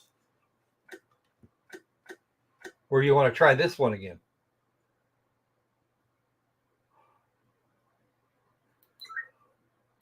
We're going to exit the game menu. I'll give you guys a couple of minutes to decide what you want to do. Yeah. I would like a nap. Thank you. Yeah, well, that's going to be a thing. All of the beds in Port paying are open. For all the ones that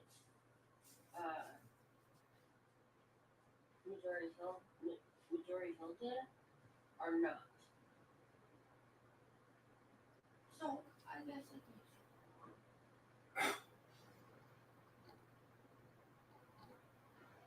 Amanda, it doesn't work that way. I have to focus on work and I still have to play.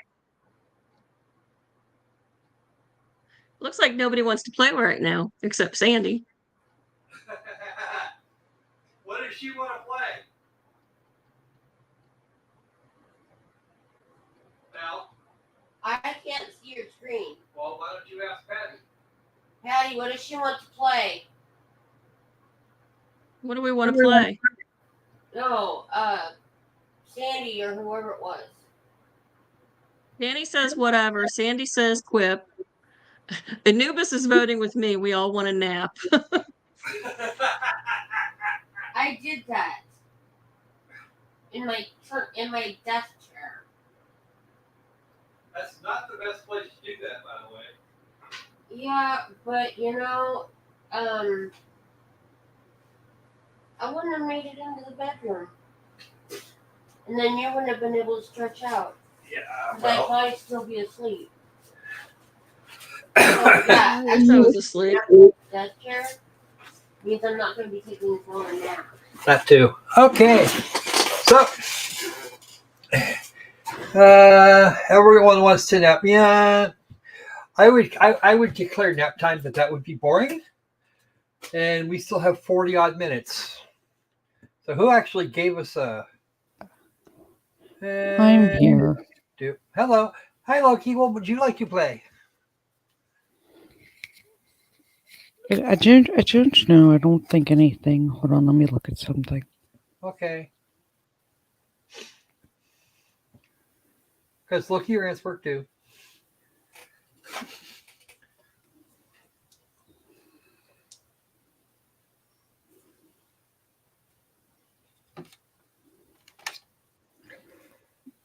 They want to play Quiplash or Wheel again. We can do So I got to finish this one thing before I can play. But Okay. play one more round of something, and then I'll join in for one last round before they come back. Okay. Okay, Danny says wheel again. Okay, fine.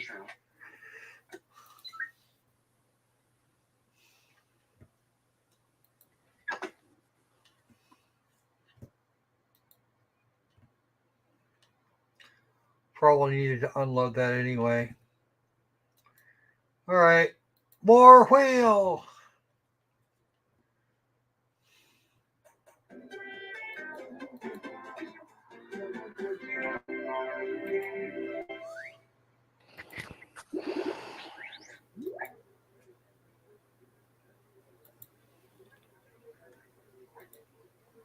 And yes, folks, I'm spoiled by my stream by my regular streaming software.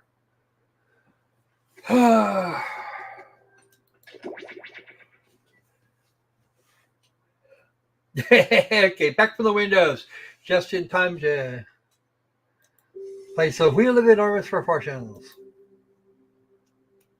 And then we'll go to Quiplash.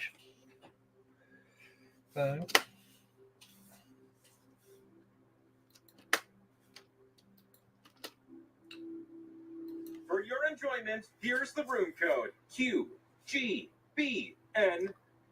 Quebec Golf, Bravo November.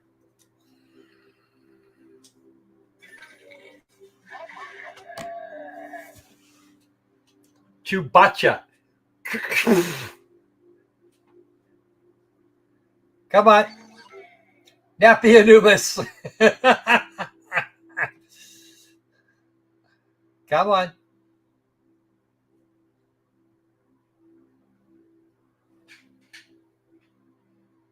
We're ready for our Patty. And others. Come on, Bijan. Hop in here. Oh. Really?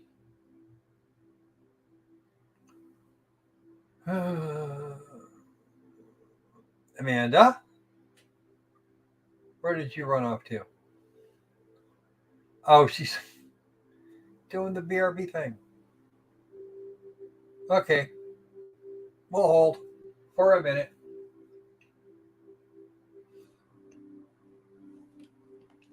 Because I can do this with 4 people. It won't make a huge difference in terms of time. Or shouldn't.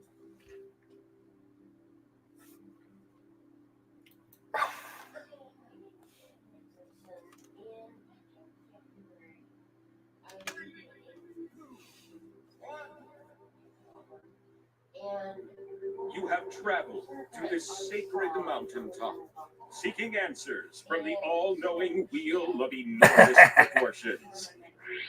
You may now ask the wheel any one question that torments your very soul. Should you be chosen, your longing for truth will be satisfied, and your life forever changed.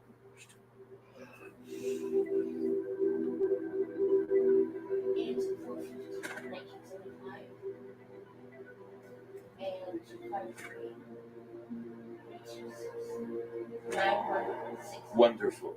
The great wheel awaits you now. I know, right, me, John? Giant wheel That's that just can evil. speak. What's going on here?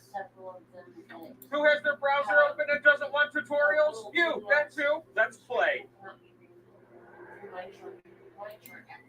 Two slices. Get your two slices here.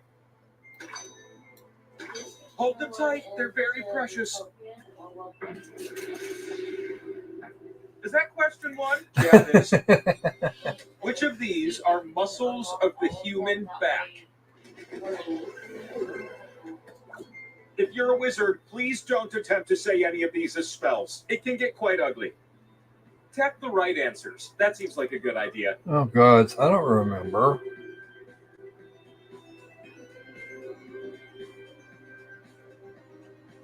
Oh, jeez. I do not remember them all. Yeah, because like I said, it wasn't her and their these, it was the majority poll, and the ones that I had reports on already are open for me to get more feedback.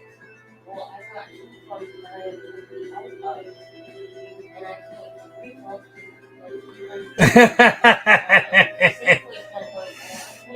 It could.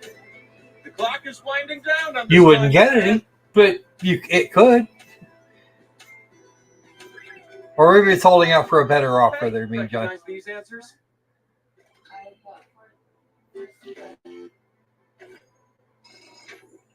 Really? Are you two for real right now? my emerald. The sequel to question one, question two. You humans are capable of creating great works of beauty, but you can also inflict great evil upon each other. Which songs were covered on Glee? I don't know. Do you hear the people sing? More accurately, do you hear the white men rapping? Go ahead and start tapping. Oh, jeez. I have no idea. I'm sure I'm going to regret saying this. I've never had Malort. But as we established last night, I do have lots of larceny and other bourbons. But I've never had to drink Malort, so I don't even know what it is. I just know everyone says it's nasty.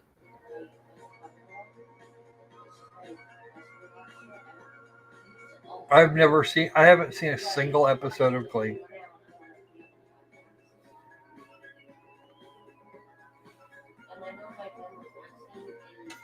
Hurry up, we've got important things to do.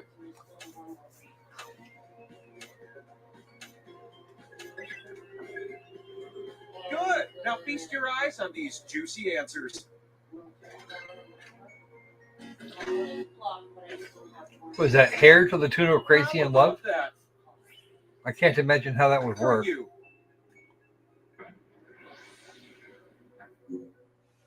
Question 3 comes with the prize of a power slice. Which math problem has the bigger answer? This math game seems familiar. This is going to be one competitive round.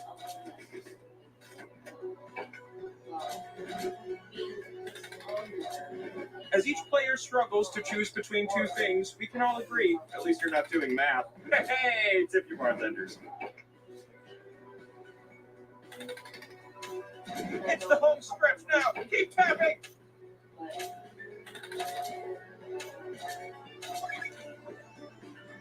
My apologies for the math.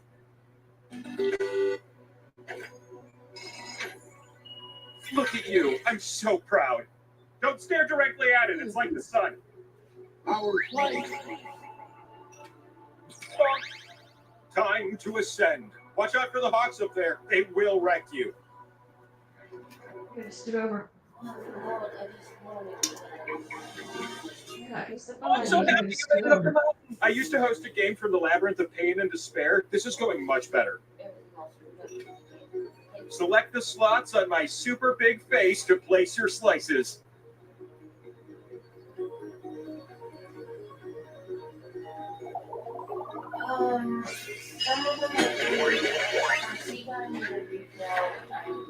Oh, how I've dreamed that you'd be our first spinner. Come on, Nick. There you go. You share the pot and my excitement. With them. Yeah. It's your turn. I knew it was once he snapped. And John's probably out cold. The anticipation of where I land is killing me. Power slide. Power slide ice. Get him, Cindy. Slice owner, where are you? Pick a slice and you'll steal points from anyone who's on it. The points you take are fixed, so everyone there will chip in equally.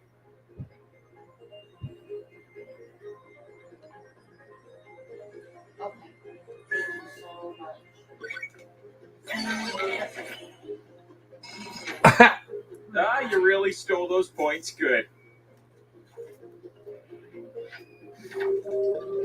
Next spinner.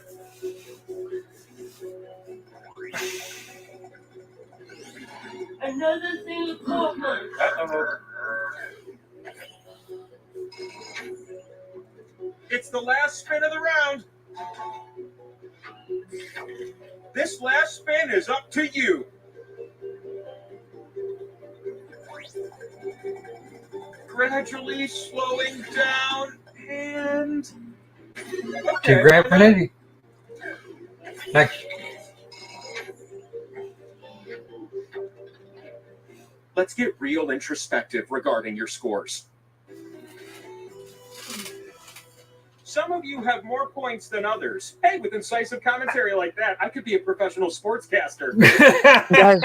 guys, we can do a daybell listening party, but let's not do like line by line or breaking things down in chat right now, just because I don't want to confuse people since both cases involve the deaths of minor children.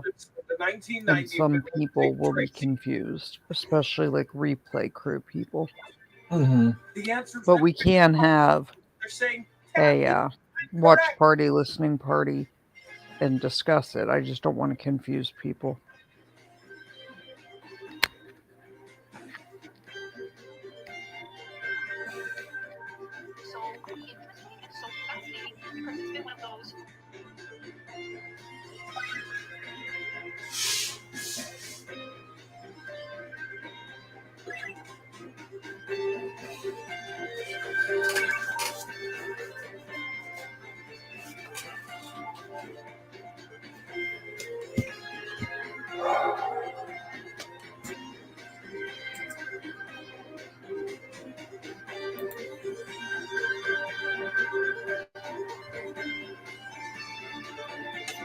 Your tapping finger only has time to tap a few more.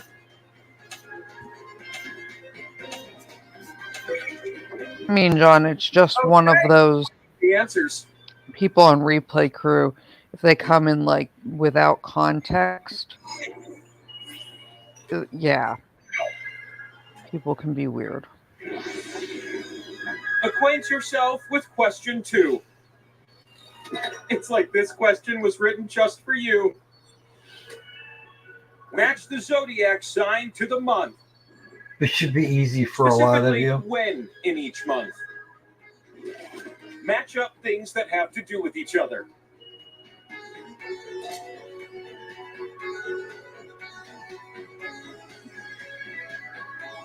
It is heartwarming how many things in this world match. Other dimensions don't have anything that match.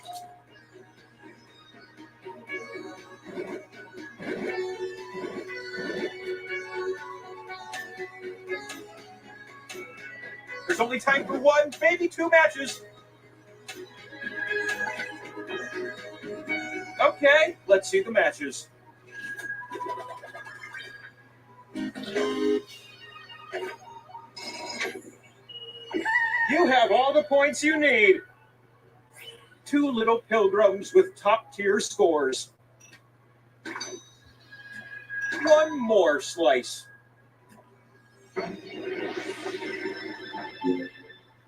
Question 3 is when the power slice comes out to play. I'm going to give you a series of clues to help you answer this question.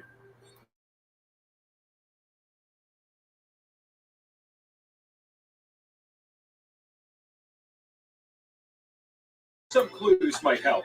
It's not makeup. In fact, it grows naturally from the face, if one so wishes.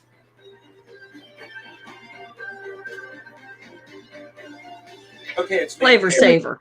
Yes, it may accompany other hairy facial parts, or it may fly solo.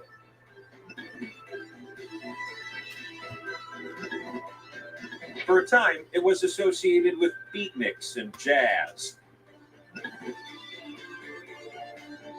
Looking for something highly The specific. great Frank Zappa sported a big, beautiful black one paired with an equally bold mustache.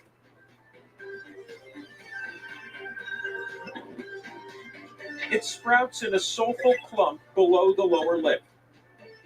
Yeah, that was my last clue and kind of a giveaway. Come on. Soul patch. The jazz dab, the small beard, the moosh. Yup. That's what it is. It's called a soul patch. Some of you, it looks like face fungus. I choose you. Are you ready for something shiny? Our play. Bam! Oh, now I'm all fired up for a set of spins. Get over here.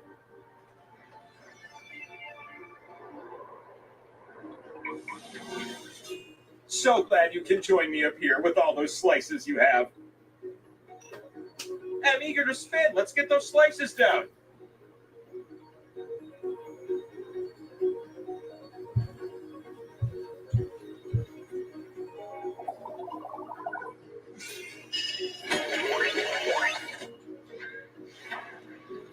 The first spin of the round goes to you. I'm reducing the speed. It's... How about that?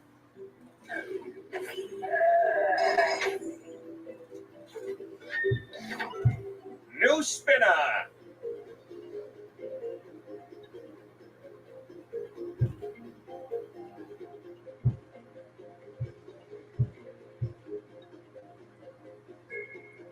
Well, if you don't spin... Did you manage that, Stauch? Equal shares of a doubled pot? Yes, please. Everybody but Sandy. You ready for a new spinner? Because I sure am. What a great spin! Someone is flexing with that score. Yeah. Come to my side, little one. You can win it right here.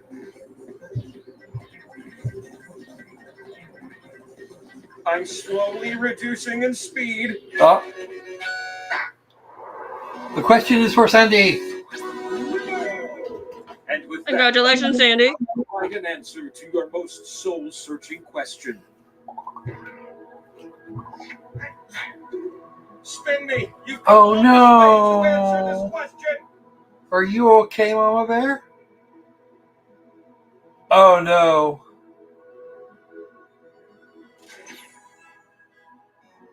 Remember this day, the day of true enlightenment.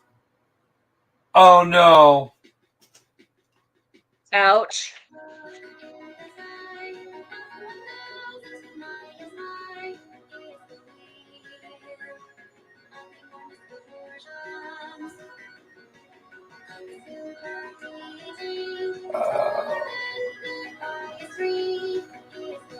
Wow.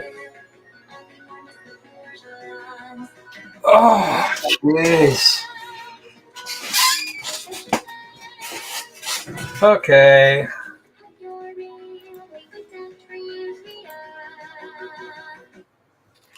All right. Where he gets poked a lot, then he ends up with rabies. It looks like he got shredded. Oh. Oh, yeah. Rabies shots are not fun. Well, that's why the crate.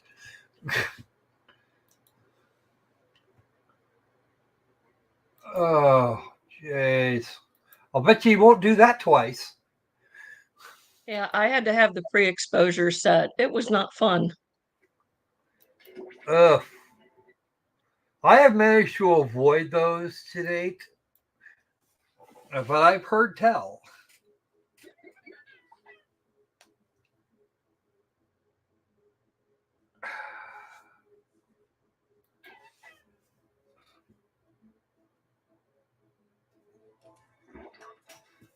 Whoa. What did you said dog after that?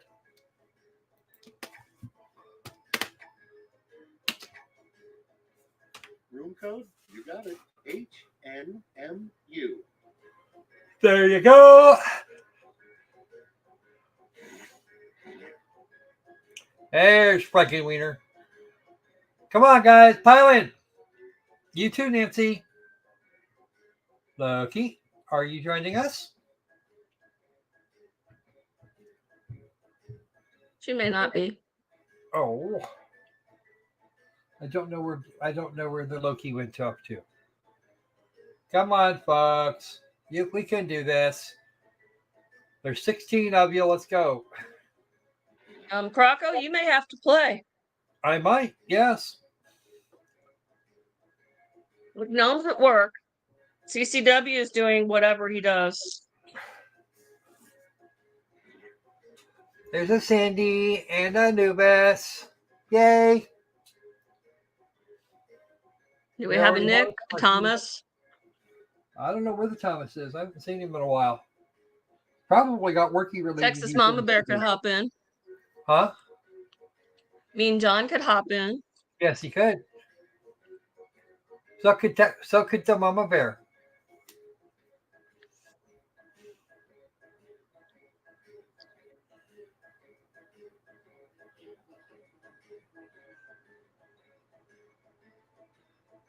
Okay, so Thomas was working. Come on, Mama Bear, you can do it. Mama Bear, been there, done that. We have loads of faith. I don't know about. I've never actually had problems with cat scratch fever either. Aw. Debbie, I had a colleague got bit by a dog. He ended up in the hospital for 3 months on IV antibiotics. Yow.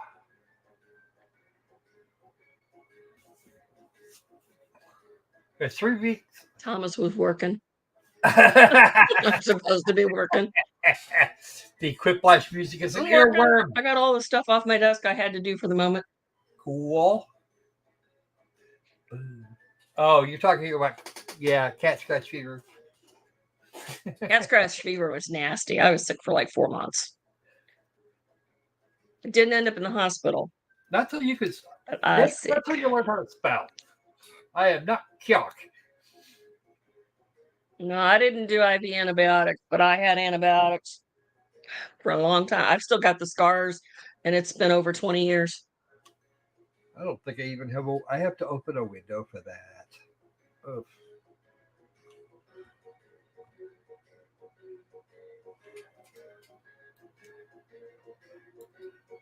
Yeah. Croc, if you'll join in, we'll have enough that we don't have to have Schmitty play. Yeah, I know. I'm tempted to stick you with Schmidt anyway, but no, I'll be good. I am a new person. All right.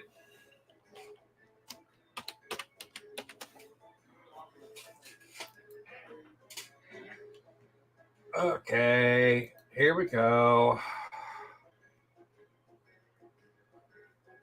All right, that's 6. We're good.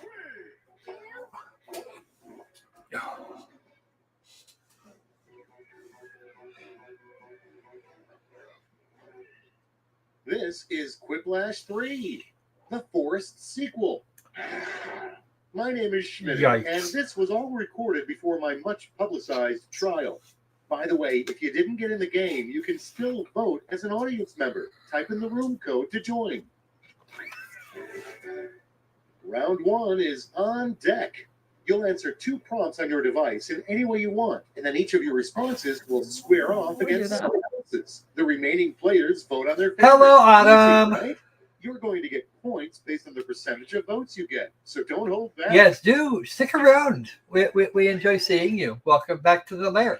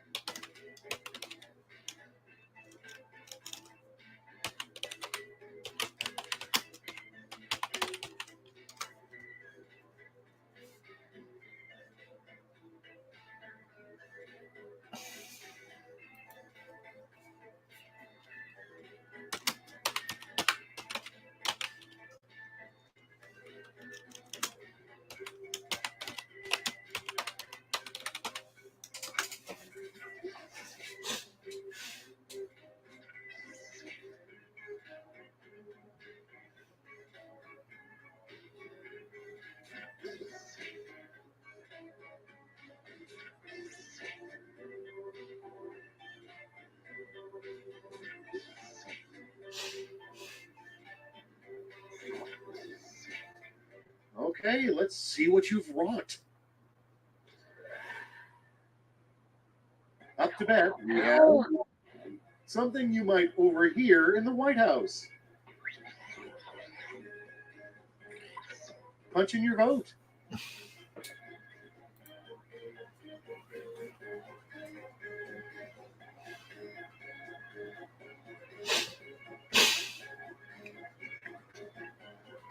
Wow. By the way, Nubis, that's not safe. All right, check this out. Don't do that. 1-star hotel review. Terrible mattress, no towels, and blank. Okay, everybody, pick your favorite quip. Oh, whoopsie. Okay. I feel personally attacked now.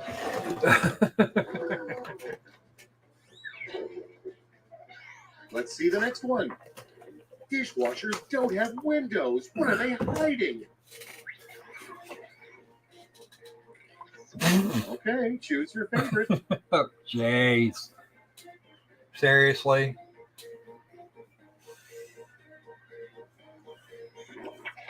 If it's my office, it's what I voted for.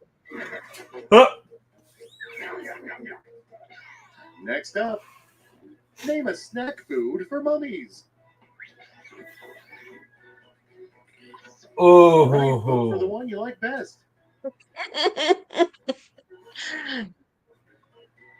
I would have said twice wrapped long pork, but that's okay. Vampire strips don't work.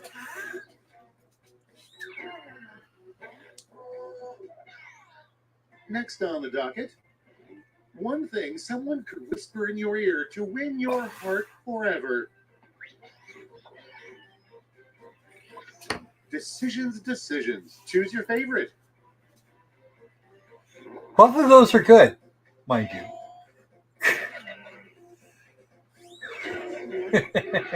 Let's keep it going. Are they floofy cows or just the regular cows? Unless there's blank in the audience.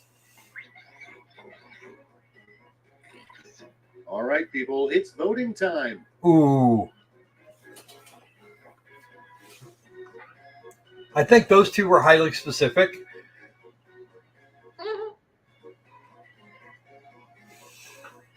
Danny, one of the gals I went to college with, her daughter has Highland cows. Ow.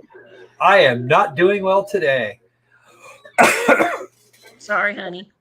Not But sorry, if the really. but if the space station is in the audience, One is in the book. that's a Let's see bigger how the problem. scoring shakes out.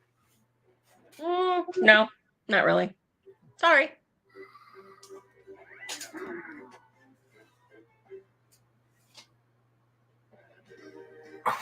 Welcome to round 2. I knew you could make it, but get ready. The points are doubled and the pressure is on. The pressure can't get bad.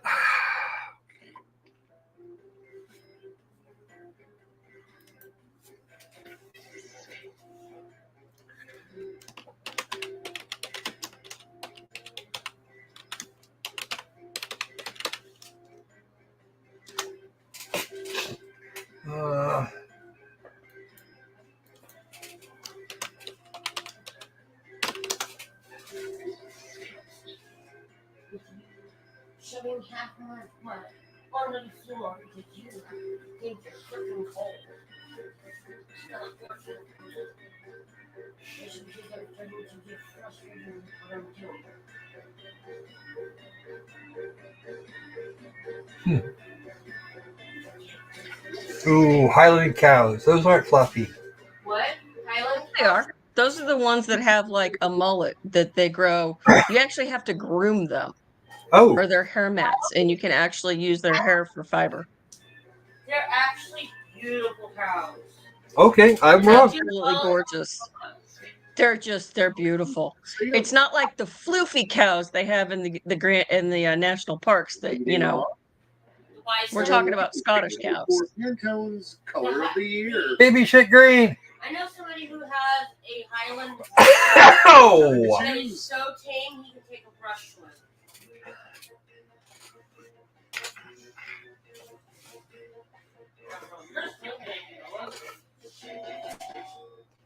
I saw that coming.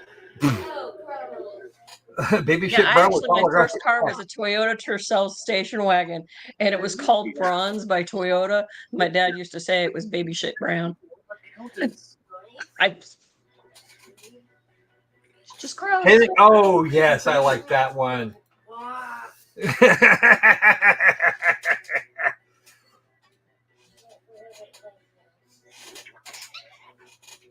Danny, that was good. Really? I like that one better. It actually sounds like a Shakespeare play. Next is a team building exercise that is far too extreme for most company retreats. Here it comes. All right, choose your favorite. Neither one of those is fun.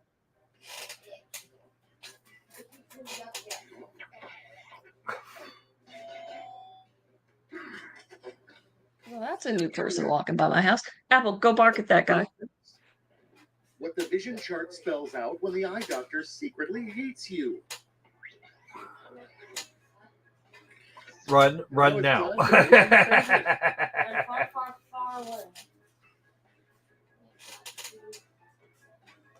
Wow, both of the boy, passive aggressive to anybody. Good job, Sandy. Without further ado, I got whooped by a safety whip. Oh, poor baby. Now it gets real. Pick your There's a favorite. small fan playing my heartbeat for you. Yeah, okay.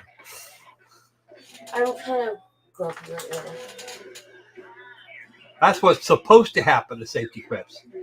Damn it. Good job, Anubis. Next one up. I'm sorry. What did you call me? Time to pick the one you like best.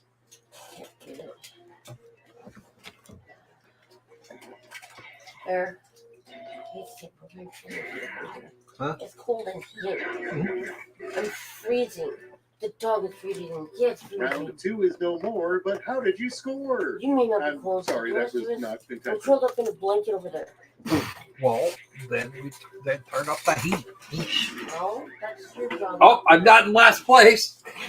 That's your job, not mine. Welcome because I don't to know what to do. Riplash. Hold a final round to end all I mean, I don't rounds. need it like You'll super each hot, receive but I a don't prompt need it that requires freezing. 3 Aw. separate I responses. contacted Okay, player 2 our is a little freak, but you'll do great. about a microwave. Okay. And she is seeing what she can do. Okay. So I kind of figured since I had contact with her. Yep. But I called on my medication. I got a hold of Mitri. I moved the box. Does that count for anything? Yes.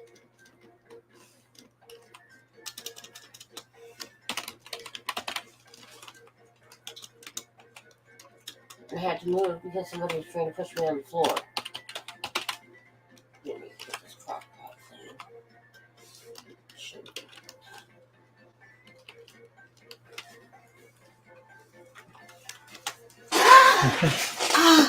Dog! That was my toe. You stay off mommy's feet. You've got 4 of your own. Oh, you should step right on the sore one. You little beast is built for running. Yes, you are.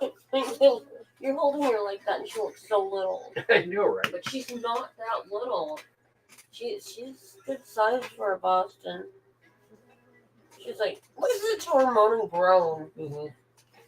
Well, Daddy's turned the heat up, little girl. Probably doesn't help the ground. There you go. That's better. Okay, it's time. Now my toe.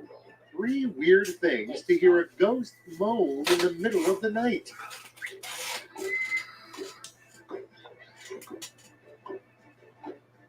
Here's the fun part. God. Pick your favorite. Who did? Oh, Patty did that one. Looks like something she would do. May not be her, but you know. I hear her talking about me. I cannot tell That was why. good, Squirrel. It was me. That was good, Squirrel. On the We right, tried. yeah. Places to shout. What the hell? Outside the courtroom. I think I'm gonna walk off with my head down in shame. Time to pick the one you like best. That looks something more like she would say. Just, you know. Good job, Sandy. Hey, what are you doing in my refrigerator? 3 things you can be besides talented. And I want to know why. Why? All right, people, it's voting time.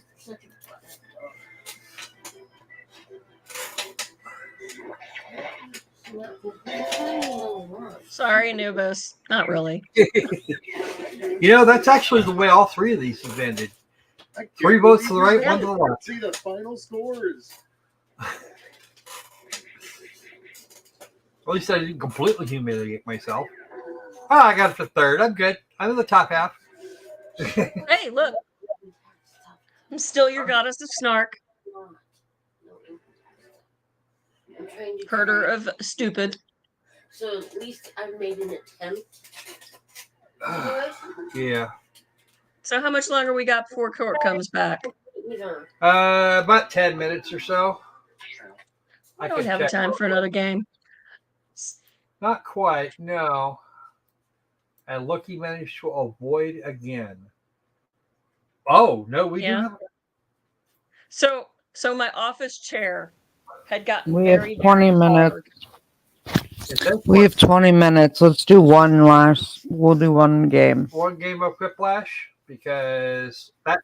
I mean, whatever's quick. Yeah. That timer is stopped. Oh, damn it. Hold on.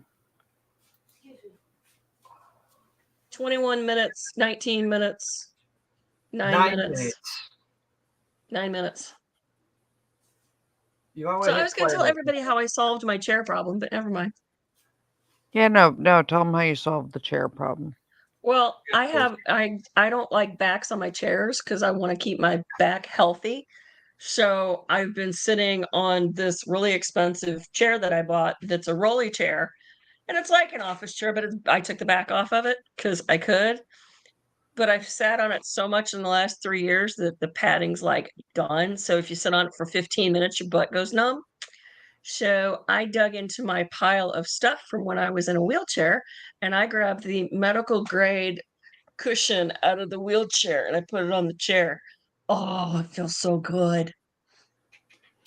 Oh, well, it's because I was moving my laptop to grab my mouse. Because I can't adult today. You don't want to adult today? I don't want to adult today either. No, I can't adult. I am at a want versus a need. Cannot. So when you're saying poop's given, you've done giving them all out and you're done.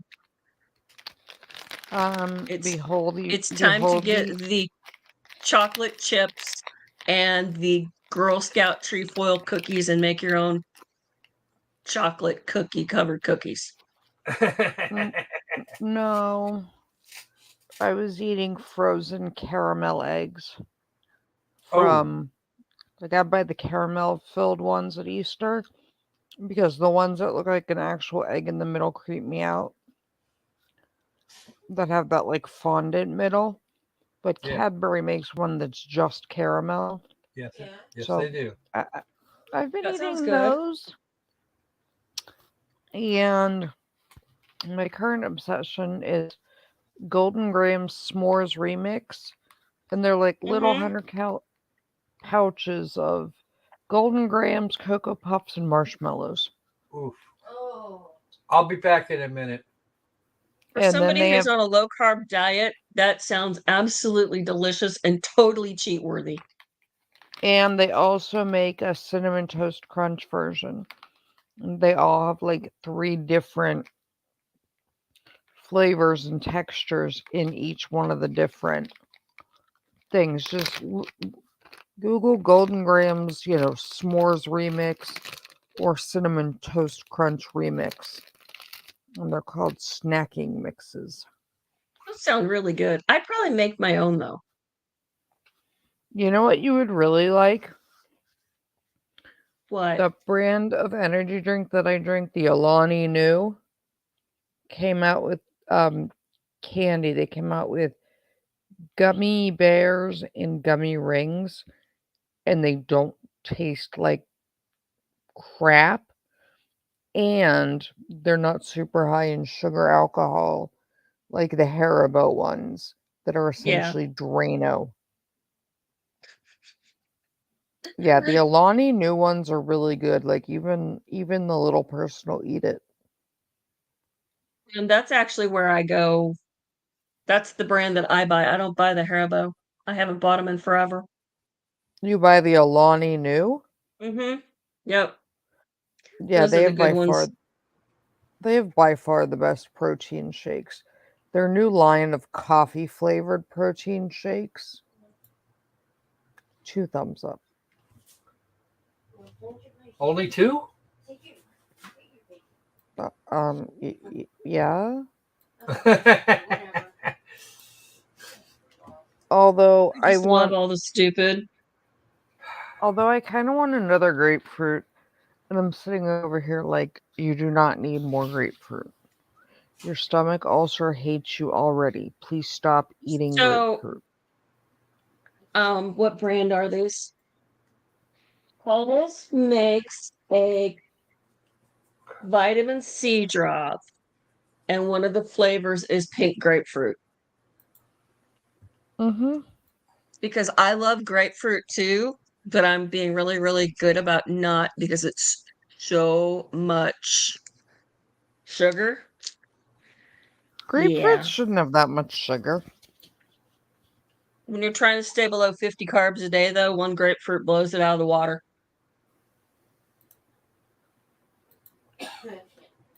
And I can have one of those little 5-calorie ones, or even better, I just get the sparkling water that has the pink grapefruit flavor in it, and I'm good.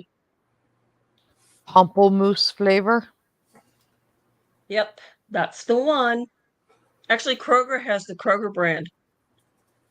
That's really good. But yeah, LaCroix. I buy the LaCroix when I can catch it on sale.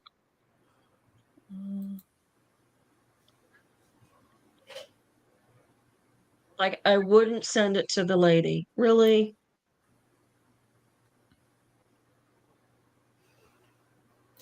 Sorry about the vanishing thing. I had to restart my browser because it was being stupid.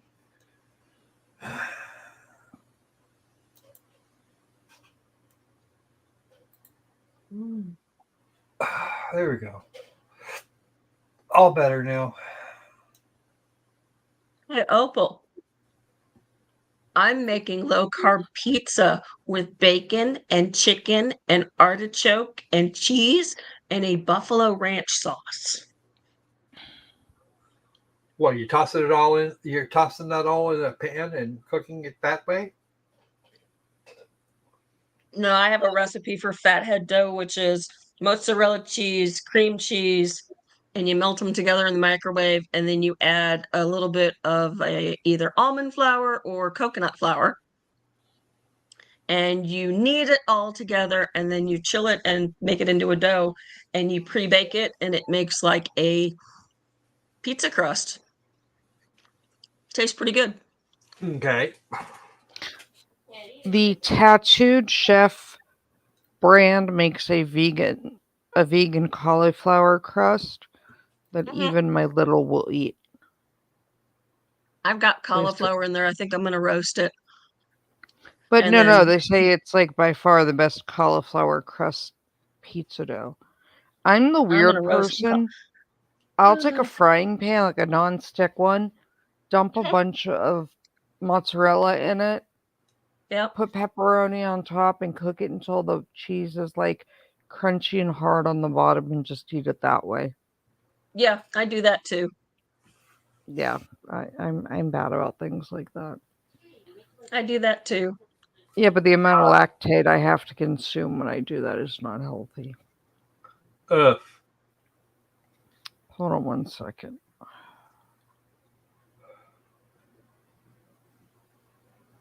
Root beer and espresso. What? Wow. Root beer and espresso shots. That's That would be kind of fruity. strange. Because I like both of those, but I never would have considered putting them together. Oh, why? Huh? Yeah, I know that's where it was. Oh. We're still waiting for somebody to show up too. I'm always amazed. Somebody can't find something. I don't know where it is. In your spam folder. Spam folder? Record should reflect the jury is not present in the courtroom. Is there anything we need to take up outside the presence of the jury at this point in time? Prosecution? No, Your Honor. Defense? All right, let's go ahead and bring them in.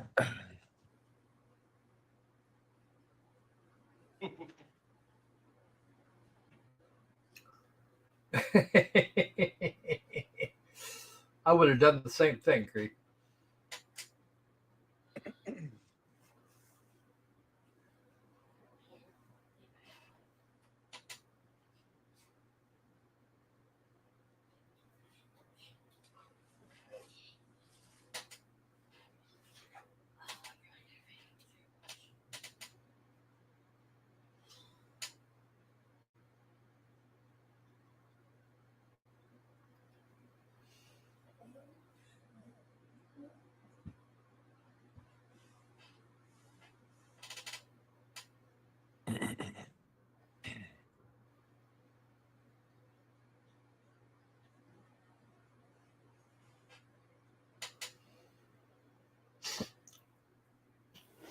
I lost my will.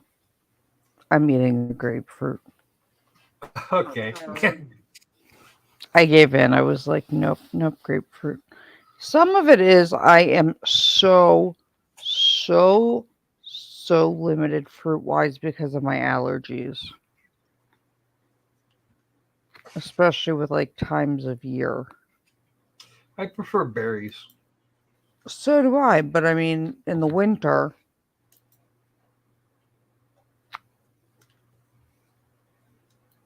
All rise for the jury, please. This guy. Oh, peoples. What, Cam? What's my baby Apple doing? Bye, Opal. She's sleeping. She's being good. She's sleeping. How about I can wake her morning? up. I can wake her up. Don't. No, it's good. Let her sleep. Thank you. You may all be seated. Court will recall 20 CR 1358, People versus Leticia Stauch. Record should reflect the jury has returned to the courtroom. Good afternoon, ladies and gentlemen. Before we call our next witness, I want to talk to you a little bit about a change that I need to make Uh-oh. in the back hallway. When we started this Uh-oh. case, we started around spring break. So there was not all that much activity in the courthouse. I know that because sometimes I would get here. Mine was the only car in the garage. But now that people are coming back, it's really, really common for lots of trials to get stacked up right after spring break. I am one of 6 district court divisions on this floor. Right now, everyone on this floor is in trial in one matter or another. Everyone on this floor also has a docket during one week of the day or one day of the week as well. So that creates a huge amount of traffic in the back hallway. Typically, when we have a jury trial, we're only using one jury room. I knew that I was going to have more than just the 12 presumptive jurors. I also knew that this case was going to take longer than 1 or 2 weeks. So when we do that, we use 2 rooms. So number one, we're not packing you in like sardines in the jury room, and you have some ability to have some comfort. But with that comes some restrictions.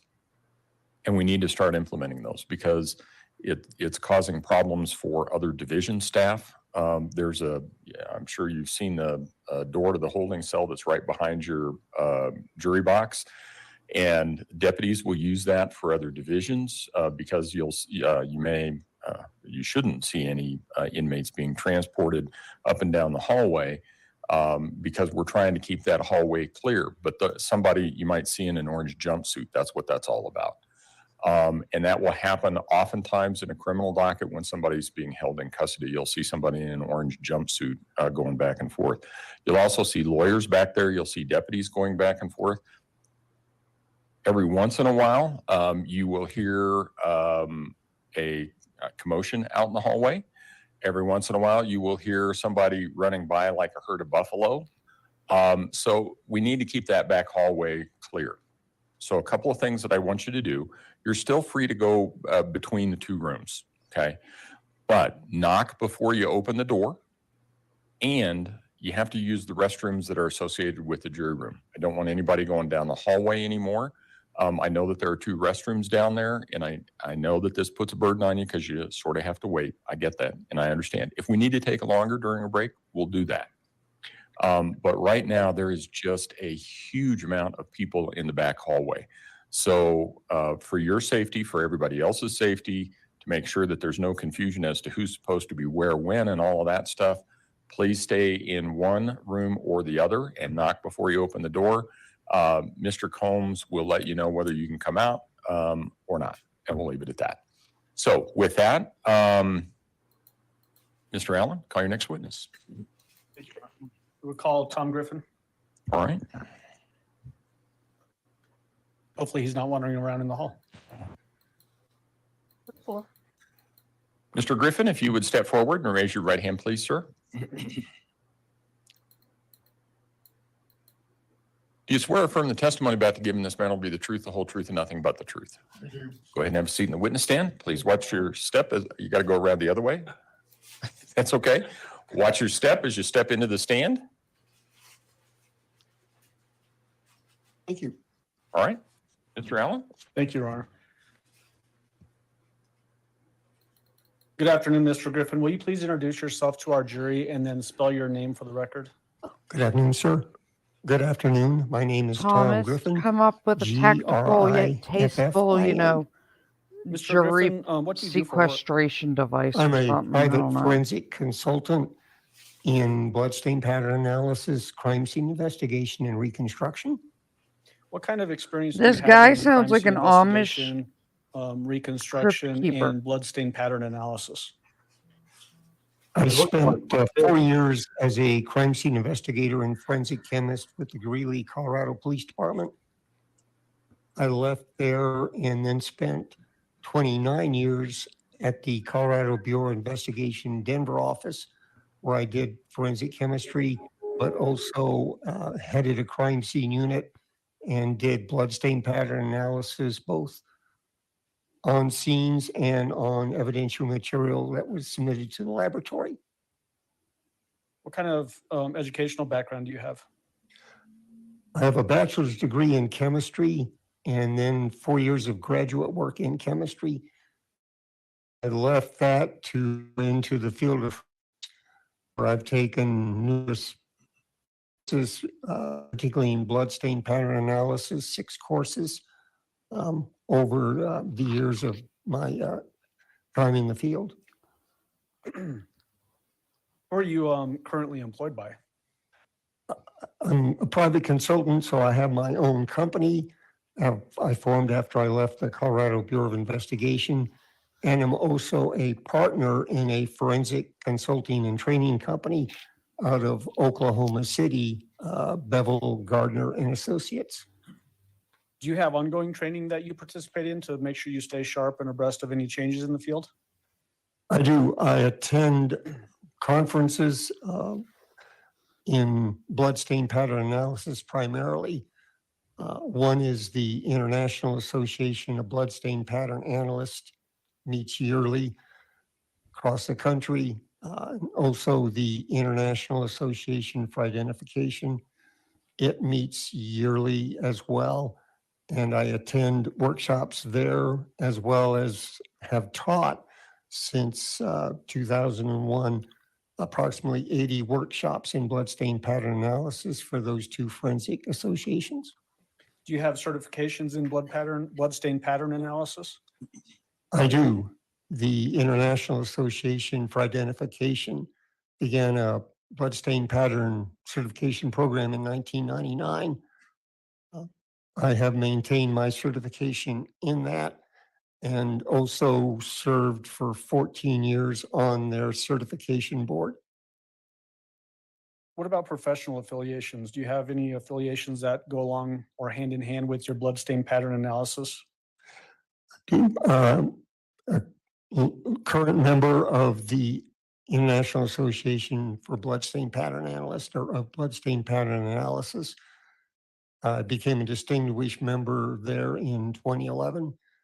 And I'm also a lifetime member, meaning I've been in the organization more than 25 years, for the International Association for Identification, where I became a distinguished member there in 2016, and have also been involved in a Colorado-based group, the Rocky Mountain Association of Bloodstain Pattern Analysts, since its finding or forming in 1983. Have you received awards in this field? Yes, I have. Go ahead and tell the jury. The International Association for Bloodstain Pattern Analysis distinguished member was voted upon by the membership. It's not earned in that sense by applying for it. It's awarded by the membership. And I've also, for my distinguished membership in the International Association for Identification, I had to show evidence of participation in workshops, publication of articles in literature, and training as well. So you alluded to my next question, which is, have you produced publications regarding bloodstain pattern analysis and crime scene reconstruction? I have primarily 2, both in bloodstain pattern analysis. When were those publications done? The primary one was, I believe, in 2010, excuse me. An article I co-authored on the foundations of bloodstain pattern analysis for the Journal of Forensic Identification. And then in the mid-1980s, I co-authored an article in the International Association of Bloodstain Pattern Analysts newsletter. Okay. Have you testified as an expert witness in bloodstain pattern analysis and crime scene reconstruction? Yes, sir. How many times? Just over 50 times now in that field. What jurisdictions? Mostly Colorado, 5 other states since I went as a private consultant, and a few times in federal court in Denver. Who I guess when I say who, I mean, what agencies or parties have retained you to work in bloodstain pattern analysis during your career? When I was with the Greeley Police Department, it was cases that came in to that agency. When I was with the Colorado Bureau of Investigation, there were cases that came in submitted from law enforcement agencies, as well as call outs to scenes at the request of law enforcement agencies. Since that time as a private consultant, I have responded to requests and worked for district attorneys, private attorneys, defense attorneys, and some law enforcement agencies. Okay, I will be back once more. I've got a little bit of work to do here. It would be the agency that hires me. So have you been hired by both prosecution efforts and defense experts? Yes, sir. Okay. And I said experts, I meant defense parties is what I really meant to say. Yes. At this time, Your Honor, I move for qualification of Mr. Griffin as an expert witness in bloodstain pattern analysis and crime scene reconstruction. There you go. The witness will be so qualified. Go ahead. Mr. Griffin, what I'd like to do first, just so that we're all talking the same language, is go over some terminology. So what do you mean when you say the words crime scene reconstruction? Crime scene reconstruction is a specialized field that looks at physical evidence that may include bloodstains, include other forensic fields such as DNA, firearms, shooting reconstruction, medical reports, autopsy reports. And by studying that information, the reconstruction's aim is to determine a best sequence of events and support events happening or not happening, and in response often to particular questions put out by attorneys and investigators. When you're testifying in these types of scenarios and you're asked to do work in a particular type of case, are the parties paying for the type of opinion you render in a particular investigation? No, sir. I only charge for my time, not my opinion in any way. Okay. When we talk about bloodstain pattern analysis, tell the jury what we mean when we use those words.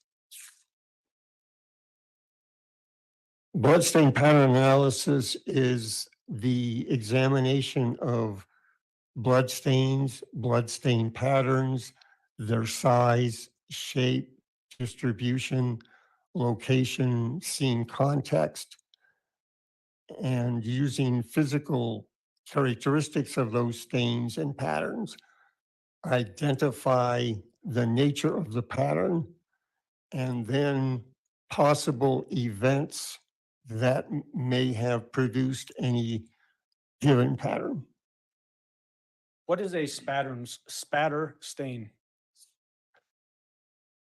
When I use the term spatter stain, I'm referring to any small blood stain, generally circular to elliptical, that was formed as a result, as a result of some motion putting blood into flight.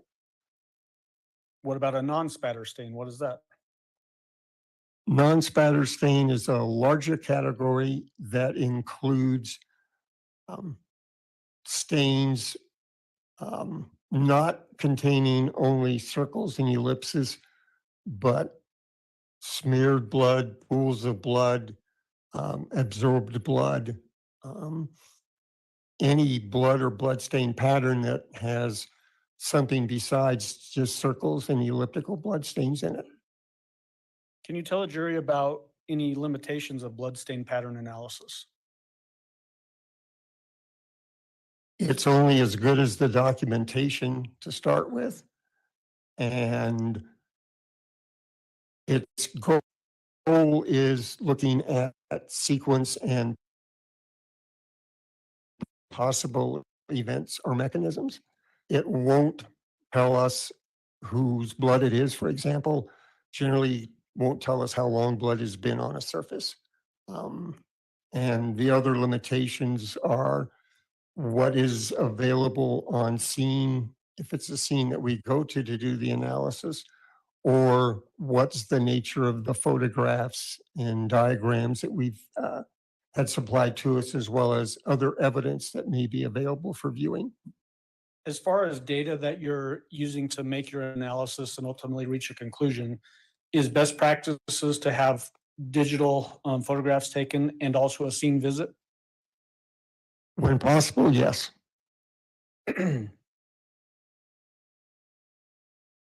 Is it typical for you to, while you're working on a particular case, to even review autopsy reports?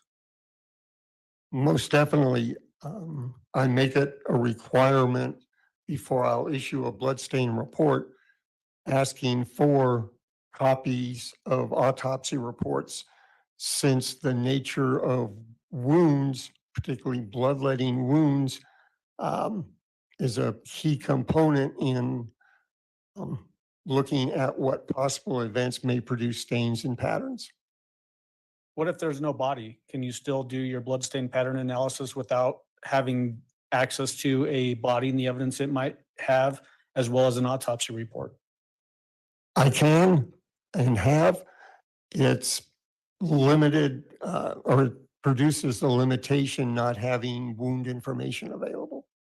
When we're talking about limitations, again, on how effective your work can be in bloodstain pattern analysis, what if a scene has been wiped down or cleaned in some way? Can that cause limitations in what you can decipher from the clues you see on scene?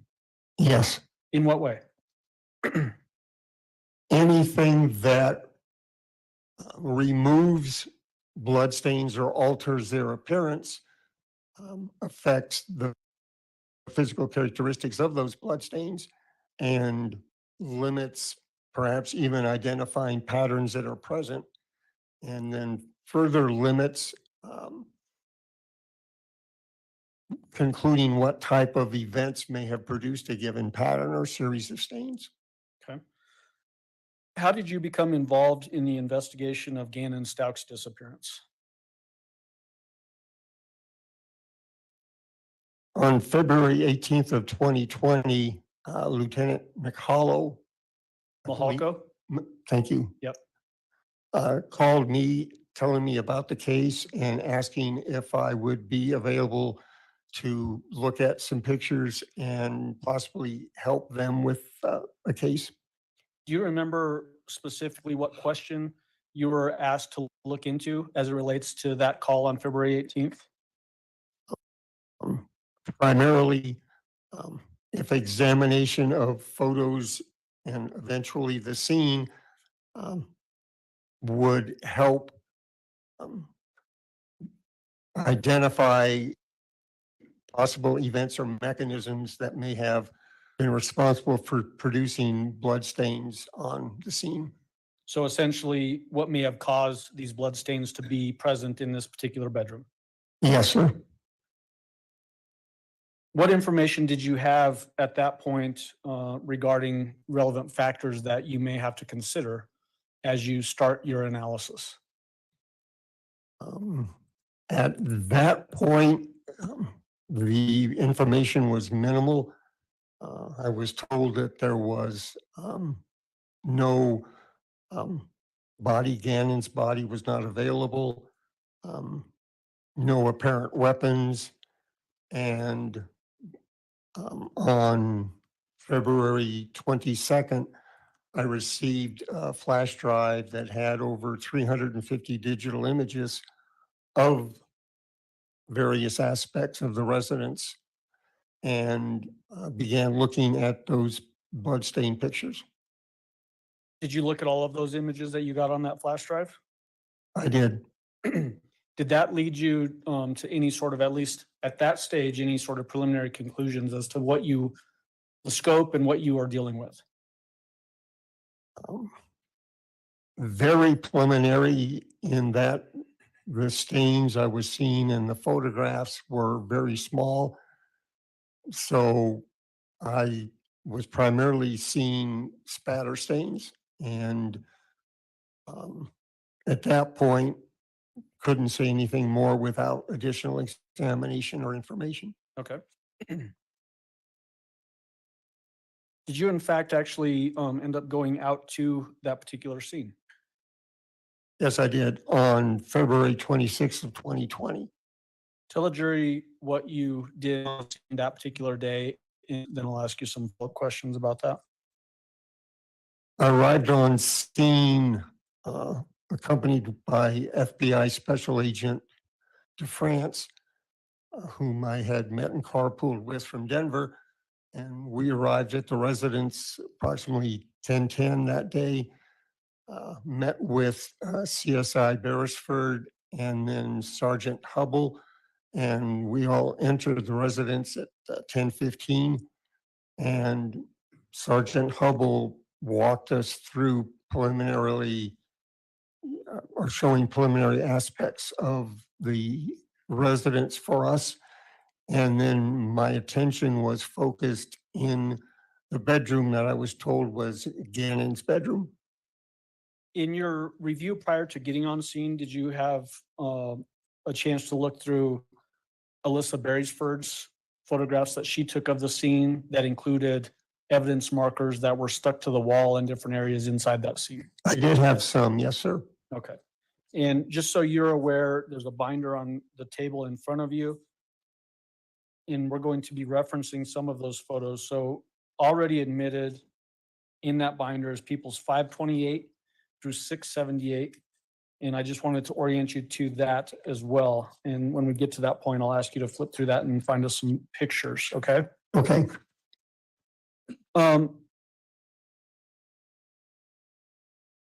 With that pre-existing information in mind, so you've looked at pictures, including Beresford's evidence photos with the markers on them. What are you thinking as you go through the scene on February 26th? What's going through your mind? Primarily to make sure I stay objective in my approach and scientific. So I looked at the stains there on primarily south and east walls of the bedroom, along the baseboards too. Compared what I was seeing in person with images supplied by CSI Beresford. I didn't do any type of magnification of the images. The images on the wall, excuse me, not the images, the stains on the wall were all 1 millimeter or less in size. And for reference, since the US doesn't do metric very well, the edge of a US dime is approximately 1 millimeter thick. So the stains I was looking at were as narrow or narrower than the edge of a dime, and knew that I would have the photos that I could enlarge for subsequent examination if that became necessary. Okay. Were you aware that prior to you getting on scene that there was a bed in that southeast corner of that particular bedroom, Gannon's bedroom?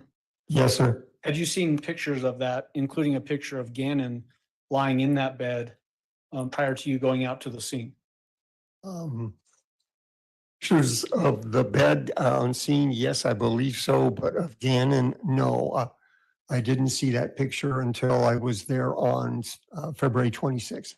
Okay, so you saw the picture of Gannon in bed on February 26th? Yes, sir. Okay. So did that help you as you're looking at the scene and doing your analysis to know, I guess, height of that bed and that sort of thing? Primarily just the general position or location in the room of the bed. Okay. I guess what I'm asking is, were there blood stains on the walls that were both above and below the height of that bed? Yes, sir, there were. Was that to some degree helpful for you in doing your analysis of this case?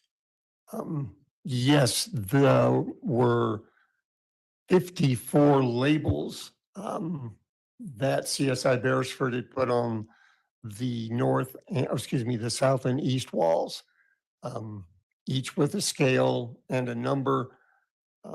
And in looking at all of those and comparing to the photos that I had, could see that there were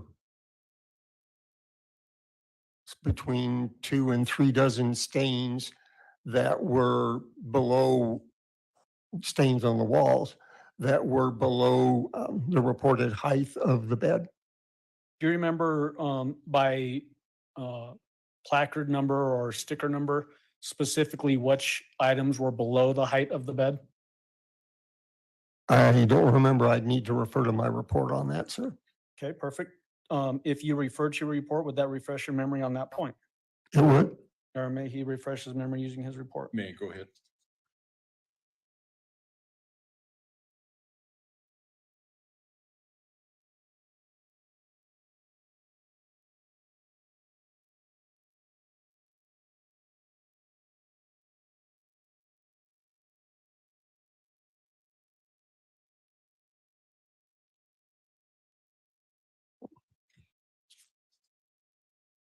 Your Honor, may I read the label numbers from my report?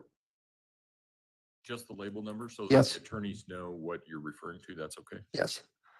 Thank you. On the east wall, A1, A2, stains A9 through A21, A24 through A27, A30, and B5.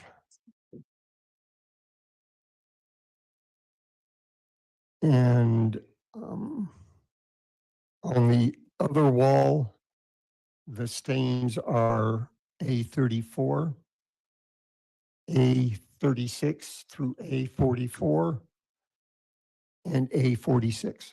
Okay. And what I want to do is just so that we can have the jury following along with us is using that binder, can you find the exhibit that you think would be best to give us an overall view of those walls and then have you point some of those things out for us?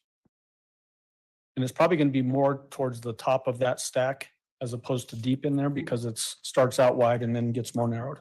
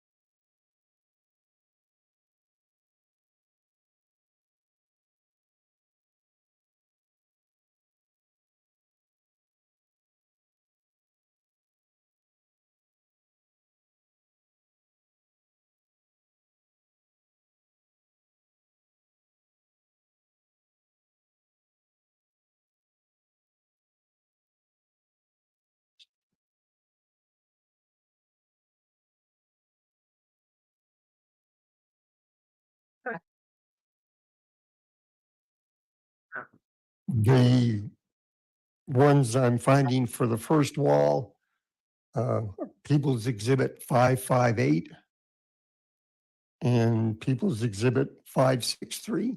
Okay. So we're going to project People's Exhibit 558, which was previously admitted under Crime Scene Investigator Alyssa Beresford on the screen behind you. I'm going to leave it to your preference, whether it's easier for you to describe by looking at the photo in front of you and just talking about it, Or if you want to stand up and point to things on the screen, you can do that as well. There should be a pointer in the witness stand. And so actually, let's go to 540 first to get a better overall view so we can then drill into where we are here.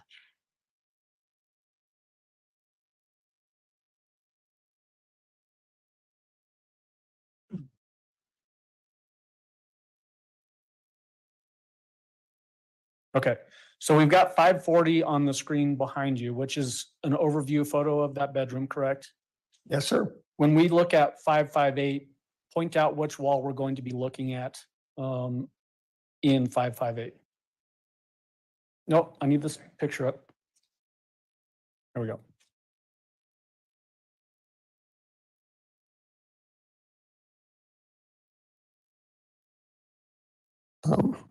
People's Exhibit 558 is primarily going from the upper right-hand corner down the wall and extending over to just at the electrical outlet. I'm going to compliment you. You've got longer arms than most of the witnesses that have been here during this trial. You can feel free if it's easier instead of stretching to stand up and point. Okay. Your preference. Okay, so now let's jump into 558.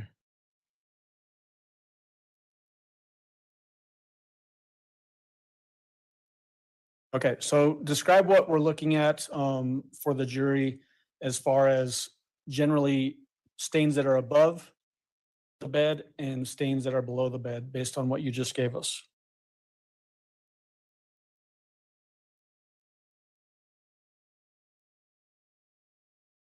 I may refer to my list again. So let me ask you this question. What you're asking to refer to, is that your report that you generated based on your analysis in this case? Yes, sir. Is it an expert report? Yes, sir. What things do you rely upon to create your expert report? Information that I receive, photographs I receive, documents such as autopsy reports, lab reports. When I do an on-scene analysis, I have that information I bring into play. And I then examine, analyze the blood stains, look to characterize them, and ultimately issue a written report on my findings. Okay. And as an expert in this field, is it common for you to rely on all of those things and your expert report as you're talking about what you find and your ultimate conclusions? Yes, sir, particularly if I'm dealing with particular stains or groups of stains. Is the information that you relied upon in this case, including all of these stickers that are all over the walls in Gannon's room signifying blood spatter, is that a fairly voluminous amount of information? Yes, we're talking 54 stains on 2 walls. And how many pictures would you guess were used by you to make an examination of these walls?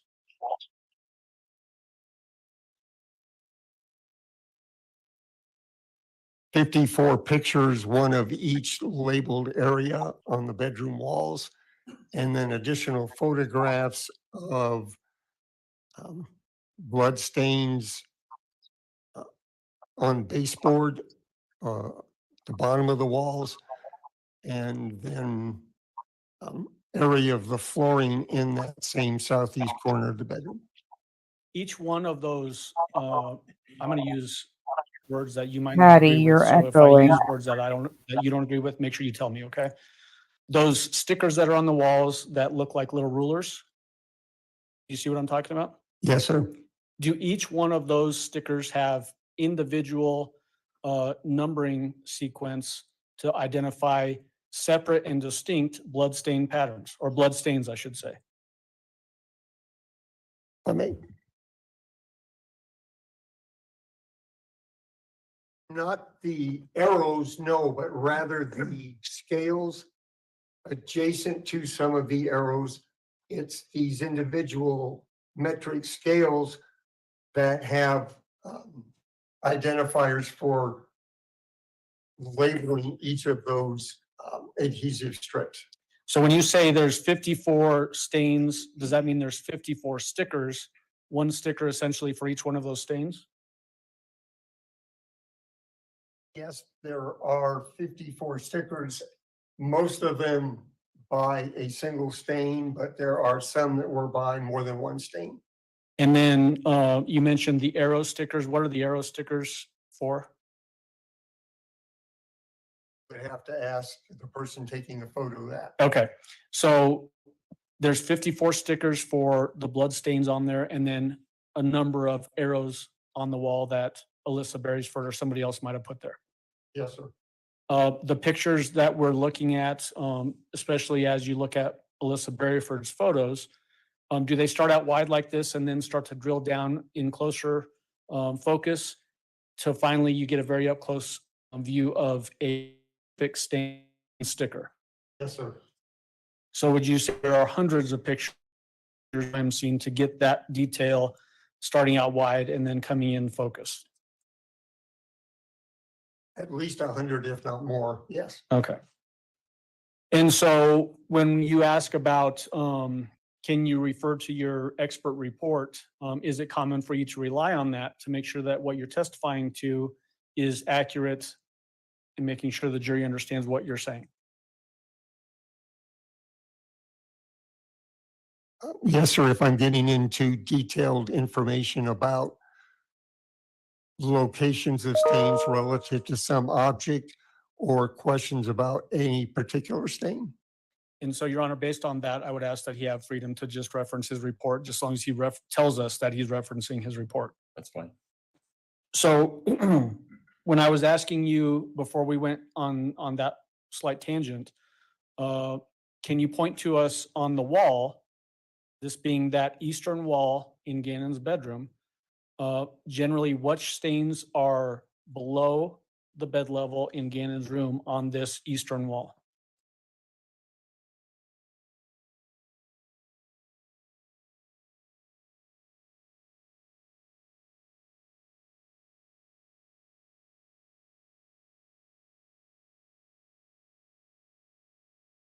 I'll need to compare the photos since reading the labels, stain numbers aren't very visible. That's fine. Just make sure you tell us which exhibit you're looking at so that I can put that particular photo up and our record is clear.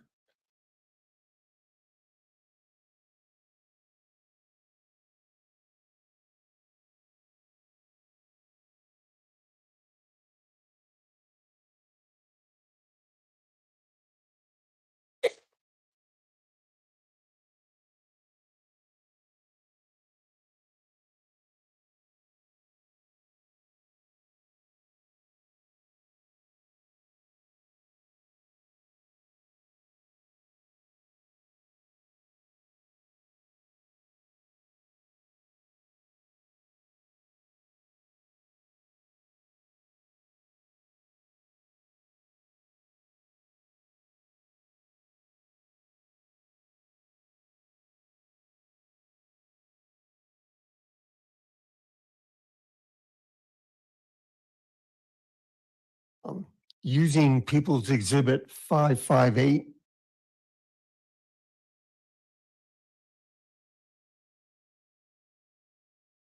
We're talking,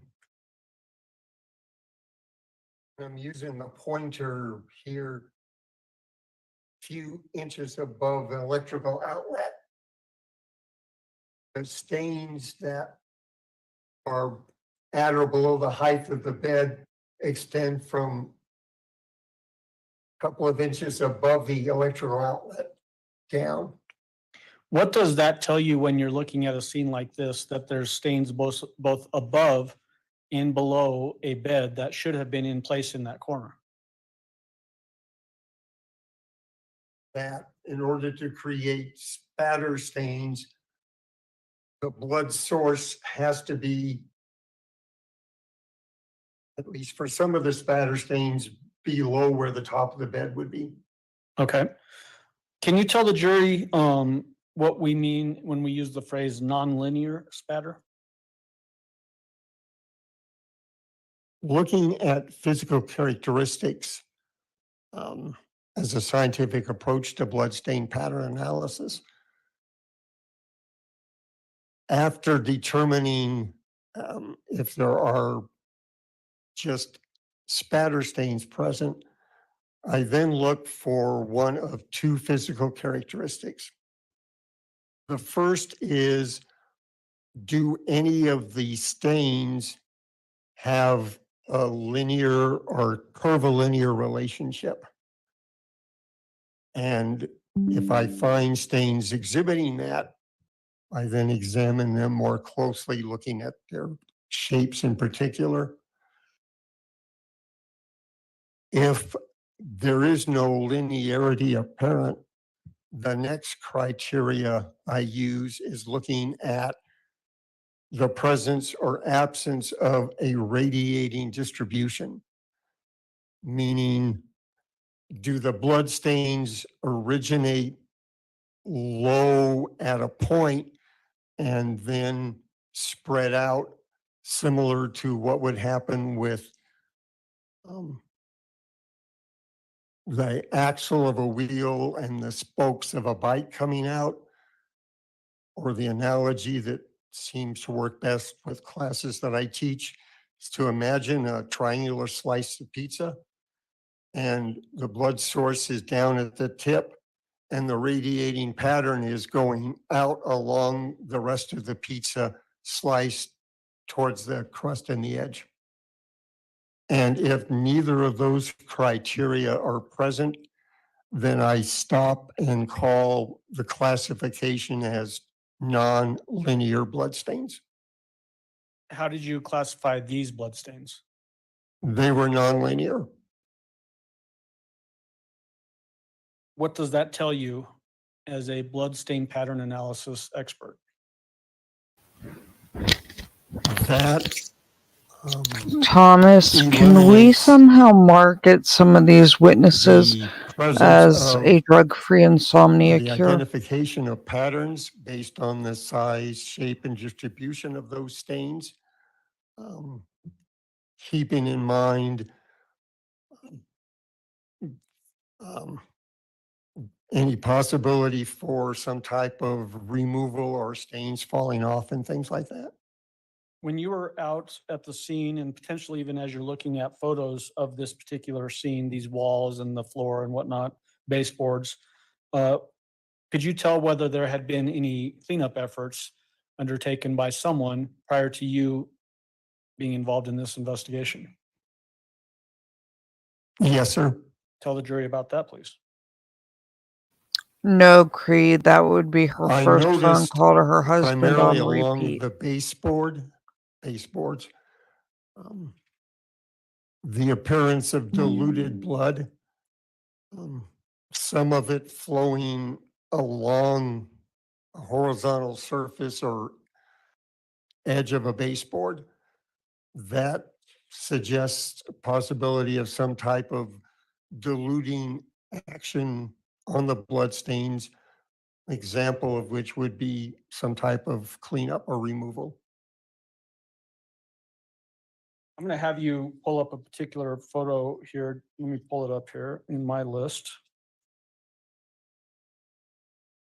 If you flip in that binder that's in front of you to 647 and then beyond that, those should be pictures of the baseboard that were admitted under CSI Alyssa Beresford.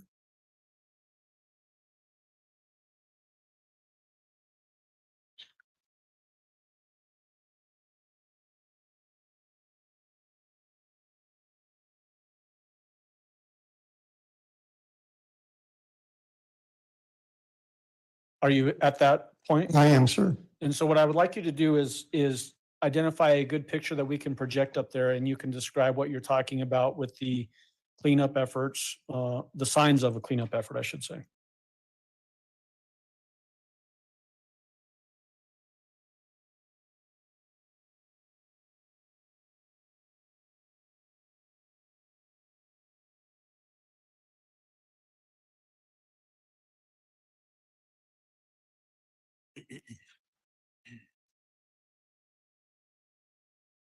I'm sure there's nothing more fun than flipping through a binder with about 50 sets of eyes on you.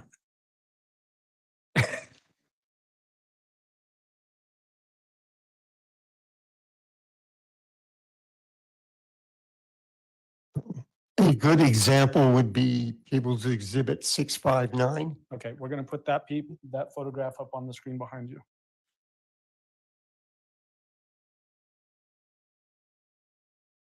I think you have to turn the lid on that thing, otherwise it, And be or maybe careful not. when you open it because it comes out fast.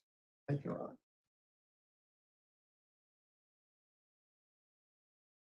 While testifying, we like to give you dexterity tests as well.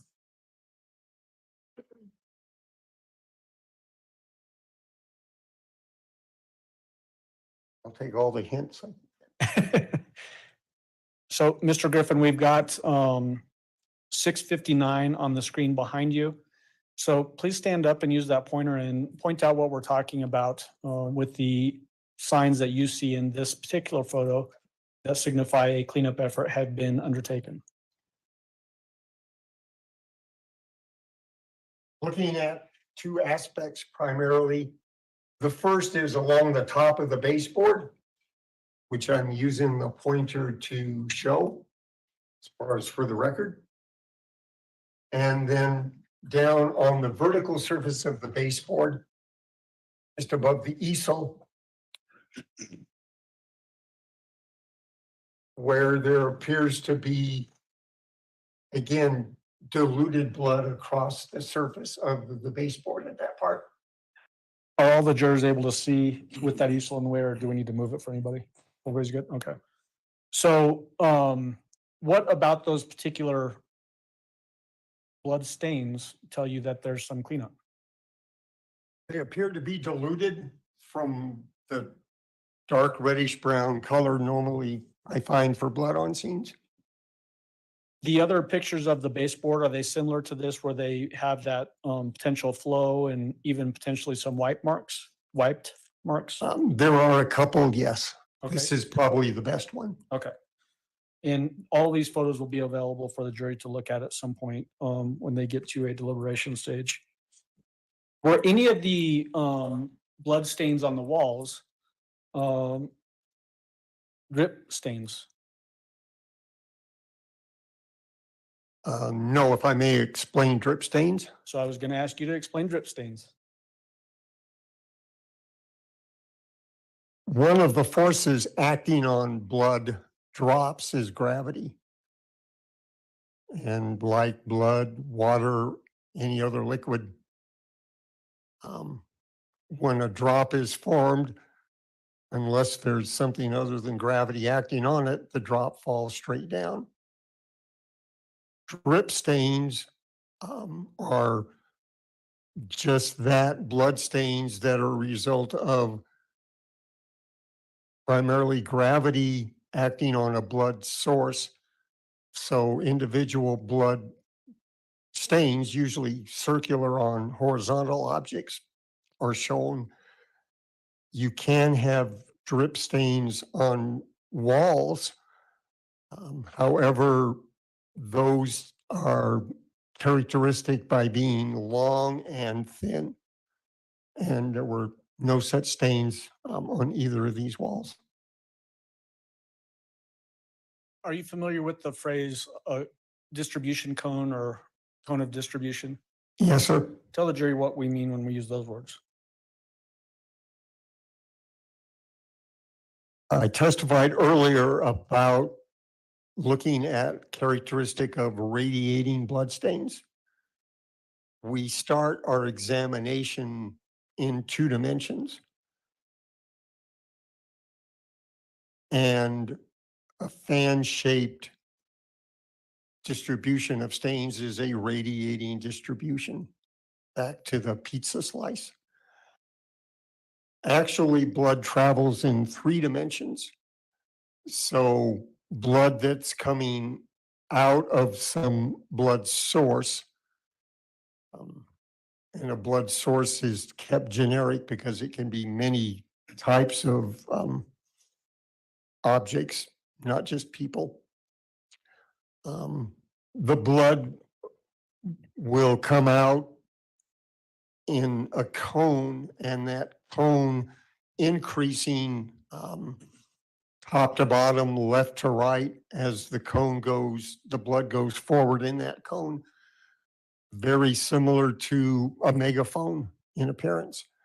And Hello, lovely we Lady refer to Sky. that three-dimensional distribution as a dispersion cone. Can there be voids in a dispersion cone? Among other places, yes, sir. What is a void? A void is an absence of blood in an otherwise continuous blood-stain pattern, which is a little subjective in determining the presence of a void, since an absence of blood may due simply to the fact there was no blood put on that given area. What we look for to strengthen the presence of voids is obvious break in a pattern. Best to be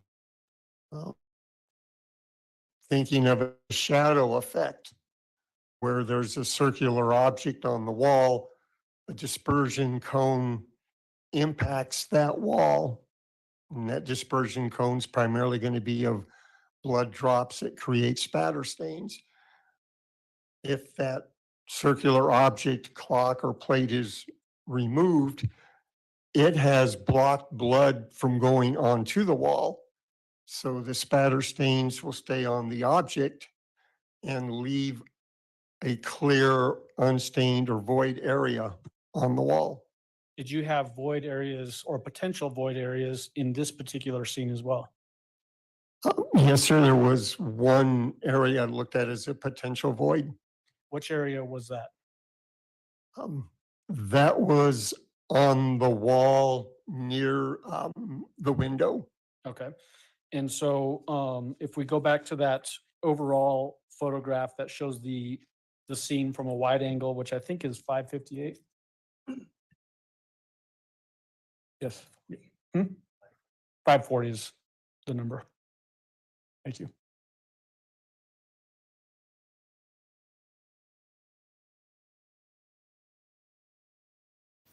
Hi, Nancy. Welcome back. So we're looking now at 540 displayed on the screen behind you and on the screen to my left. Which wall are you talking about has a potential void?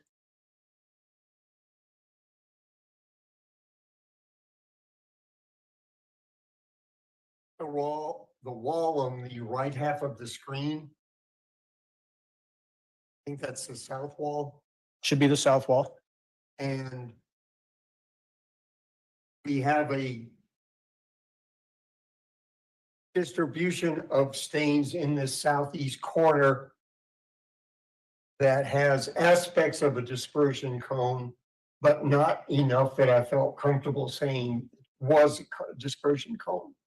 It's a distribution of stains that decrease as we go up from the floor along the wall. And just above the letter B as in boy on this baseboard, very near the vertical scale that runs along the window that I'm pointing out with the pointer, there is an open area between, I believe it was labels B40 and B46. That shows an absence of blood. You mentioned that when we first started talking about voids, that it could be that just no blood went to that area. Yes, sir.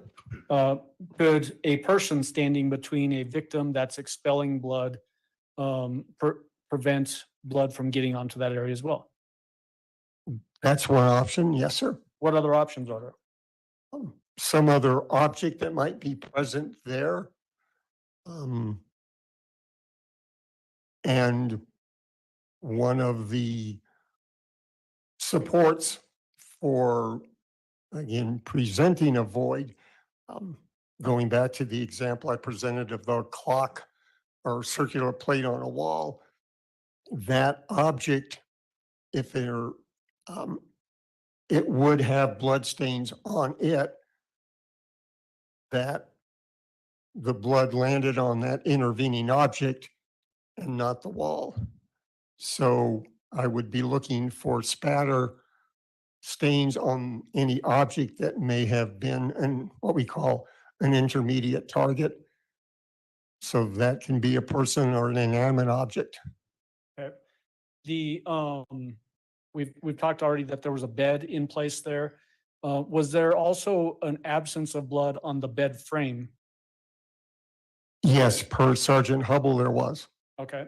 Is that something you would rely on to make your analysis of this particular scene? Yes, sir. That. Yay, Anubis, we can use you as a my testimony on the examination box. scene, I looked at the ceiling in the southeast corner. I did my own 3 out of 4 layers. examination of Members the, recommend it. south and east walls with the idea second set of eyes never hurts.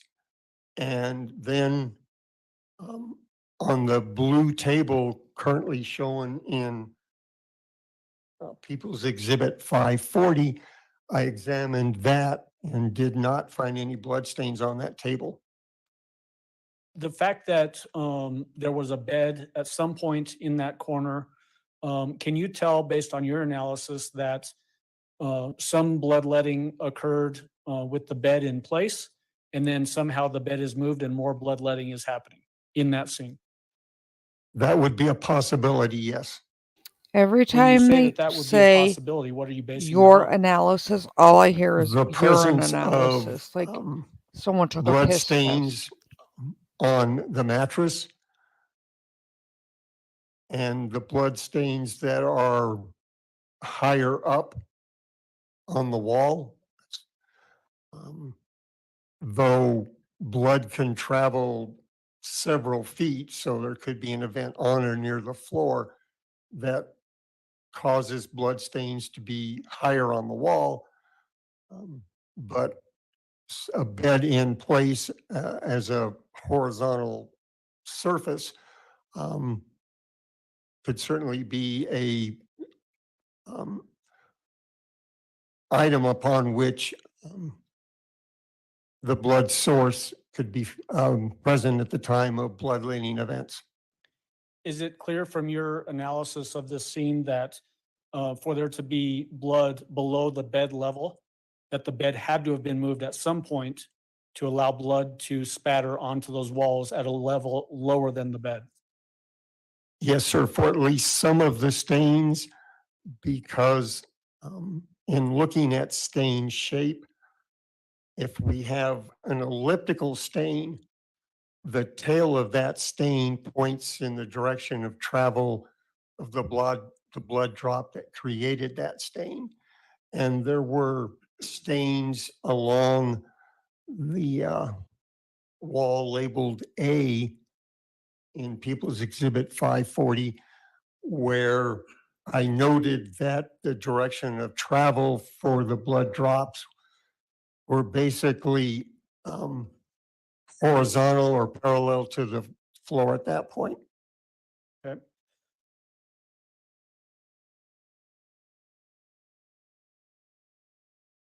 You mentioned earlier it's common for you to reference autopsy reports in your analysis and before you finalize your conclusions. Is it also common for you to reference lab reports? Most definitely. What would you be gathering from lab reports? First, for bloodstain pattern analysis, I would be looking for DNA results. And then also results from DNA analysis on objects, including possible weapons, firearms, if they're involved in the case. So several disciplines other than just DNA for items that may have bloodstains on them. Were you aware that blood stains were swabbed in this room and submitted to the lab? based on your analysis and the work you did. Yes, sir. Did you learn whose blood was on the walls? On the outlet and yes, sir, on the outlet primarily. Okay, and whose blood was it? Um, I'm just asking you whose blood was it? it was Gannon's. Okay, and I think, were you just going to point out the outlet? Yes, sir. Okay, go ahead and point that out.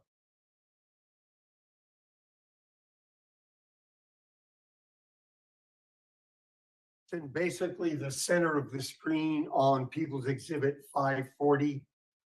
There's an electrical outlet near the southeast corner. The plate of the outlet is missing.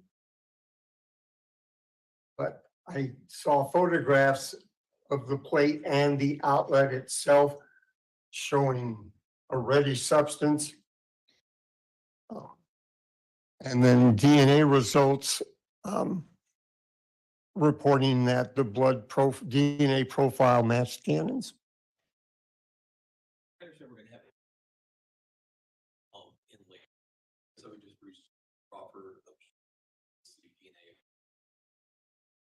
That's fair, Judge, and we are going to have that at some point. We're just not there yet. So, Mr. Griffin, in your training and experience in this field, do you submit swabs from every single blood stain from a scene like this to have that DNA analysis done?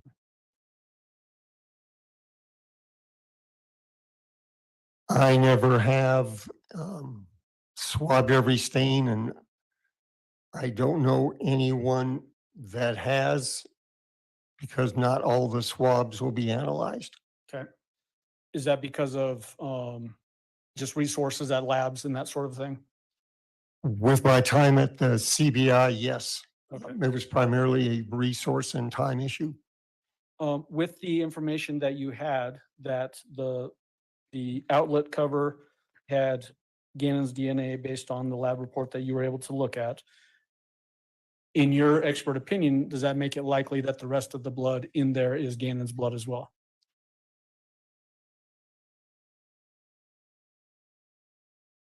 I don't know that I would use the word likely, but what word would you use? To me, the presence of a blood at that point and the stains in the area, I would expect Gannon's blood to be present elsewhere on that wall. Okay. The blood staining that we see indicated in People's Exhibit 540 on that south wall on the right side, east wall on the left side of that corner, and then that pool of blood on the center of the floor there, not the center of the floor, but in that corner of that floor there. Is that significant to you as to the amount of blood that was expelled during whatever event expelled that blood? Yes, sir. What does that tell you?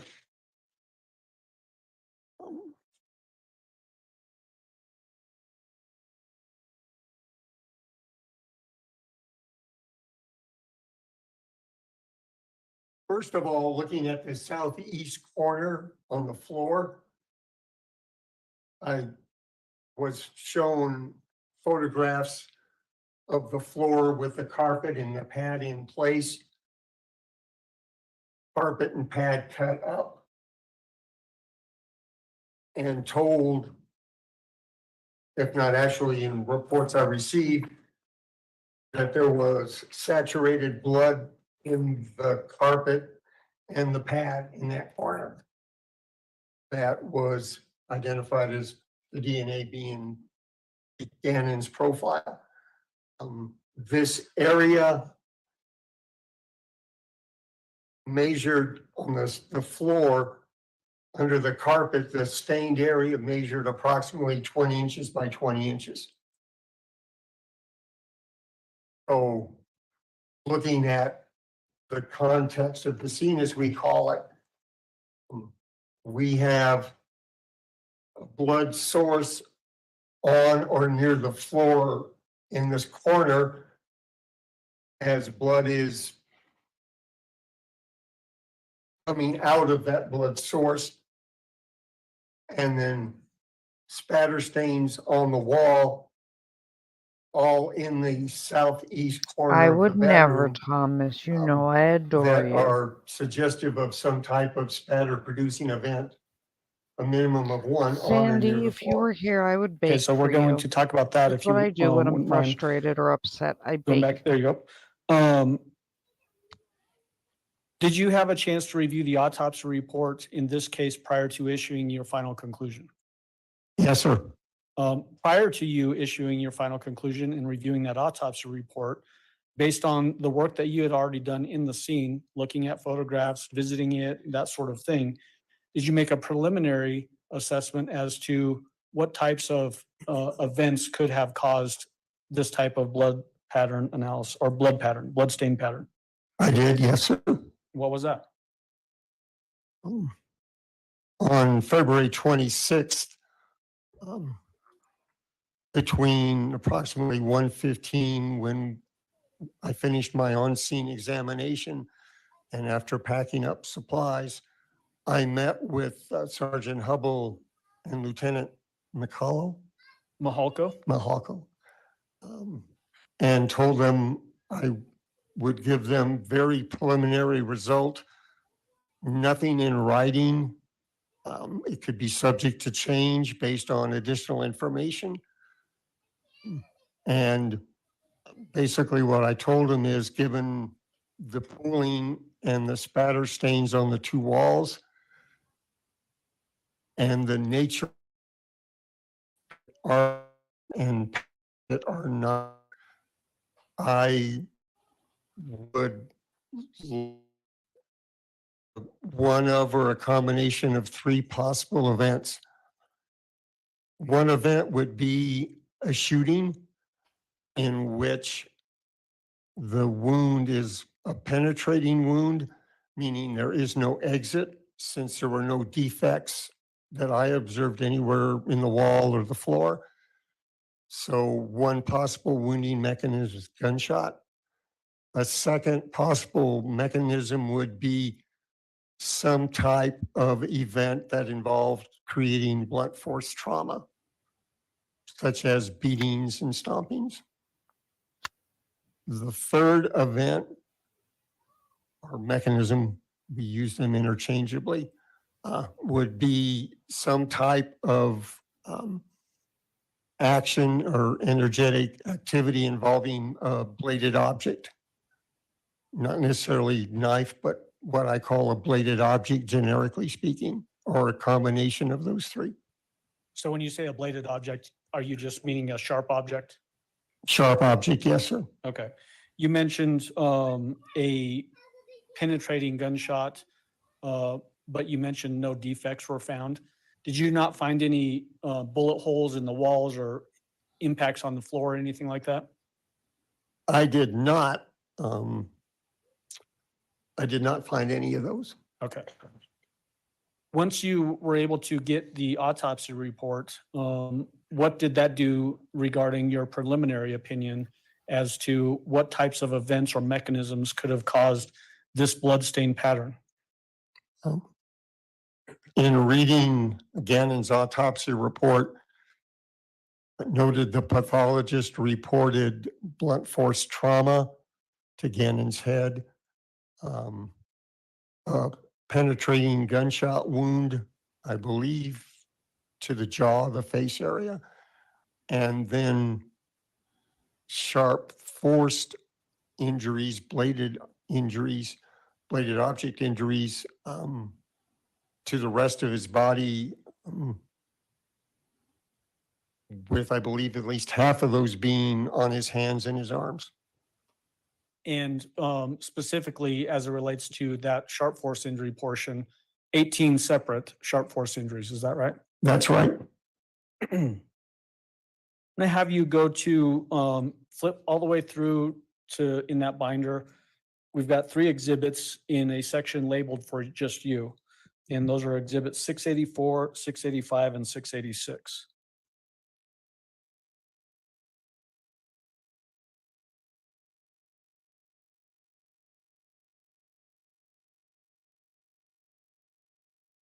Pardon me? Yep.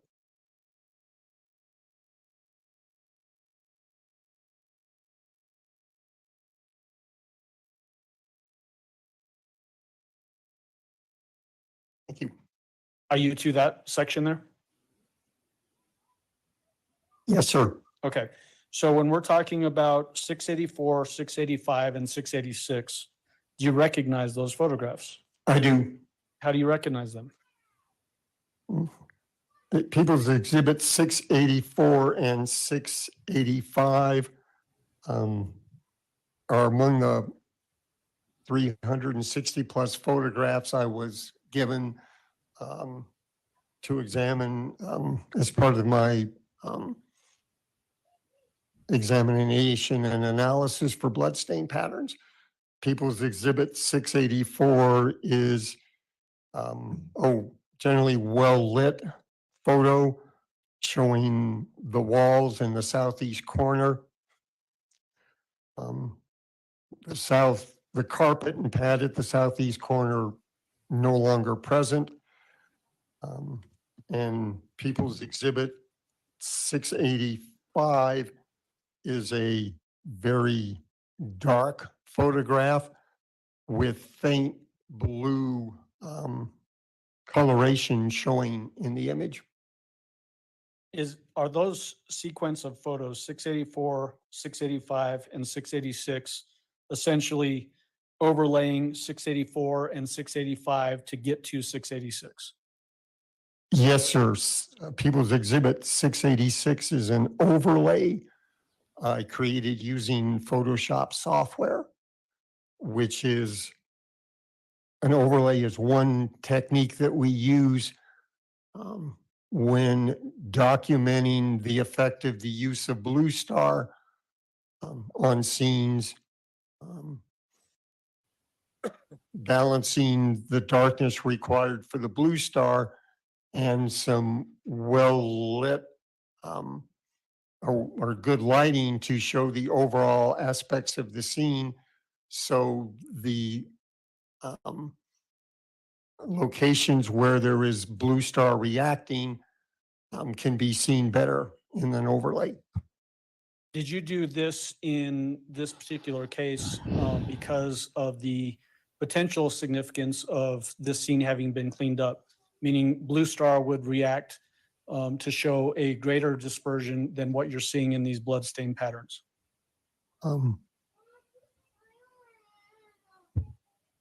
Actually, my reason for doing it was simply to see what could be shown with the overlay of the two photos, regardless of any type of blood removal activity.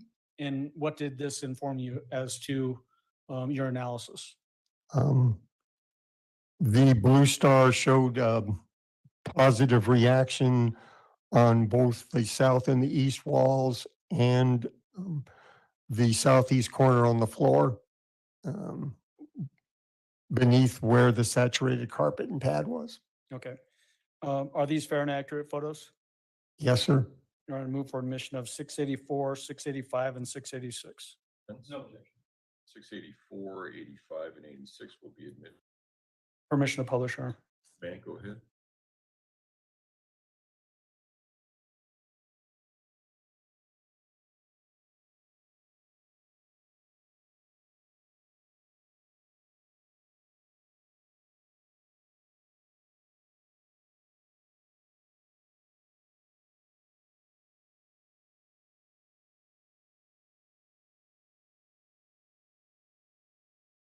Okay, so we've got 684 on the screen there.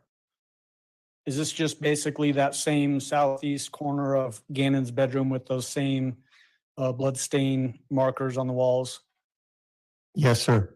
And then if we move on to 685. What is 685? That is the photo taken in darkness after the application of the Blue Star. Is this photo, as we're projecting it on the screen, is it brighter than what's actually printed out in people's 685 in that binder in front of you? Yes, very much so. What does this tell us when we see this sort of, I mean, to me, it looks like a constellation in the night sky or something. What does this tell us? Blue Star is a chemical that's used as a searching tool for diluted blood. And it is a presumptive indicator of blood. Blue Star will react with non-blood, but it's designed to go react primarily or to react and show the presence of diluted blood. So let me ask you a question, just to clarify really where I want to go with this, and that is, this looks like more than 54 marker potentials. Why are we seeing more in this than we see when we look at the overall normally lit photographs with the markers stuck to the wall?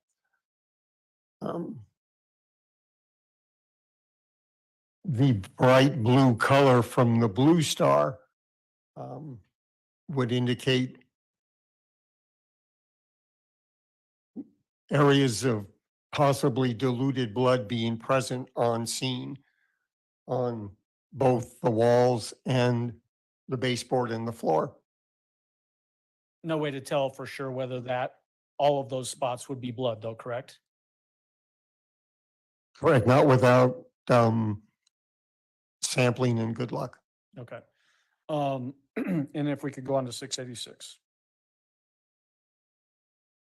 Is this the overlay of 684 and 685? Yes, sir. Again, is this brighter than what's printed out in People's 686 in the binder in front of you? Yes, sir. Why do we not see, I'm looking at the floor with that bigger blood stain on the concrete there. Why is that part not blue, even though that's blood?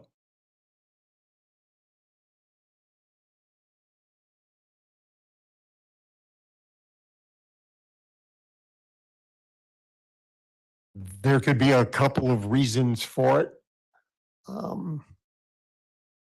One is the amount of blood might be so minimal that the Blue Star has no reaction with it, and therefore no reaction as shown in the other areas. Could also be due to the spraying of the luminol, the Blue Star, and areas that might receive more of the Blue Star reagent than other areas. Is luminol and Blue Star essentially the same thing? Yes, sir. Okay. Based on what you're seeing in this particular scene, I'm going to make an assumption in the way I'm asking this question. If that's all a result of what happened to Gannon, based on your reviewing this scene and the autopsy report, is it likely that Gannon would not be up and walking around after suffering this attack?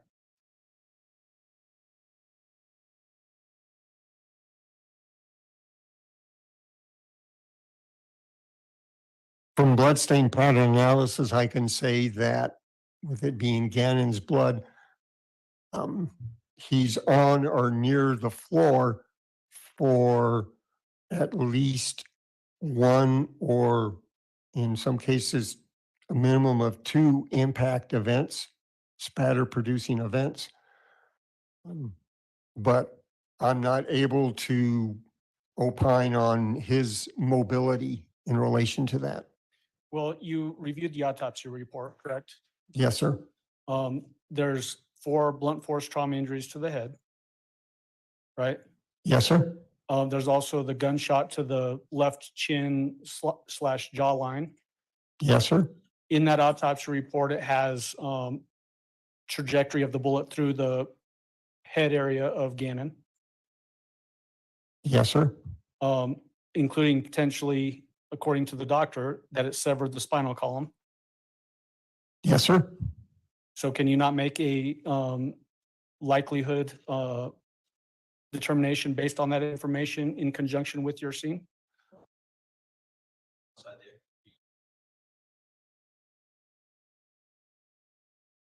Agreed.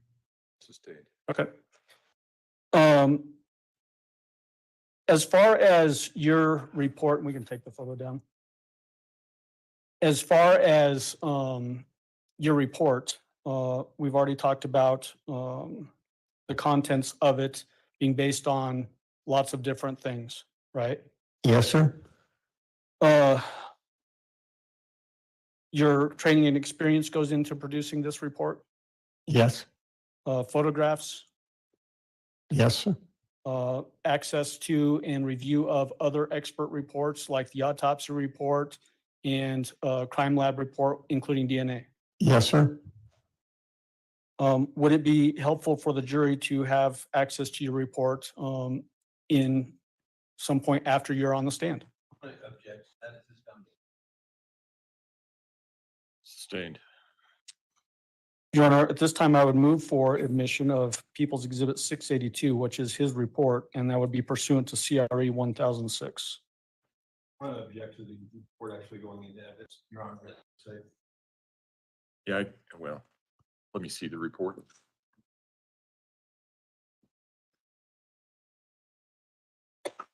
Thank you.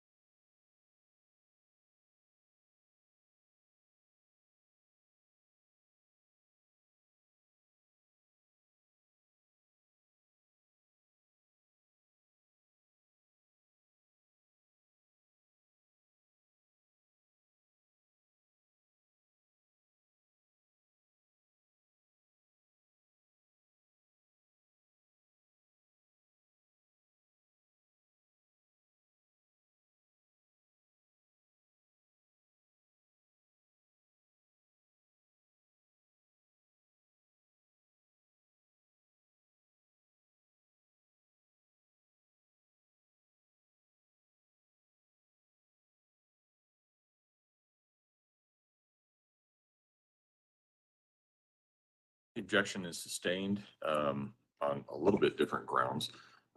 First of all, this is an expert report. To the extent that it requires expertise to understand any of the items that are contained in the report, the jury would not have this expert with them at the time to try and understand what the report meant. So there's not an expert to explain the items in the report that require expertise.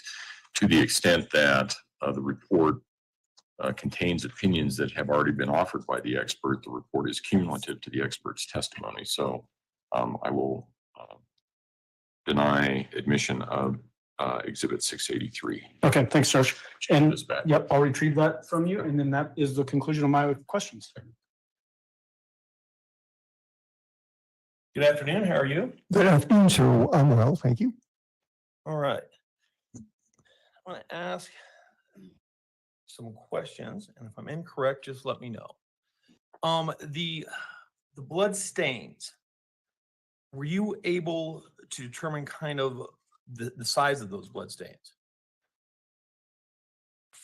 For the ones on the wall, yes, sir, they were 1 millimeter or less in size. And what would that indicate to you? Would that indicate low velocity, medium velocity, or high velocity? We don't use those velocity terms in bloodstain. What the size indicates is a spatter producing event. So that blood is broken up by some type of energetic activity. Can you tell, based upon the size of the stains, what was the event that caused the spatter? And just for example, my understanding is like a gunshot is going to produce smaller spatter than blunt force trauma. And so based upon the size of the blood stains that were on the wall, can you make a determination or an educated guess on the mechanism? No, sir. You're correct in that generally blood patterns produced by gunshot wounds create smaller blood drops and therefore smaller stains than you get with blunt force trauma. But based on the size of the stains, I don't feel that I can eliminate an event. Is that because that it had been there? It appears there had been some effort to clean that, Or is that because of the way that the Blue Star picks it up? Or is there some other type of reason that we're not able to use the size of the blood stains to make a determination of the mechanism? I would say it's a combination of the apparent removal of blood stains, such as by, however you said, washing or cleaning, Okay. and the ability of the Blue Star to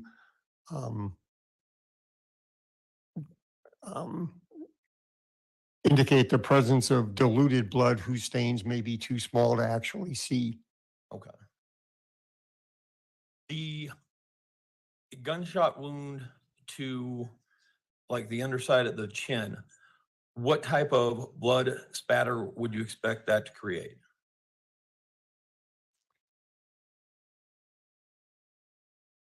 The term that we apply to blood associated with gunshot entrance wounds is called the backspatter. It's blood that has blood droplets that have come back towards the direction of force. So I would be looking for primarily blood stains, 1-2 millimeters in size, maybe less. Okay. Or, I'm trying to think. The gunshot wound, since that was only an entrance wound, would he have had to be facing the wall for any of the blood spatter to come from the gunshot wound? Not necessarily facing the side of his head, could be positioned so a dispersion cone partially goes that way towards the wall. And how close would he have had to been to the wall for the gunshot wound to cause the blood spatter? There's no hard limiting data for that. It's usually looked at as being within 4 to 6 feet. Okay.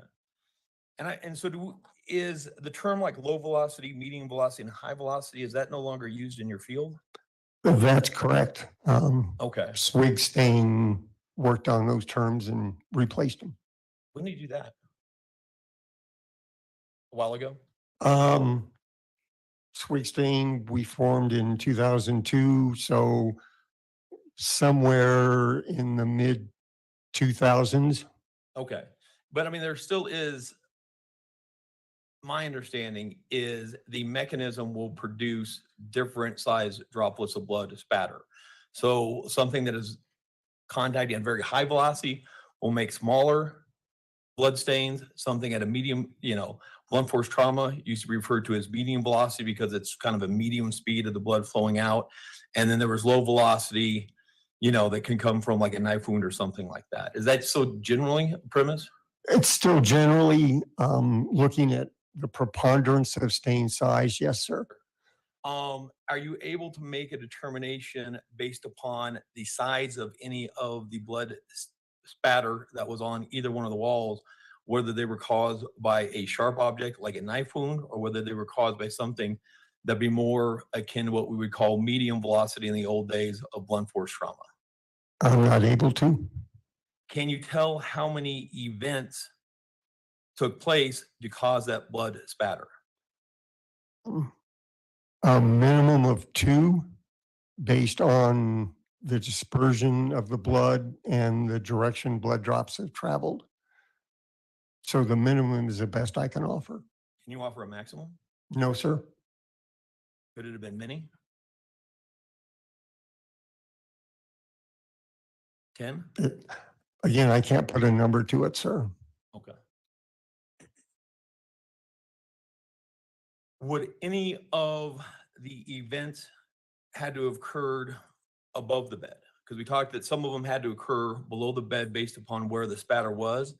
There's anything indicating that any of them would have had to occur above the bed? I think it's possible. Yes, sir. Anything that you saw that would indicate one more than the other? No, sir. Not given the potential for cleanup. You reviewed the autopsy? Excuse me? You reviewed the autopsy in this case? The report, yes, sir. You're aware there were also 2 projectiles, bullet projectiles found in the pellet case? When Gannon was recovered? I'm not remembering it independently, sir. Okay. You didn't see anything in that room that would indicate an object that had been struck by a bullet?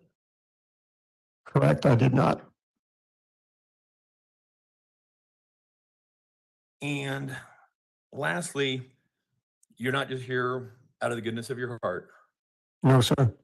You're getting paid by the district attorney's office. Yes, sir. How much are you getting paid?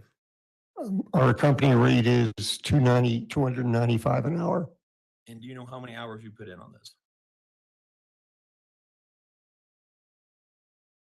I don't remember the billing hours I did for my on-scene analysis and the report.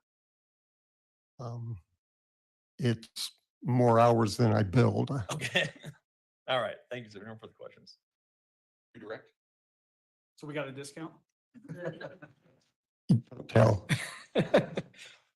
You were asked about different sizes of these, the potential for different sizes by Mr. Tellini.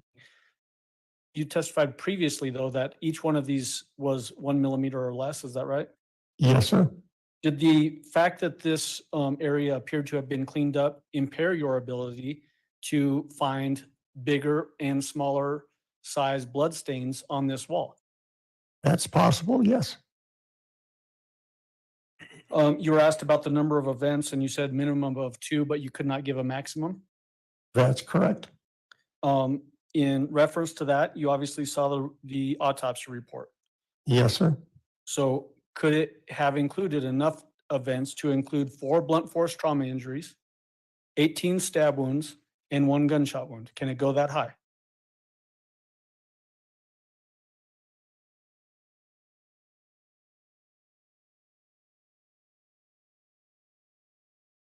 It's possible, factoring in that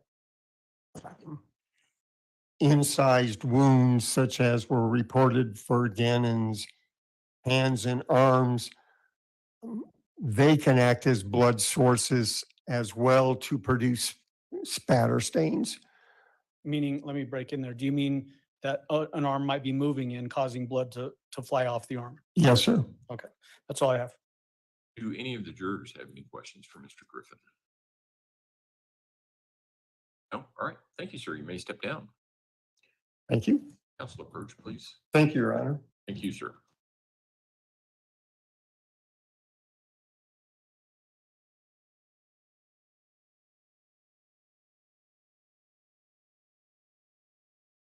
All right, ladies and gentlemen, we will take our afternoon recess. If I can have everyone back in the jury room at, say, 3:25, we should be able to start time at that point.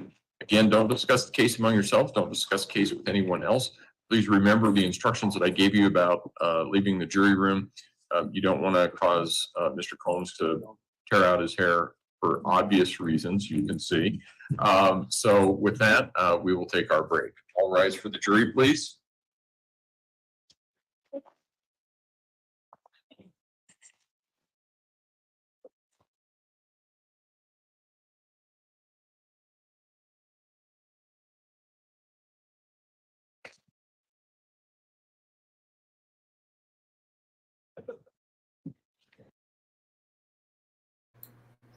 Okay, then.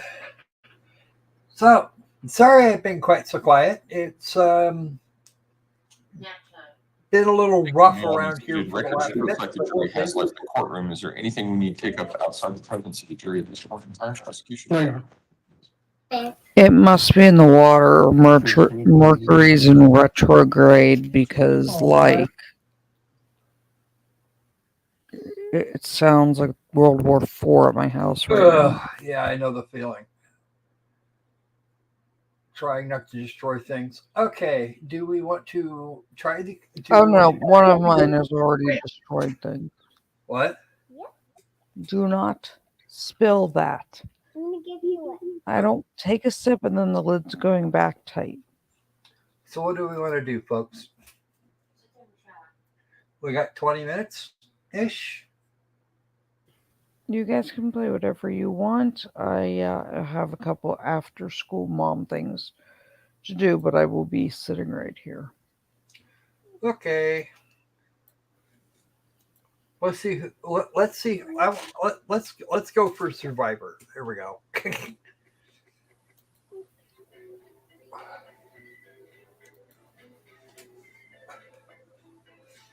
That's a good. Yeah, I had to step away for a little bit. So Sod nothing. You missed nothing. Oh, You missed geriatric rambling. oh dear. Oh, Sod wants Quiplash. We can go back. We can go to Quiplash. That's fine. If anybody else wants to do that.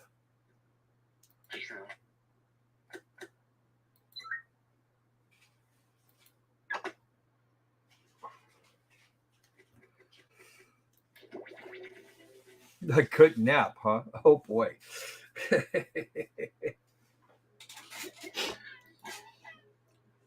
All right, let's go. Give me 2 seconds here and we'll have a room code for you. One of those. Like that. Room code, you got it. GCXU.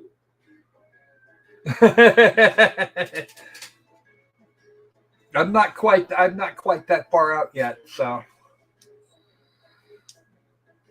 rapidly getting there.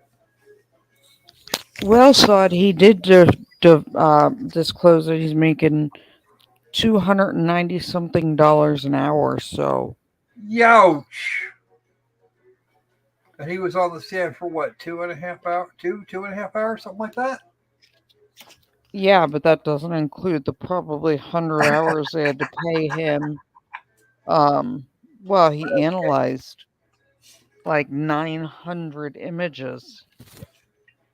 I know how long it takes me. I mean, we've had this discussion. I have my expert witness certification in OSHA, work comp, EHS, fire, EMS kind of thing. Public safety. And I can tell you, knowing what my own rates are and knowing how we bill like attorneys by the 6 minutes. And what he's charging is about what I charge. Well, Gates. Okay. And anybody else? And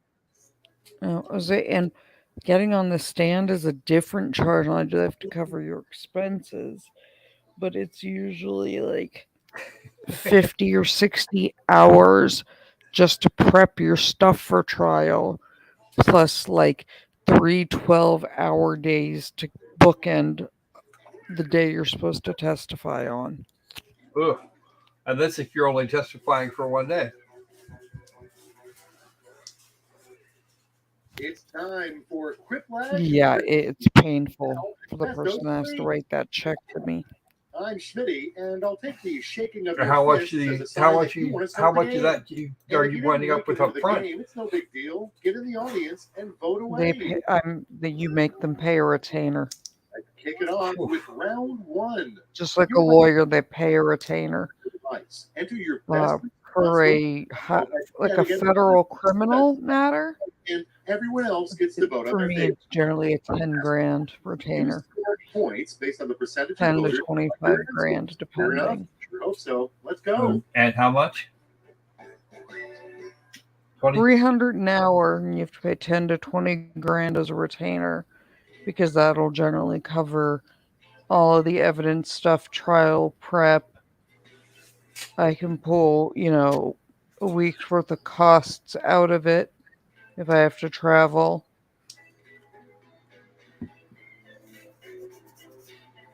So. And a week or two off of whatever it is whatever other thing you're doing. Yeah, we're expensive.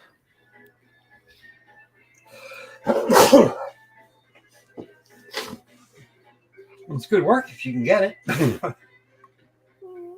Yeah, but other than straight OSHA work, like corporate safety, there's only one person at this point in time, one or two people I would consider working for at this point in time. Uh-oh. No, like if CCW came to me and said, I need, someone to do MSDS and OSHA stuff, I would take something like that at a, normal, reasonable rate kind of thing.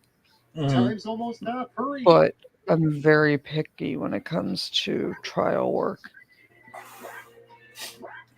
Come on, Because guys. it's all consuming. Uh-oh. It's go time. Oh, right at the buzzer there, McNome. Wow. Let's set it off with the worst restaurant, Blank Hut. Jabba the. Oh. All right, vote. Oh, shots fired. Yikes. This gives us a fairly good idea of what everybody thinks. Wow. Just think like that show Bull where they hire the guy to be a jury trial expert. All they need to do is fight quiplash with people, they'll get an answer. And now pick your favorite. Ooh, bloody Band-Aids would suck.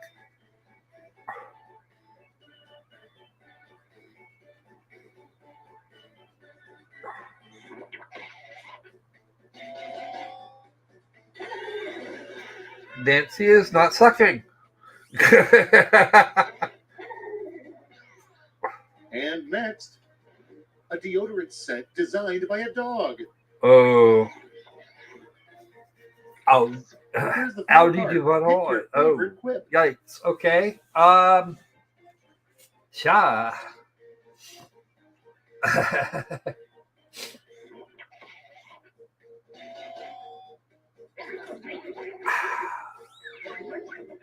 Okay. Next we have, what's the worst sound to hear when shaking a Christmas present? Kicking. Oh. Decisions. Choose your favorite. Squirrel squeaking. Shot fired. Too.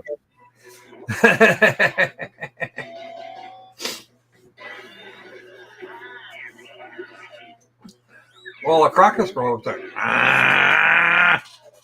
All right, check this out. The rejected last line of the national anthem, or the land of the free and the home of blank. Cowardice. All right, people, it's voting time. Yeah. They're both accurate. Yes. And yeah, the division says as much. Let's see how they handle. Alice in Wonderland is weird, but it makes more sense than Alice in blank. Oh. Now it gets real. There we go. Pick your Speaking of favorite. shots to be fired. Okay. Alice in San Francisco is completely up in the air.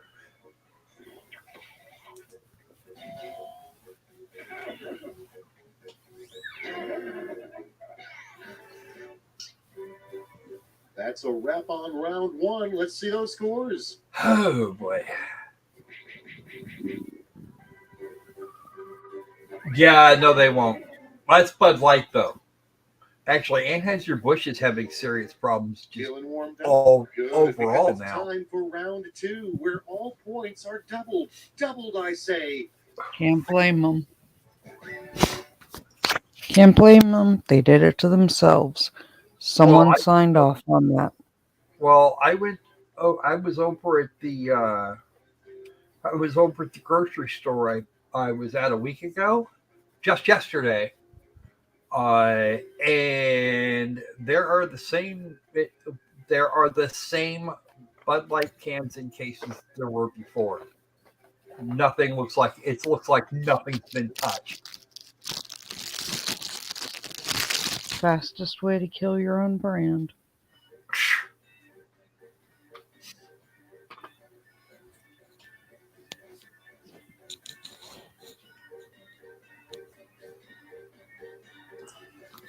They haven't even bothered restocking the little bit that was missing.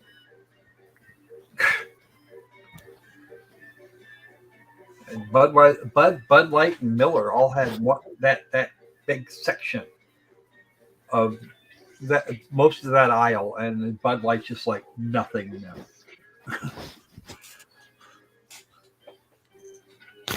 It's a shadow of its former self. 18 seconds. Just a few seconds left. Come on. Come on, side. You can do it. If your main demographic is rednecks, you might want to rethink that. Yeah. There's limited space in the bomb shelter. Like, as a company, just throw your own target demographic out the His own window. nukes. Aww. Let's vote. You see that one? I did. Oh, that's cool. Okay. I can't teach you to Everybody make had- milkshakes. Sorry.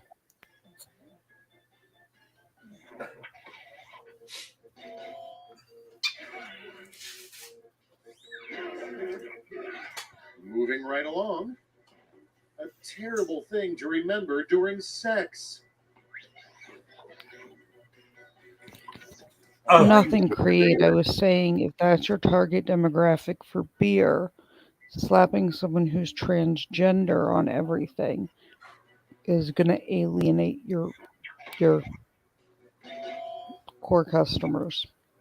Yeah, well, that's Next okay. one up. Nike's In a having fair this. Nike society, Women's is what having should the be same punishment problem right for now. littering? I want to know why you need a sports one you like bra if best. you don't have boobs. They're not comfortable. Well, So if no, you that's have not what I- nothing to support, why are we wearing them? No. That's just it. They had Dylan Mulvaney wearing Nike Women's shit, and the ladies are pissed. My point exactly. She does not need sports bras. They're to support something. Yeah, I know, right? They have nothing to support, so why would you do that? Okay, everybody, pick your favorite quip. Bearing mutts and mouth. Oh, jeez.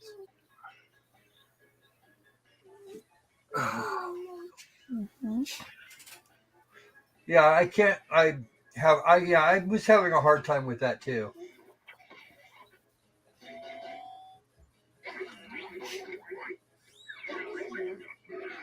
Let's see the next one. It's your big moment on stage. You find your spotlight, face the audience, and blank. Oh, Time to yikes. pick the one you like best. You know, bust out the Dylan Mulvaney jokes. That's what I would do there. And now, in new fairy tales, the handsome prince will be replaced by blank. And now it's time to vote for your favorite. Good.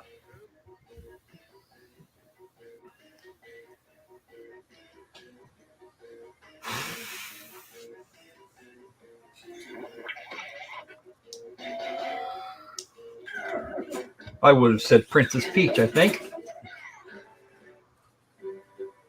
Goodbye, round two, and hello, scores. Or Mario in a dress. Yes, Creed. Yes, Dylan did get a tampon sponsorship. I have no idea why. Two, Riplash. A no-holds-barred whipaganza. I carry them on the ambulance for nosebleeds. Three separate. No, you Well, I can used to. that. Your two looks a little freak, but you'll do great. Yes, Sandy, you heard that correctly. Dylan Mulvaney got a tampon sponsorship, but the first time that critter appeared on a TV was on The Price is Right. The won a thing and then freaked out all over the stage. Drew Carey was like, huh? And I only know that because I saw a clip here recently.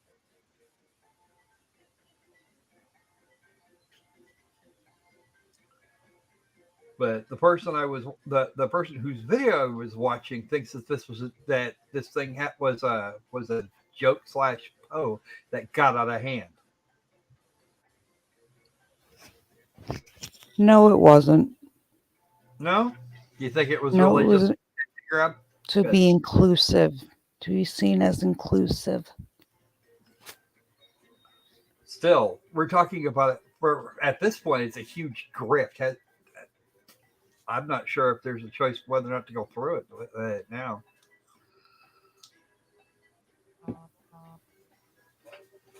Because the world is going to hate old Dylan if Time's running out.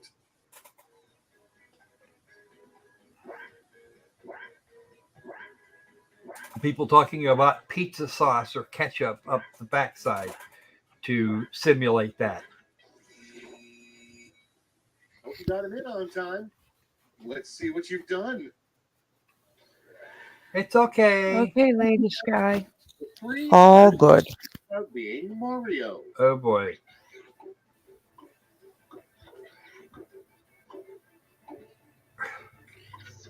Okay, choose your favorite.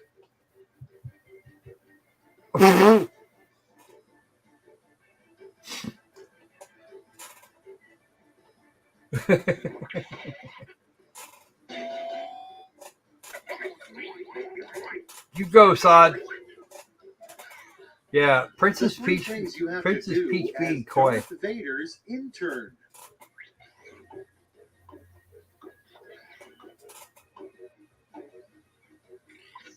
Decisions. Choose your favorite. Oh, jeez. Thomas.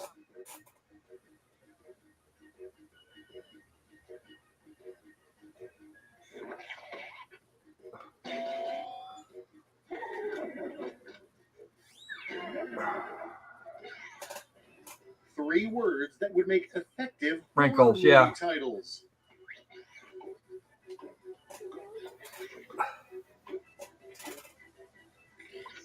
All right, choose your favorite. Really? Court's back. Ooh. We're done, actually. All that's left is the final scores. I guess this is really happening. Let's see the final scores. Their mics are still off, so.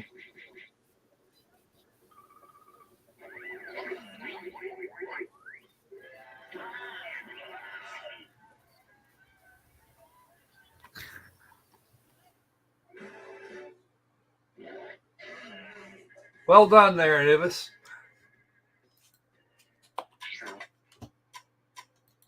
Okay, that's it for right now.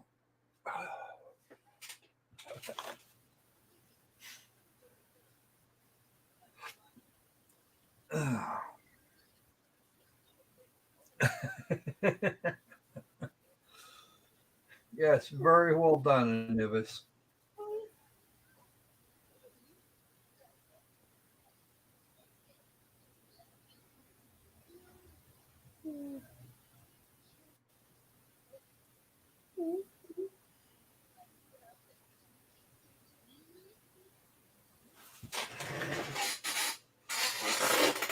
I see you there. Oh. Thank you. May all be seated. Court will recall 20 CR 1358, People versus Leticia Stauch. Records should reflect the jury has returned to the courtroom. Prosecution, call your next witness, please. Good afternoon, Your Honor. We'd call Detective Pete Woods to the stand.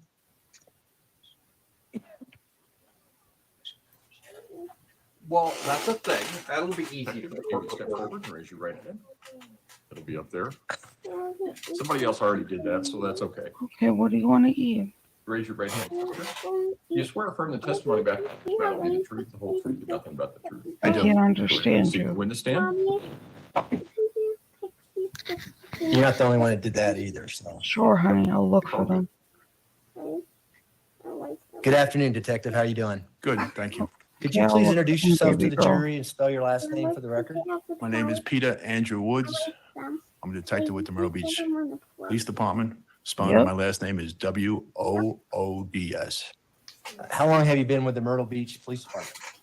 I'm starting my 16th year with the Myrtle Beach Police Department.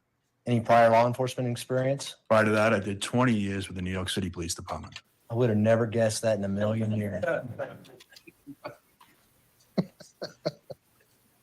So, if my math's correct, 36 years of law enforcement experience? Yes, sir. What are you doing now for the Myrtle Beach Police Department?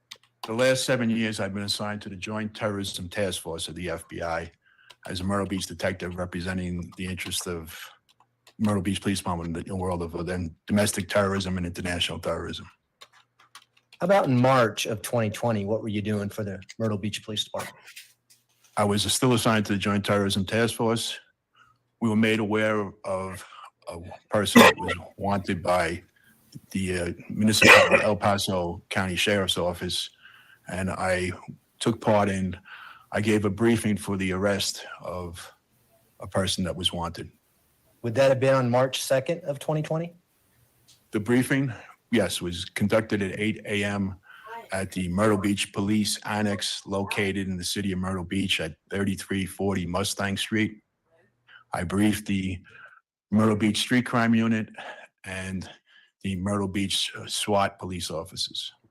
And who was the person that you were briefing about, I guess, to arrest? A woman named Leticia Stauch. And was there a warrant for her arrest out of Colorado, El Paso County, I think? Yes, there was. And so who was involved in this briefing? So I conducted the briefing, but it was the members of the Lieutenant Jeremiah Beam and all of his members of his street crime unit, and Sergeant at the time Smith, and members of his SWAT unit. Were the FBI involved in this briefing? They were also there earlier, and it was Special Agent Grant Lowe was there, and another TFO, Ryan Sipe, task force officer. And what did you brief about? What was the purpose of this briefing? We were made aware of You want me to not play with it? Leticia Stauch would be dropping her daughter off at the Air Force recruiting station. The Air Force recruiting station is located in the city of Myrtle Beach at 1100 Coastal Way, and that she'd be dropping her daughter off there. Dinner timeline. It was determined for safety reasons that once for something to eat in South Carolina law, anyone under the age of 18 is considered a juvenile. So when I'm she was not dropped hungry, off, but we you can figured it come was the back up. best Go get opportunity some to take dinner. her Leticia into custody without anyone You're being hurt. fine. You mentioned this Leticia Stauch's He won't. daughter. Do you know what her name was? He Haley won't. Hunt.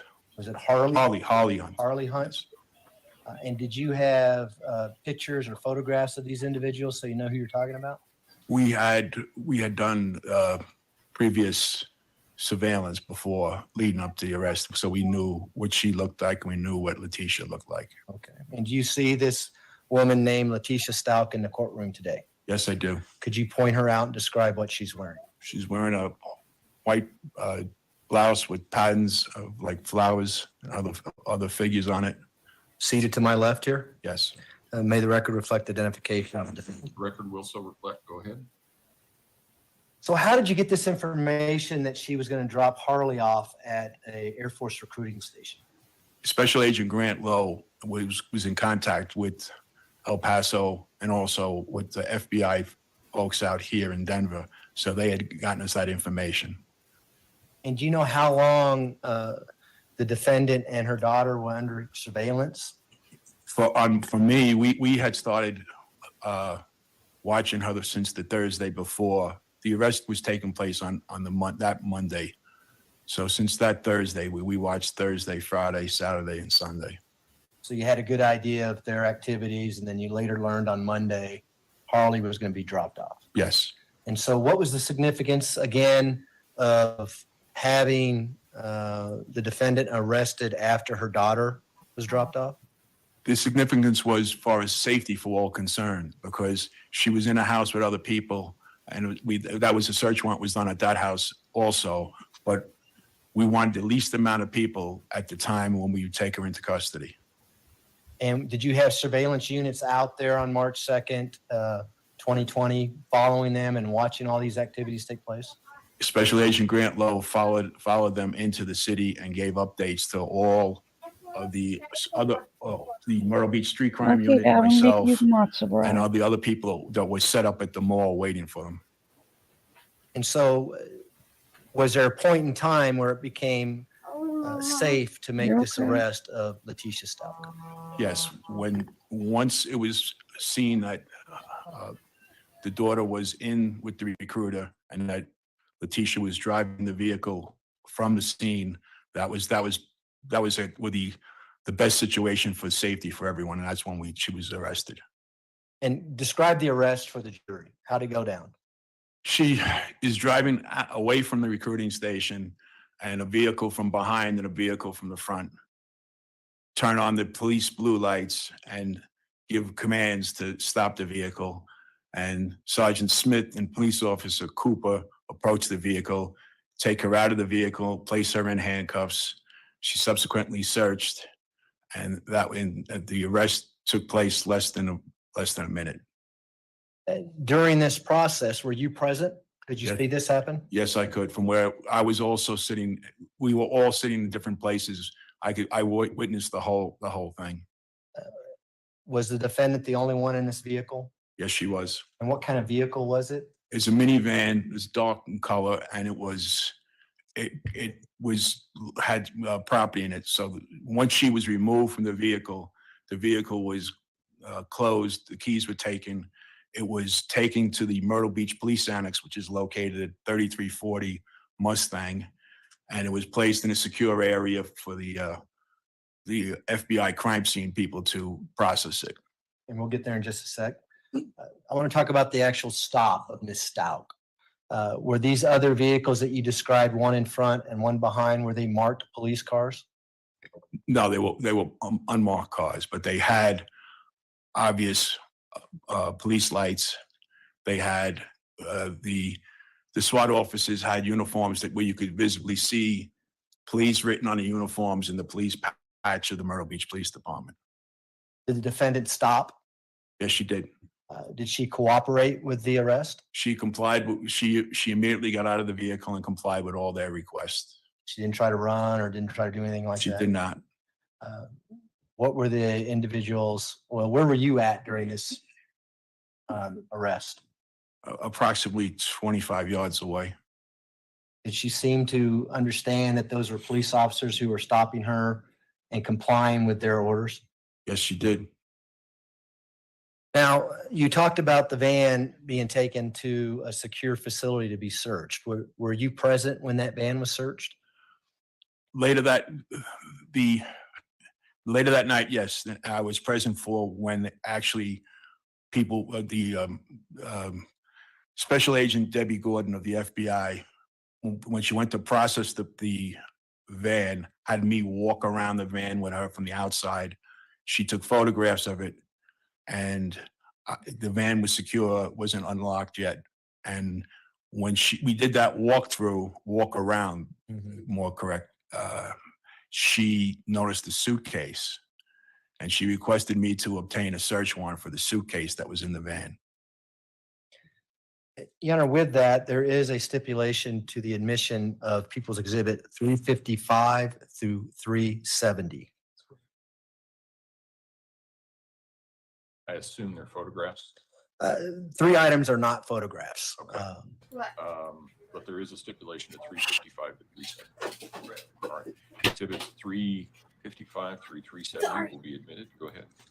We're going to publish, with the court's permission, People's Exhibit 355. Can I approach and move the easel, Your Honor? Yeah, that's fine.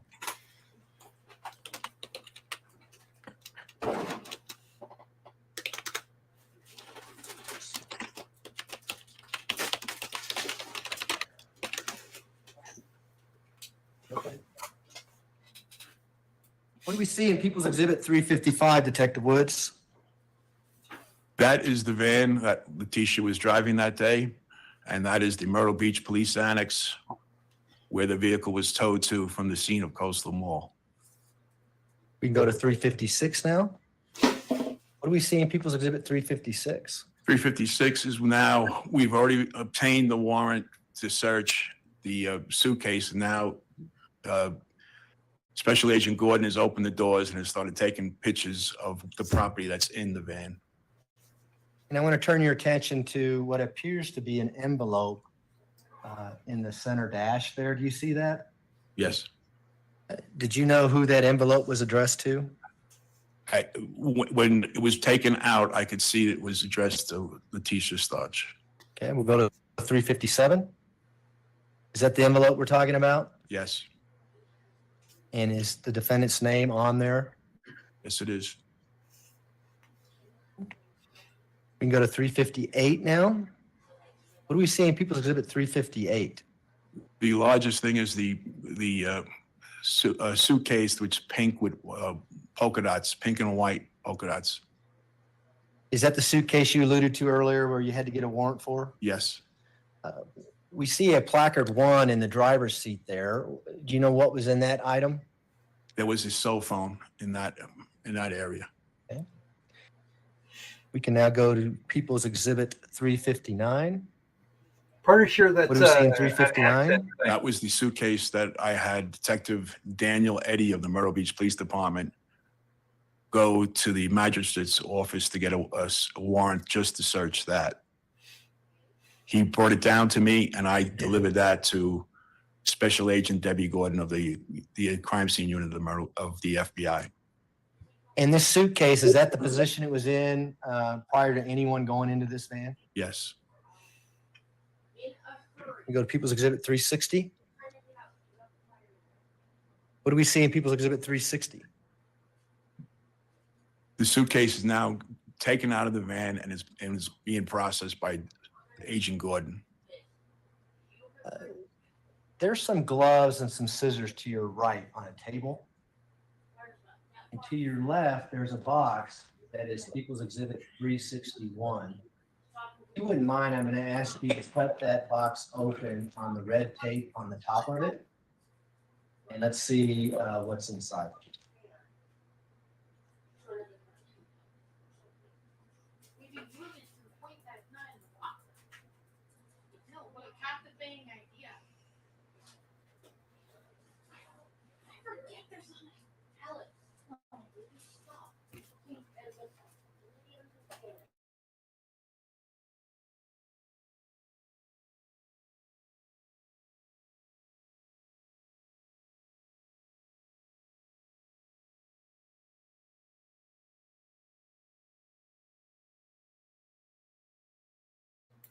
I'm thinking it's the gun.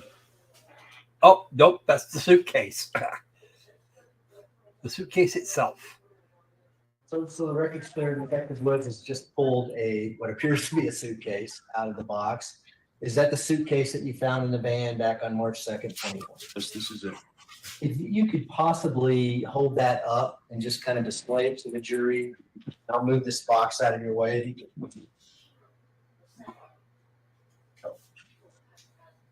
Yeah, it looks pink under strong light, but it's not so much now. Yeah, that's Now there appears to be some tags on the top of the bag. Do you know what names are on those tags? I'm looking. It says Leticia Stauch. It says Tisha Stauch, and has a phone number. You want me to put the phone number? No, that's okay. That's all we need. All right. At this time, I also want to show you People's Exhibit 405, which is an exhibit that's already in evidence. You see that suitcase anywhere in this picture? Right here. Appears to be the same suitcase that you recovered from the van. Yes, it is. You can go ahead and resume your seat. Thanks. No, they want to connect. They wanted to connect. We go to People's Exhibit 362 now. Suitcase and then the suitcase with the original crime scene. What do we see in People's Exhibit 362? It's the same suitcase that we have here, and there's a blanket, blue blanket. Did you see any blood on the inside of this suitcase? I saw what I believe to be blood on the blanket, yes. Could you point that area where you believe there to be blood? There's a pointer up there somewhere too, Detective. Red handle on it. We're old school here in Colorado, so we've got the adventure expert. There's no point. I can, here you go. Against the wall. Oh, it's on the. Oh, we got it. Thank you. So, here, here, and here. Okay. And you said it appeared to be blood, but was it pretty obvious to you that? I most likely believed it to be blood, yes.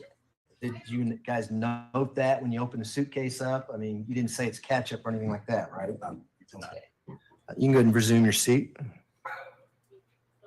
We can go to 363.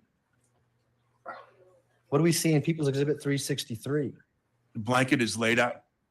It's laid out, processing. We go to 364. Why do we have this picture? More, which appears to be blood on the blanket. And 366. What do we see in People's Exhibit 366? The contents that were underneath the blanket in that same suitcase that's here. People's 367. Is the contents being processed? Are you slowly removing items out of the suitcase? I was not. The Debbie Gordon was doing that. I was there. I stayed here till the conclusion of this whole search. Okay. And how about 368? What do we see in 368? A black bag. Now this has placard 1. Does this relate to the placard 1 that we saw earlier in the driver's seat? Yes, it was. That was in the driver's seat right here. And then we can go to 369. 369. That is a cell phone.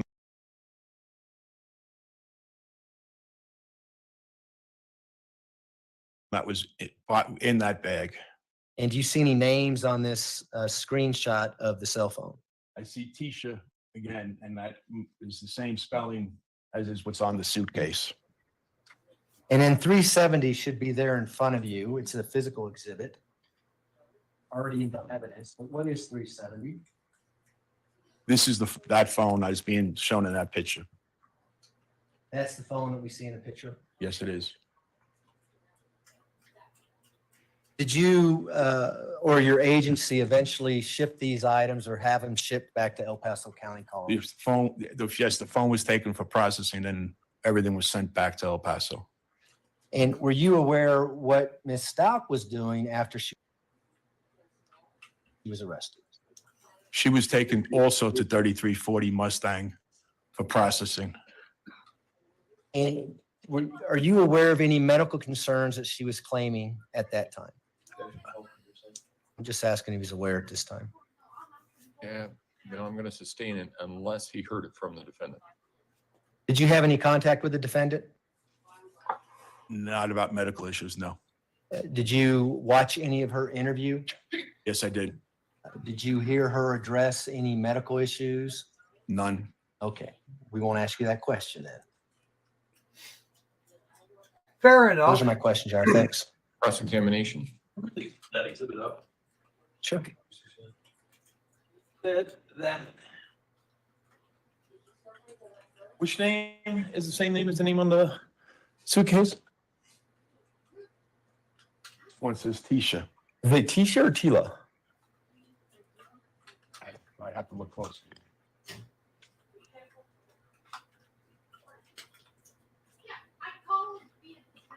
I am wrong.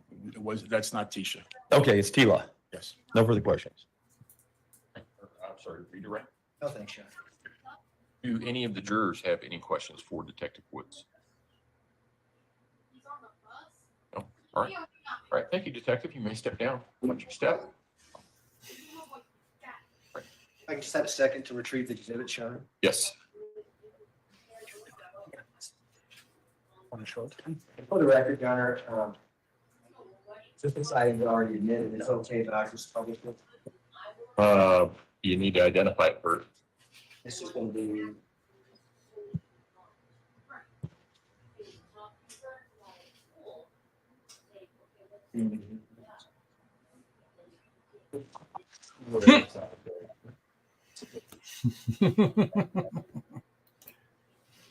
No, just his girlfriend.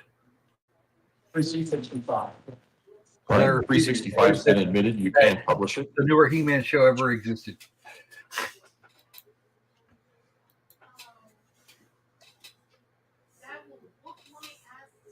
Are you gonna be having witnesses use this stuff next? No. Set it down on this side so that they can get by. Thank you. You know that box just came this way? With this over well. Yeah, please. Okay, great. Thank you. Prosecution, call your next witness, please. Thank you, John Price. It's a box bollard. Mr. Price, if you would stand forward and raise your right hand, please, sir. You swear affirm the testimony about giving this matter will be the truth, the whole truth, and nothing but the truth. Go ahead and have a seat in the witness stand. Please watch your step as you step into the stand. Well, the suitcase was actually identified as being in the house at the time. Good afternoon, sir. Will you please introduce yourself to our jury and then spell your name for the record? Detective John, spelled Jon, Price, Price. Mr. Price, what do you do for a living? I'm a detective for the El Paso County Sheriff's Office. How long have you worked for the El Paso County Sheriff's Office? 21 years. What sort of roles have you held in law enforcement? I've worked in the jail, I've worked on the road as a patrol deputy, and I've worked as a detective. How long have you been in your current detective role? No, man, Battle Cat rules. 6 years. What sort of assignments have you had as a detective? And Cringer Form is I've worked in hilarious. sex crimes, financial crimes, and currently as a homicide detective. Okay. What was your assignment back in January of 2020? I was a homicide detective. Did you get involved in the investigation into the disappearance of Gannon Stauch? Yes. How did you get involved in Gannon that case? Stauch. Oh, I was assigned to primarily be at the searches of the house and also the vehicles. And later on, that kind of morphed into tracking some of the physical evidence as well. Thomas, you got to step up your game. You're being How many times did you go out to the house at 6627 Mandan Drive? by the sub by the YouTube generated subtitles. Ow. Okay. Each time you would go out to the house, would you use new information that was gained through the investigation as a reason to look for potentially more things in the house? I kind of Yes. like it, but yeah. Orco. You mentioned that you also got into some vehicles as well. Is that right? Yes. What vehicles did you have a chance to search vehicles? Which vehicles? I was a part of the search of the Tiguan and the Jetta. Okay. And what information did you have as it relates to the Jetta? Whose vehicle did you understand that to be? Harley's. Harley Hunt? Yes. And in the Tiguan, who did you understand that vehicle to be? The defendant. We're going to hear from other witnesses at some point in this trial, but did you search with people from the FBI, the Tiguan? Yes. Okay. Let's talk about the Jetta first. Was that search conducted on January 31st, 2020? Yes. I'm going to approach with People's Exhibits 709 and 710. You may, go ahead. Please take a look at People's 709 and 710. And let me know when you're done looking at them. Do you recognize those items? Yes. How do you recognize them? They are labeled as being identification documents belonging to Harley Hunt and Leticia Stauch, which were collected from the Jetta, and they have my markings on them. So did you actually collect those items from that Jetta on January 31st, 2020? Yes. You should have, I don't know if you want to wear gloves for those items or not. We're going to open those up. If you want to wear gloves, go ahead and do that. And there should be some scissors there. And let's start with People's 709.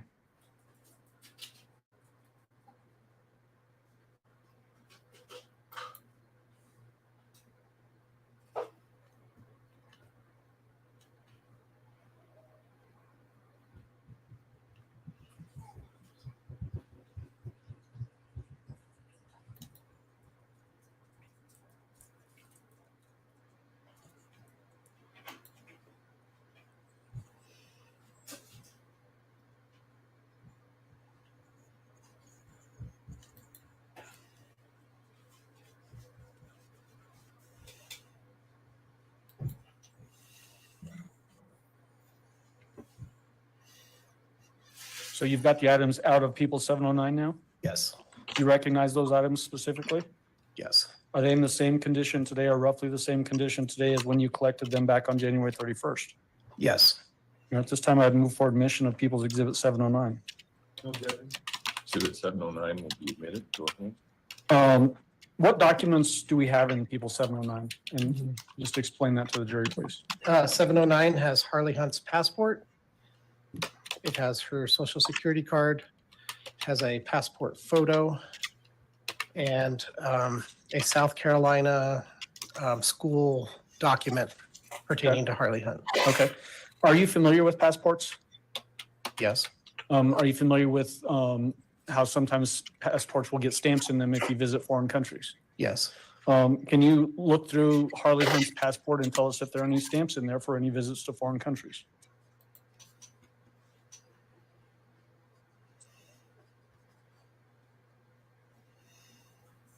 There is a stamp for Jamaica, December 14th, 2017.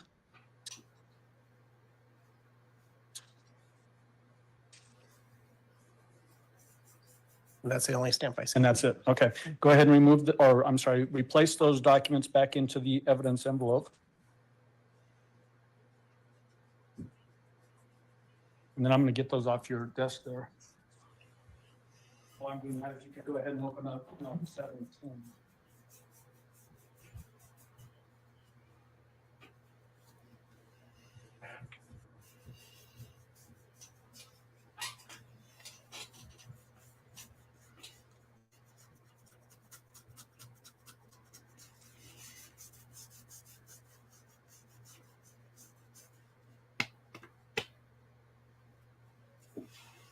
So preliminary questions, do you recognize the documents that you pulled out of the envelope that we have marked with an evidence sticker 710? Yes. Are they in the same or substantially the same condition today as the day you collected them back on January 31st, 2020? Yes. Your Honor, at this time, I move for admission of People's Exhibit 710. Okay. Exhibit 710 will be admitted. Go ahead. What do we have inside of People's Exhibit 710? 710 has Leticia Stauch's United States passport, has a passport photo, a security public library card with the name Tisha on it, a social security card in the name Leticia L. Harden, a social security card in the name of Leticia Harden Stauch. I don't want you to read the social security numbers, but is the social security number the same on both of those documents? Yes. Okay. I think this is from a cruise, kind of a spending card from a cruise in the name of Leticia Stauch. Marriage certificate between Leticia and Albert. A photocopy of the same marriage certificate.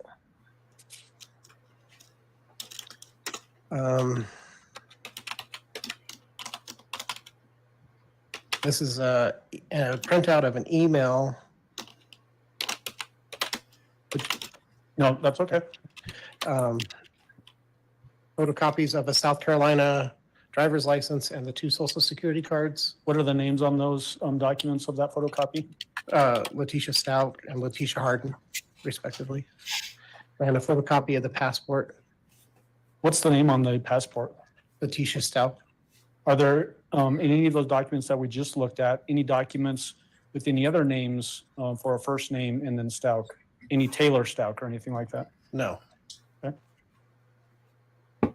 And you're opening up a secondary envelope that was contained in the evidence envelope? Yes. Okay.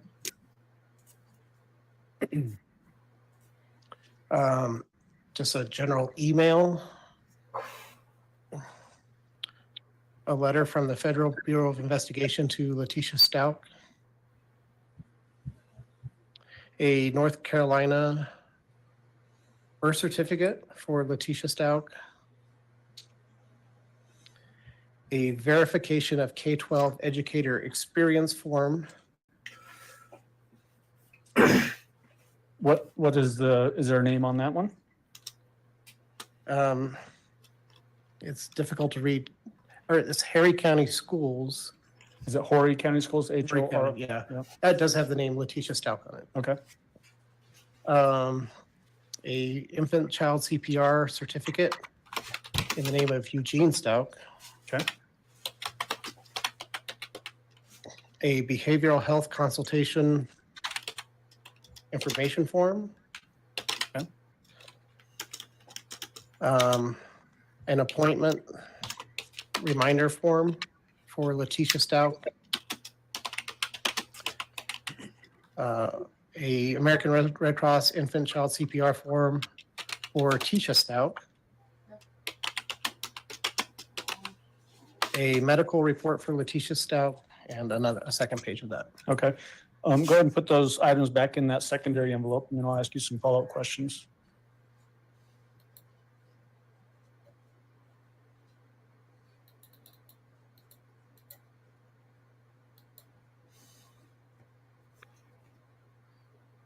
Do that later. Okay. Any documents in there that would that were addressed to or belong to a name on them with Maria Sanchez? No. Okay.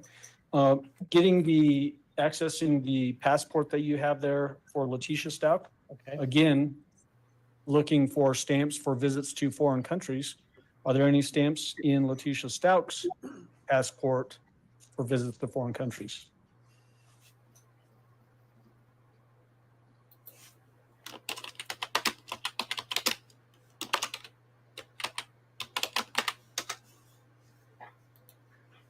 There's a stamp dated October 22nd, 2017. I can't. It says Department of Homeland Security. US. Oh, wow. So I think that's probably a re-entry stamp, perhaps. A Jamaica stamp, December 14th, 2017.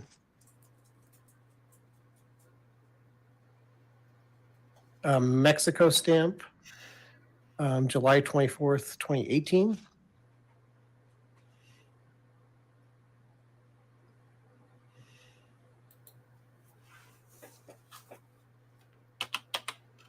And that appears to be all the stamps. So are there any stamps in there from Australia? No. Are there any stamps in there for Colombia? No. Okay. You can go ahead and set that to the side.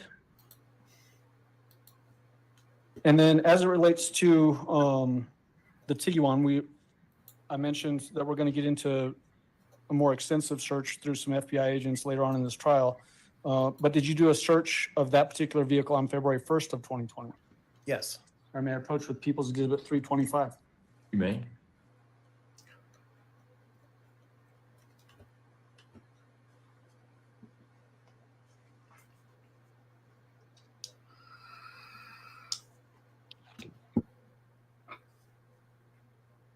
Have you had a chance to look at that item, 325? Yes. Do you recognize it? Yes, it is labeled as a receipt from the Colorado Springs Airport dated January 28th from the front passenger seat of, and it's cut off there, but I know it's the Tiguan. Okay. Is that an item that you actually seized from that Tiguan search on February 1st, 2020? Yes. Will you go ahead and open up that envelope, please?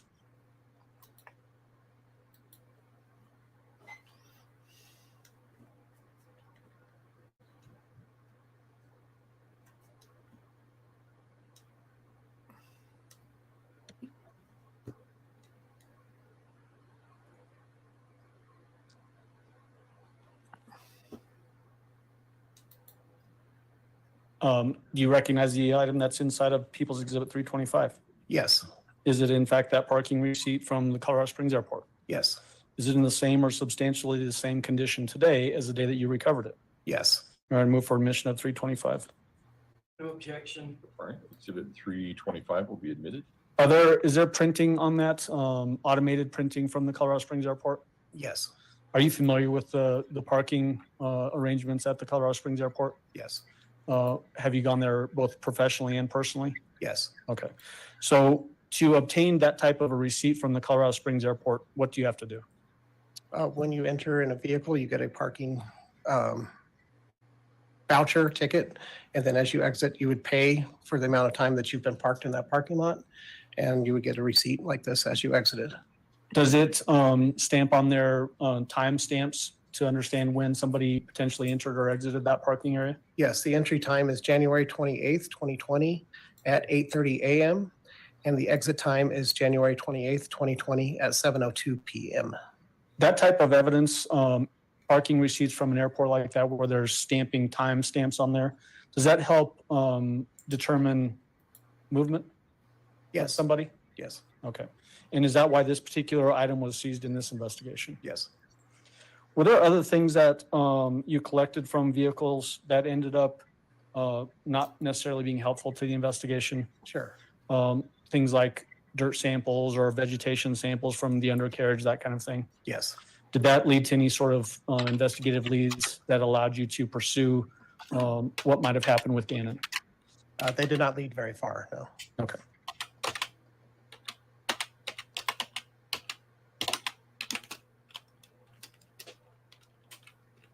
You have just a moment, Your Honor? You may. Oh, I have your own. Thank you. Cross-examination. Mr. Cook? Yes, Your Honor, thank you.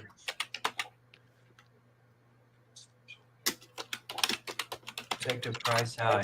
Good afternoon. My name is Will Cook, and I'm representing, along with Mr. Tellini, Leticia Stauch.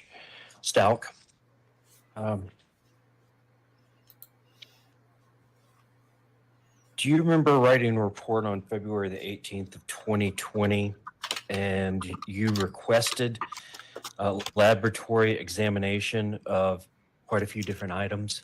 Yes. Okay. And it looks like I'm looking at 15 different items that you requested to be tested. DNA profiles were requested to be developed from those items. Do you remember that? Yes. Do you know if all the testing was done and completed ultimately on those?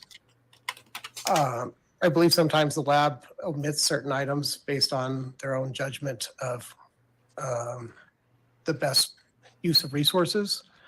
So I'm not sure if every single item was eventually tested, but I know certainly many of them were. But if I'm telling you, I'm looking at this report where you requested 15 items be tested, you have no reason to believe that you didn't follow through with that and actually order those items be tested. I did. I ordered those to be tested. Do the labs, the scientist or the phlebotomist or the serologist or the DNA analyst, do they have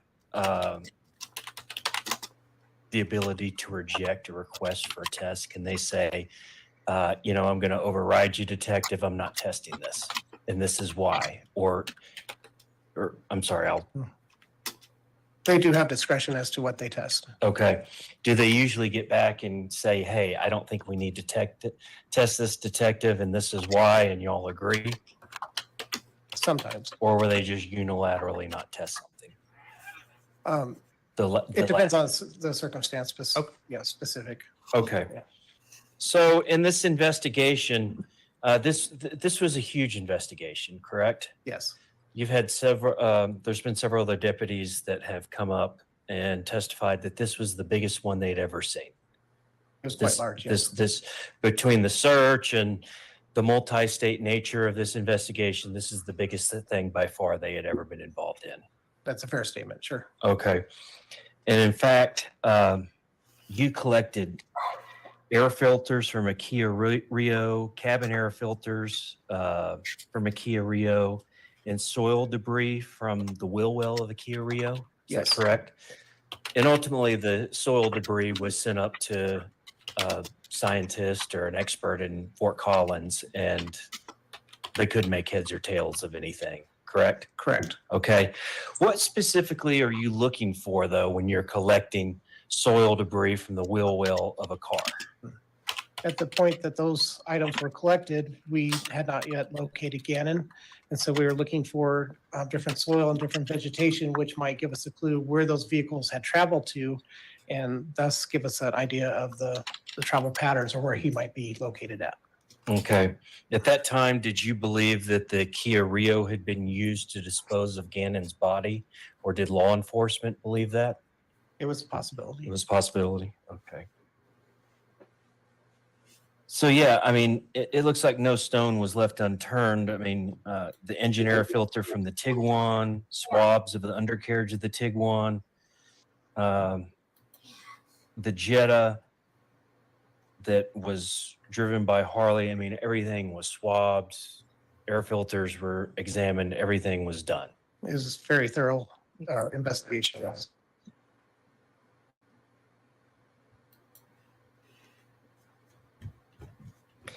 And what date was the Jetta and the Tiguan taken into custody or seized by law enforcement?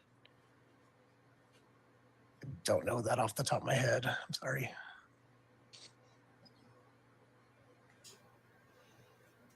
If I told you those vehicles were seized before the house at Mandan Drive was locked down or seized by police, would that sound reasonable to you? Yes. Okay. If I told you that quite a few days passed between the seizure of these vehicles, seizures of Miss Stauch's, the defendant, Miss Stauch's telephone, if several days passed from those events to when the house was actually seized and locked off, would that sound right to you?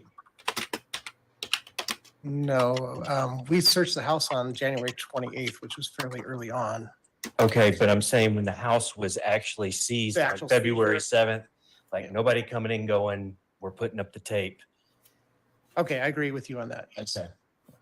Why did it take so long if you had Miss Stauch on the radar, you had taken her phone, you had taken her cars, you had taken her daughter's cars, you had all this stuff. Why did it take so long to take seizure and control of the house? That's above my pay grade. Okay, I would have no idea. that wasn't your call. Yeah, I'm just a little fish. So. Okay.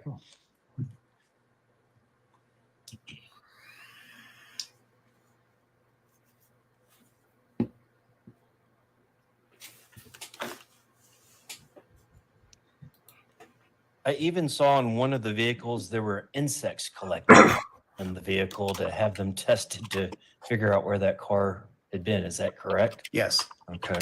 Don't see that a lot in an investigation, do you? First time I've ever seen it. Too. Have you ever heard of a closed, and I'm talking about travel now, I'm switching. Have you ever heard of a closed loop cruise, as in a cruise ship? Personally, no, I haven't. Okay. And do you know in a closed loop cruise, you don't have to have passports? Yeah, sustained. Okay. Are you aware that on certain cruise stops, cruises will go around to different islands and stop at different places, that in certain cruises, you do not have to have a passport to get into the country? I've never been on a cruise. I have no personal experience with cruises. Okay.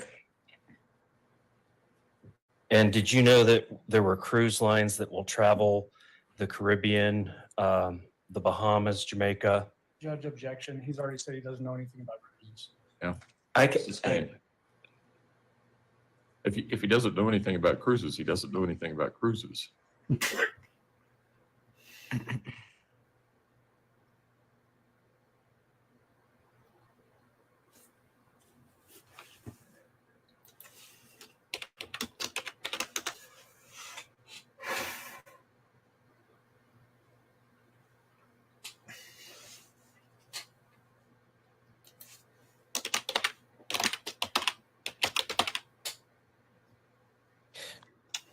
Do you know if passport stamps are required of U.S. citizens going to other countries in all situations, or are there exceptions? I don't know. Okay.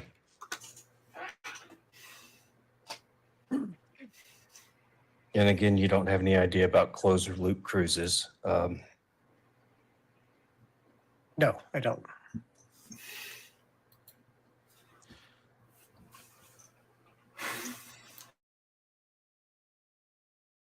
Can I have just a moment, Your Honor? Me.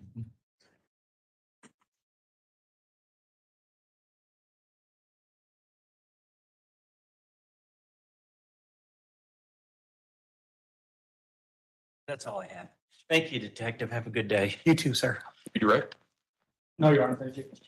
Do any of the jurors have any questions for Detective Price? No? All right. Thank you, sir. You may step down. Before he leaves, Judge, can we have him put the items back in the evidence? I think that's probably a pretty good idea. Thank you, Detective. And just so that the record is clear, what you have there is one exhibit, but it also has an envelope in it that has different documents in that envelope. There was 2 exhibits. One of the exhibits did have a secondary envelope in it, and that's why I was making that record about pulling that secondary envelope out. So we just need to make sure that secondary envelope gets back to the exhibit that it's supposed to be in.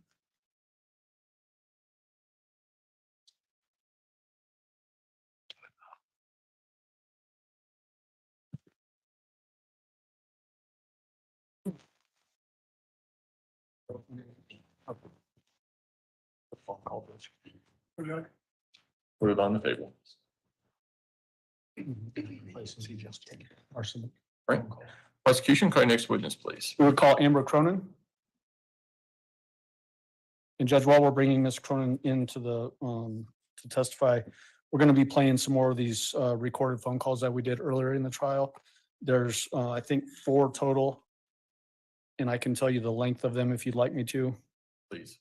So People's Exhibit 51, which was previously, hold on just a second, was previously admitted under Mr. Stauch, is 46 minutes long. People's Exhibit 52, previously admitted under Mr. Stauch, is 1 hour and 4 minutes long. Then we have a disc that will be admitted through Ms. Cronin that is 27 minutes and 44 seconds long. And then People's Exhibit 53 is another call that was admitted under Mr. Stauch, but will be published under Ms. Cronin, 29 minutes and 34 seconds. All right, Ms. Cronin, if you would raise your right hand, please, ma'am. Do you swear to affirm the testimony about to give in this man will be the truth, the whole truth, and nothing but the truth? I do. Go ahead and have a seat in the witness stand. Please watch your step as you step into the stand. And go ahead and have a seat. Mr. Allen, are we going to be using that easel? No, should I get that out of the way? I think Mr. Combs would appreciate it. Be hard to get out if we don't. Yeah, that'd be great. Thank you, sir. Left some things here. I'll get them into the right envelope. Okay. All right, Mr. Allen. All right. Good afternoon, ma'am. How are you doing? Very well. Will you please introduce yourself to the jury and then spell your name for the record? My name is Amber Cronin, AMBERCRONAN. Ms. Cronin, what do you do for work? I'm a special agent with the Federal Bureau of Investigation, How long have you been with the FBI? about 15 years. What training do you have that allows you to do the job you currently do? I went through Quantico, which is about 5 months, and then I've had additional training since then, periodic training. Do you also have education that you use to allow you to do the job you do? Yes, I have a bachelor's degree in criminology and criminal justice. Did you also serve in the military? Yes, I did. Did that help? Does that help you in the job you do as well? Yes. What was your job in the military? I was a military intelligence analyst for 6.5 years. Okay. What role do you currently serve with the FBI? I know you said special agent, but what does that mean? Specifically, I'm assigned to work all the crime that occurs at the Federal Correctional Complex in Florence, Colorado. Do you sometimes get tasked to help out with potentially other local crimes that occur here in the 4th Judicial District? Yes, as part of the Colorado Springs Resident Agency, we help out. Okay. What were your assignments back in January of 2020? I was assigned to the same working as the at the prison. Okay. Did you get involved with the investigation into Gannon Stauch's disappearance? Yes, I did. How did you get involved in that case? It was El Paso County needed assistance, so they had asked the Colorado Springs Resident Agency, so we helped out. What was your role in that investigation? I helped out in multiple ways. I was part of the consensual calls that Mr. Stauch had with the defendant.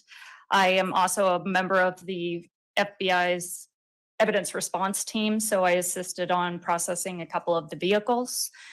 And I actually traveled out to South Carolina for the arrest. Okay.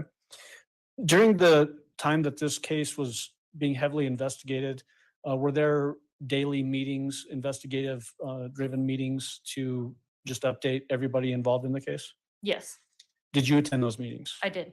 Well, what was the purpose of those meetings other than just to update folks? It's so we could know what was going on in the investigation, new developments of what we were finding. Excuse me. Would investigators, detectives, special agents with the FBI come to those meetings and report whatever specific assignments they had, and then assignments would be made to act on those developments? Yes. You'd mentioned the consensual phone calls. What do we mean when we're talking about consensual phone calls? It was phone calls between Mr. Stauch and the defendant that were recorded. What was your role as that process played out? I was one of the people that was in the room while those phone calls were being made, so I was able to listen to the phone calls as well as at times ask Mr. Stauch to ask additional questions if we had questions. Would you have meetings with Mr. Stauch prior to the phone calls actually occurring to give him tips on things to say or not say, that kind of thing? Yes. And then in the actual, while the phone calls were happening, sometimes you would either suggest things to him or pass notes to him to say or not say? Yes. Was another special agent, Johnny Grusing, also involved in that process? Yes, he was. Were those phone calls recorded? Yes.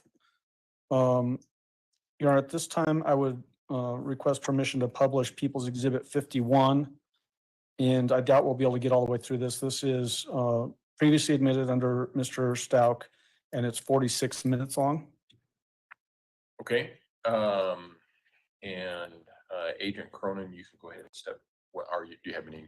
Not during the phone call, Your Honor. Yep. Agent Cronin, you can go ahead and step down. It's not comfortable to sit there for that length period of time. So go ahead. Exhibit 51 has already been admitted. And Judge, would you like us to stop at about 10 till, 5 till, roughly? 10 till. Okay, we'll do that. Oh, jeez. We're going to do this again, peeps? Oh, seriously? And just for the record, Judge, People's Exhibit 51 is phone call from February 15, 2020 at 10:04 a.m. Yes, Creed, it is.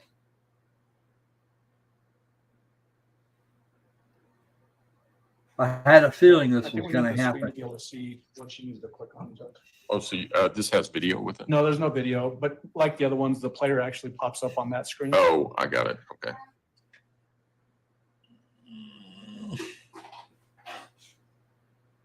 No, somebody shoot me. I don't know.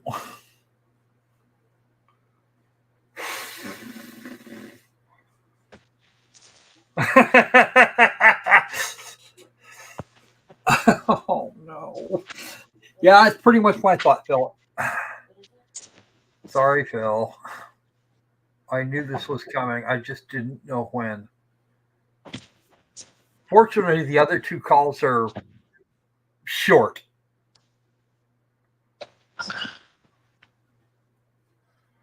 Oh.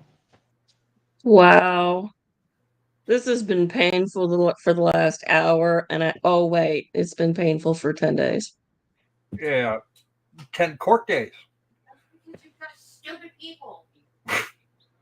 That's because our defendant's a moron. Not even that. If she hadn't fucking killed her kid, she wouldn't be in this predicament. We wouldn't have to listen to this bullshit. I know, right? And and actually, it was her husband's kid.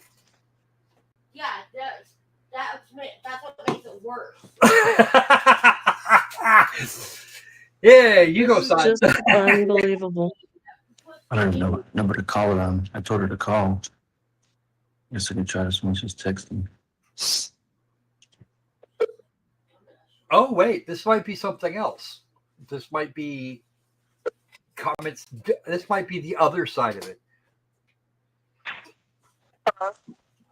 Hey. Oh, this is recording taken in the room where he was. Are you moving again?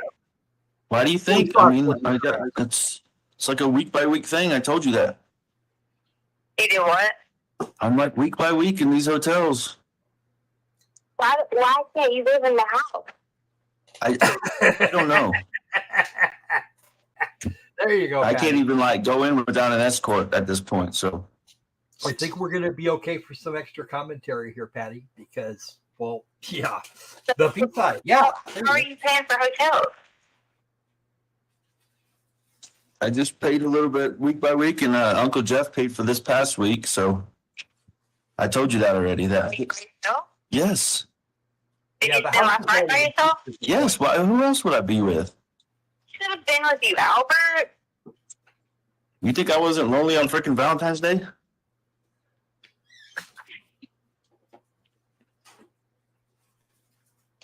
I should be with you. I've been begging to be with you. We can talk about that, but I want to talk about whatever you got. You're talking about on this iCloud. No, I logged back. I got into my iCloud finally because I only had partial whatever, and I couldn't do a backup. And I finally got the backup done, and there was like a ton of messages came through on my phone, and there's this text message that they should have saw on my phone because it came through on February 5th, and it's like basically almost like a retarded person or something. But it says the boy or money or no boy. And I tried to get help. I sent it to the tip line to see if they can check. I've been trying to call all morning to get help. Hey, I can't hear you. I said no one helps me because I'm a bad person. Oh, jeez. Can you hear me? Yeah, I can hear you now. But what? I mean, that's all it said. No money, no boy, or something like that. I'm saying there's a bunch of voicemails. Like it came, I had 30-some voicemails, and a lot of them were bull crap and threats and stuff. So I went through all of them, and like literally all I saw was the first message that said that, and it freaked me out. And I had someone to look up the number to try to see where it was at. And it said, I don't know. It said that it came from originated from Washington. So it weren't one of those like things you write the number without Washington. Like I had someone track the number where it was at now, and it went to Roy. It was right outside of Roy Elementary. Where's that at? I don't know if this is like people schooling with me. I don't know, but I was trying to as soon as I seen it, so that they should have solved this on my February 5th. Yeah, I don't know. I know they're like laser focused on finding Gannon right now, and that's kind of the priority right now. I mean, but that was why I was saying that. That is about Gannon. Why are you trying to make it seem like I wasn't? I'm not trying to make it seem like nothing. I mean, I did you tell them about what we talked about yesterday about Quincy Brown and all that? I sent it in, yes. Did that same thing that they keep posting online because no one was writing back on the number. Well, I guarantee you they're out looking for that dude now because he is freaking. You know how I get all worried about Mike and Landon and all that shit back home, and I looked him up and he's a freaking, oh my god, sex offender. He's a bad dude, Tisha. And if he's got my son, and I'm freaking, you know how I was about Mike, and he had some criminal stuff, but this is a whole nother level. So I'm sure they're out looking for him now. So. Did you give them the information? Yeah, you said you did. I mean. Yeah, no, I did.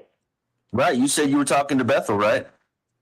I sent it to message her, but she never wrote back. So I had that Kate somebody's number, the other lady that was with her that day. So I sent it to her because I was like, between her and her, someone would read the message. Okay, yeah. I haven't got it. Mark hasn't reached out to me this morning, but I'm sure that I mean, based on this dude being as freaking horrible as he is, I'm sure they're out there looking for him. Dude, I mean, can you remember anything else about Quincy Brown other than I know you said you saw his ID? I mean, they had the bike or the SUV, right, with the bike rack. I mean, anything close to an address at all that would help them? Now that you have more. If you would let me come be with you and help, I will walk everybody through everything. But you're refusing that and not standing up for me to do that. No, actually I am. I'm trying to get this relevant information that you're providing to them. So that is standing up for you. Okay, taking up for me too is also you got to understand, Albert, and this is not me trying to take away from whatever.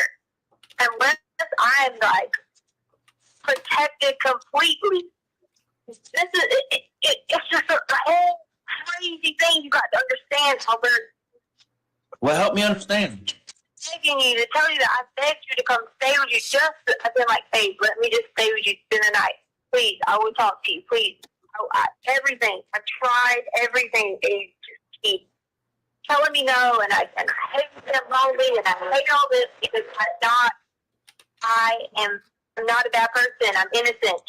I agreed to even take a lie detector test for you. Well, that's not for me. I'm not going to give you a lie detector test. Well, I mean, it's not permissible in court. It's not. I said for you to believe me. but who are you? Have you talked to them about this lie detector test, or you just told me about it? No, I got recalled from a big time attorney. I got Jose Baez law firm willing to come and meet me. That's how much they know it's screwed up. You know who the Baez law firm is? You know I don't pay attention to that shit. Do you know who they represented? No, tell me. A lot of big time names. And they're and like People magazine, people are like pissed that they're not that the way that things are going and it's not the direction of my team. And so if you don't want to be on my team to be like against them talking everything, then these people will put it out there. What are they going to? What are they going to put out there? What? That you're going to take a lie detector? No, yeah, I will for you. I will do it for you. Well, let's do it then. Then let's do it. Let's do it now. I mean, call the FBI or call whoever and tell them you're ready today. I don't know who to call. You have all these contacts. Nobody will talk to me. The only person I know. Listen, I sent you a number. I think. What was her name from the FBI? Amber, maybe. I sent you an email. You look back on your email. You got a contact, and she when she called me that one time, she reached out and said, anything you need, any way we can help, anything we can do to help find Gannon. And I think that would qualify as something that would help. Okay? What would qualify? You're talking about this lie detector test. That will help find Gannon by me taking a lie detector test that I've already told you? If you're, listen. No, but listen to me. Walk through this logically. You're smart now, okay? If you're saying they're barking up the wrong tree, okay, and that wrong tree is you, and the lie detector test will get them off of that tree and on a different tree, don't you think that will help? Yeah.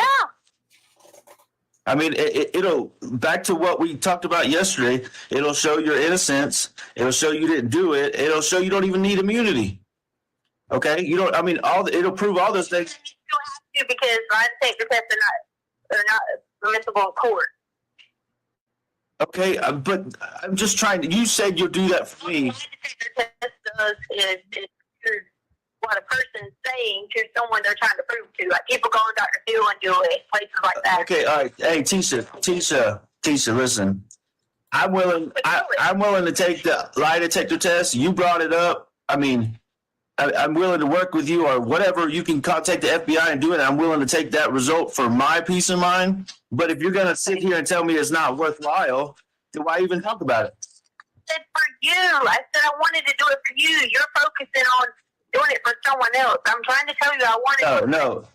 It's not about me. It's not about you. It's about Gannon. If they're barking up the wrong tree, babe, if they're barking up the wrong tree, this will get them on the right tree, okay? Okay. So you need to reach out to Amber, whatever her name is. That's the FBI lady that I talked to the one time. And you need to tell her whatever you're willing to do or not do, okay? That's the only way I know to go about it. So, but instead of me waiting on the lie detector test for me and you, I know that'll confirm it. Just tell me the truth right now. You won't even help me get the freaking ID so I can go to a doctor's office, and you want me to just keep going over and over and over the same thing. Yeah, Tisha, yes, I do, because Did you kick me off a TRICARE or something? I can't kick you off a TRICARE. That only happens anyways. You're trying to spin this in a different direction. We're talking about Gannon. Just trying to go see the doctor. That's it. You can go to the doctor any day of the week. I can't kick you off a TRICARE. They took all my stuff. I need an ID. You need the sponsor's social security number, and I know you know my social, so don't even play me, Tisha. Can't go on base Okay. without the ID. Well, go to if you got to go to the doctor that bad, go to the doctor somewhere and we'll pay the fee. Okay, that's I'm not gonna say that's irrelevant, but we're focused on Gannon right now. Okay. Okay, and we're trying to be with you to focus on Gannon. So I'm asking you And guess what? We are talking together right now, so we are working together on this right now on the phone. Okay. Stay with you, and I will meet them to do the test and everything. Listen. I need the truth first, and that's what I've said the whole time. Tell me the same. Listen, let's just stop. Okay? No, don't oh God me. You put a lie detector test, and now it's still not good enough for you, Albert. No, it is. It's perfect. That's what I want you to do. Okay? Because there has been multiple stories, but tell me the story right now that you're going to tell on the lie detector test. That's what I want. You don't tell stories on a lie detector. I know. Okay. Do you want me to put you through that and ask you questions? I'll do it. Okay. Is the bike accident a true story? Did he fall and bust his head, or was his head already bleeding before you got there? Which one is it? Bleeding. I'm just asking. Was the bike accident true? It's already be bleeding. I don't know, because I've fallen off my bike 100 times and didn't bust my head bad enough to go to the 911, right? Okay. I'm just trying to sort through this. Is the bike accident true? Albert, I did not hurt you. I didn't ask you that. Okay. Is the bike accident true? She's trying not to It's lie. yes or no. This is lie detector test right now. Yes or no? Somebody has Gannon, Albert. I need protection to help you. I understand that. And I'm trying to help you right now. Beat me. He will abuse me. He will hurt me. And I keep telling you this, and you're not catching the hint. Is the bike accident true? That's where we're starting. Are you going to protect me from him? We're gonna, yes, you're gonna, once you call Amber, you're gonna get the protection you need. I don't have a gun, I don't have a badge. Amber does, and she's the one that's gonna protect you. But you are my husband. I am. And as your husband, you need to respect that I'm trying to give you the best guidance I have, okay, and get you to the protection you're asking for. If you call Amber, she'll get somebody with you wherever you're at to protect you, okay? But why aren't you willing to do that? How am I going to protect you against people trying to beat you and kill you? Come live with you because you are my husband and you're supposed to provide for us a place to stay. Right. And I've done that from day one. So you're not going to question my ability to protect or provide you. So listen, hey, back up. You said you wanted to do something for me. Yes or no, Albert? No. Come stay with you. I'm not answering any questions right now because you told me that you do something for me, and that's answer some yes and no questions, basically a lie detector. Be with you. I didn't say like you're going to put me on. We can talk about this in person. Why does it have to be over phone so you can like record people and shit? So now I'm recording you. What you've done to me for 5 years is what I'm doing to you. That's projection, Tisha, and I'm not putting up with that, okay?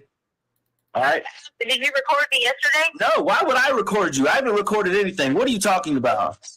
Was you coaching you what to say? No, I don't need a coach. I've done this for a living for 11 years, Tisha.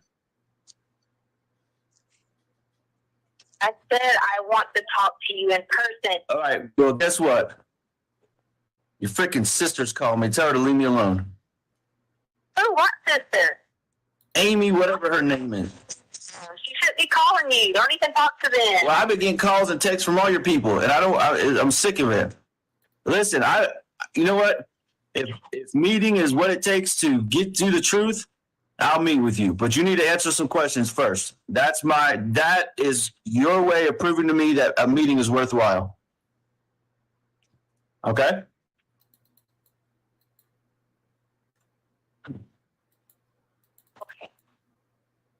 Number one, I got 3 or 4 questions, okay? Number one, is the bike accident true? No. No. Is Quincy Brown true? Yes. Yes. Okay. So what happened? Okay, that's my next question. What happened to get Gannon to Quincy Brown? How did Quincy Brown get my son?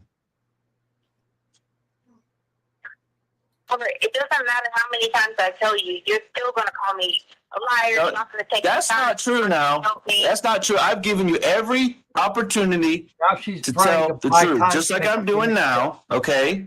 I haven't called you a liar. I've said some pieces of the story have been not true. Okay. I'm not sitting here calling you names. I'm not putting you down. I'm asking for truth. Okay. You said the bike accident is not true now. Fair enough. We're done with that. Okay. What happened? We were going to get you a bike, though. That was true. Okay. So you were going to get me a bike. Fine. Okay. Let's get past the bike. If the bike has nothing to do with anything, then let's just forget about the bike and the trip to the bike. Trying to be a cool mom, okay? Okay. To hang out with some friends. And I was just trying to be cool because I never looked at it as being cool. So I told Gannon, hey, you can have a sleepover, whatever, yada, yada, yada. That was supposed to happen on Saturday or something. He did have this friend that had a car. And I told him, your daddy said no. I told him that on Sunday or whatever day it was. But prior to that, he'd already said something to me about this. And I tried to talk to him through the situation. So the plan was he was going to have a sleepover. We split both the beds together. Yada, yada, yada, yada. That was just supposed to be the plan. I was just trying to be a cool mom. I just wanted to be accepted by Gannon for him to be like, wow, yeah, she's always kind of strict on us, but maybe she let me do a little bit that I shouldn't probably be doing. Yeah. Hey, that's all. Yeah, but okay, that's. It went downhill from there. I'm You have to telling you. Okay. You have to have a cell Okay, that's so nice and padded and private. I'm sorry, I'm listening. Tired of all these people putting all this stupid stuff about blood and all this bullcrap. If there's any blood in the house, it's because of Gannon. Thomas. Gannon bleeds all the time. Okay. There's no massacre occurred in our home. It's not what people are putting in their head. There's nothing like that. Okay? It's Well, nothing. if the punishment's going to be effective, You can hear people say, well, if you already know it, you walk. to a certain degree. Oh my God. It was just blood from his foot. That's it. There was no, like, he hit his head or bullcrap like that. I'm tired of all these conspiracy theories, and now it's in your head that you think that I've done something again in our house because that's what you said yesterday. Creed, you were going under That's the not table, true. There's just simply from probably into the basement. what happened to his foot. And yes, I've already admitted to you that his arm was burned. Okay. He admitted that to you. Wasn't that bad? Did it have blood? Yes. And under the candle was. What is she I doing? did with everything that I could. So if you're asking about that part of it, you see, what y'all were doing is trying to take two different things. You're trying to think that just because Maybe I she's didn't worried abuse about her Gannon, family. especially in that video, nothing. The whole point of that was he was so upset. It wasn't about, it was meaning I was going to replace the items for him. It was trying to be, okay, don't worry about it. It's a secret. I'm not going to say anything. I was trying to be cool. Okay? Maybe if I let my guard down for trying to be cool, I let him stay up 30 minutes late that night, trying to be cool. Just trying to be like, we'll start working on, hey, you stand up 30 minutes later than Lena.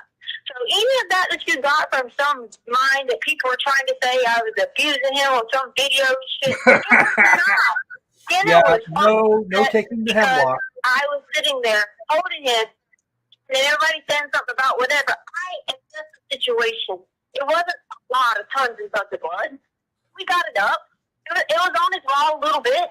I mean, it was not even a long. Accusation. So you cleaned his wall up? He did. Oh, okay. There was blood on the things we cleaned up stuff. It was not. It was from his arms and his foot. That's all. From me outside. There was nobody's head it did. You could hear in all these stories.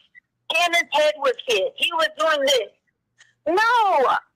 Albert, if he would have been in that situation, I get on the phone and I call 911.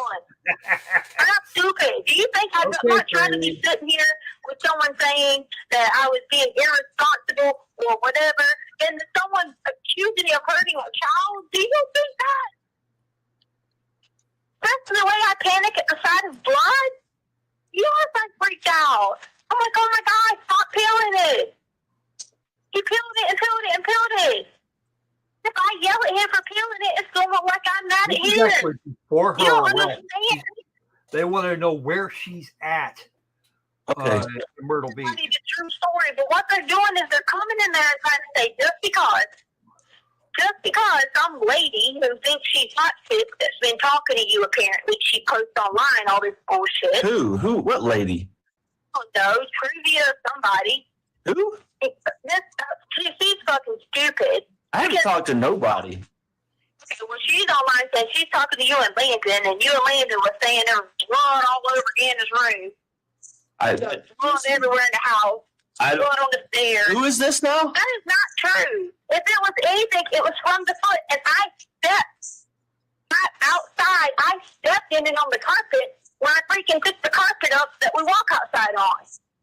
But nobody cares that that's how it happened. That's where blood came from. It was not puddles. We cleaned it up and smeared it. Sorry. What freaking lady are you talking to? The beds were already put together because I had told Gannon he could have a sleepover. The beds were pushed together. Not. I had pushed them together because I had told him Sunday he could have a sleepover. I didn't know that his stomach was going to go to start hurting. I had already said he was doing his box. But who was the sleepover with? Was it Braden? He just asked me, could he have a sleepover even though it was a school night? After we were on the hike. And the reason I said yes is we were sitting there talking about the whole coach thing. He was talking to me about the sisters, and all he had was sisters. I said yes, just because I felt so bad, because here we are both in an emotional moment. I'm upset about Kobe. He's upset about him having girls, yada, yada, yada. I agree. Sorry. I usually don't agree to things. I was trying to be like, okay, maybe this is a good chance, but maybe bend the rules just a little bit. So yes, said Gannon, you can have sleepover. Gannon pushed his beds together. Yada, yada, yada. I don't know what happened, why he didn't go ask about sleepover. I don't know what happened wherever. I don't know. He didn't ever come say such and such, didn't say whatever. I just know his stomach was hurting. So I assumed he didn't want to be having a sleepover with the boy, whoever the boy was. Why? He didn't tell me. Hold on. Why? So you go let me back up.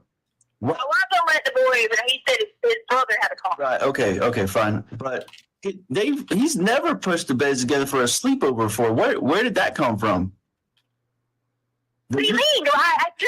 No, usually they did push the beds together. Because they were, Albert, we pushed the beds together because he had all the things lined up around the room and little cardboard. Creed, my little one's laying in bed with me and I don't put her on camera. That was it. I will probably be on camera. I'm not saying later this. It's just tonight, weird but because he's, to my knowledge, he's never done that. I'll be on camera later tonight. I don't know. You're good, baby. Come back. They got pushed back. I mean, there's nothing. Okay. All right. So that is the only reason. That is the only reason when they got pushed back that he would have had normal. I just call you my mini me. After it happened on Sunday. So what I don't do is whoever your I friend just is, a neighbor that knows all this bullshit. call you my and mini. give I me the don't put video your footage pictures of anywhere. out when the I daggone don't want fire was people to going know on. what you look like. And you will see, oh, was I being whatever? Was I fussing? Was I doing anything but being loving to children? Right. I told everybody, oh, it's okay. Maybe one day we'll buy her hair purple. I Nobody have was this stuff. yelling at anybody. Nobody was angry with anybody. Nobody was hurting anybody. Nobody was doing anything wrong. But so It wasn't even that. I was scared. But how? But back up to something you said that I mean that really struck me, Tisha. You said it went downhill. How? What do you mean? How did it go downhill? And then how did this Quincy Brown freaking dude get involved? The story about Quincy. He told No, but but tell me the part about how did it go downhill? That's what I need to know. You said it went downhill fast and it got out of control, and maybe you freaked out, whatever. But I never said anything about getting out of control. Now you're putting words in my mouth. I never said okay, that. you said it went downhill, Tisha. I said it went downhill, meaning Gannon was supposed to have a sleepover. His stomach started hurting. That's why we didn't get to have a sleepover. That's what it means. It means that. Okay. Okay. I got you. He stayed up late. All right. So listen. See how when I talk to you, do you see how you already put me as if I'm some criminal? No. I haven't criminalized you at all. I'm asking you questions. That's what you wanted me to do, and I'm asking you questions. I mean, really? Come on, Albert. That is not you saying to me if, gosh, how many times have you left out of town and my wife has took care of everything? That's not you doing that. That's not you taking my side. It's you picking up on. Hey, I can't hear you. In the box. I said you're saying something about us putting beds together when the child was built in a box. You didn't know this is a box for his son. It's a problem if I get involved, and it's a problem if I do it the wrong way. No, It's the right way. I'm just trying to figure out. Tisha, babe, listen, okay? I'm worried to death about Gannon's safety, where he's at, all these things. Yesterday, what you told me the bike story is not true now, okay? But you also said he had a hit. You know how I feel. You want me to be honest with you? You know how I feel. I feel like if I just tell you something like that, it's what you want to hear. That's honestly how you make me feel. You make me feel if I just tell you there's some truck, and I even sit there and listen to you go, okay, it was an accident. Okay, this is what you to say, or you're No. because that is not Albert. No. Yes. Actually, yes, it is. As a recruiter, I did the same shit for 11 years, having to dig into people's past and everything, okay? And to get the truth, you said, all right, listen, you told me, you keep telling me what I just want to hear. I just want to hear the truth, Tisha, okay? All right, hold on. Yesterday, listen, yesterday, and we passed this point, but you said there was a bike accident with a head injury. So is it just a bike accident that's not true? Or is it the head injury also that's not true? You have mine. There's no head injury or bike accident. I told you, I feel like you wanted me to say something to you. Okay, so now, what did freaking Quincy Brown do with Gannon? How did Can I ask you something? Do you think first of all, I want you to put this in perspective. Okay. Do you think I even know my way around Colorado for Yeah, we've been here a year now. You go all over the place. Okay, Colorado Springs, right? And we've been all over up there around the outlets, and we've been up there to Denver a bunch. Yes, I think you know a little bit about Colorado, so don't play me on that, Tisha. I wasn't even going there. Do you see how I said that just to see you jump at me? Do you see how I said that? Well, good. You got me. You got me jumping, all right? My son's out there missing with Quincy Brown, and you got me jumping. You win, all right? What's your next question? Listen to me. Can you listen to me? Yeah, sure. All right. Here, and just for record purposes, I think the timestamp is 29 minutes and 45 seconds. Looks like it. All right, ladies and gentlemen, we will take our evening recess. If we can have everyone back in the jury room ready to go at 9 o'clock in the morning, we should be able to start on time. Again, don't discuss the case among yourselves, but discuss the case with anyone else. With that, have a good evening. We'll see you in the morning. All right, for the jury, please. Finally. Okay, guys, don't go anywhere. I have the ultimate meme right now. You ready? Patty, Crocco, do you think they're ready for my I think skill? they need. I think they need to laugh. I do need to. I needed the laugh. I do need to credit Texas Mama Bear. She assisted me in procuring one of the pictures.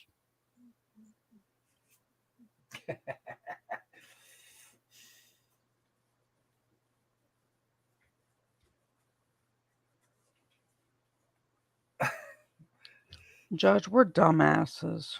Can we approach?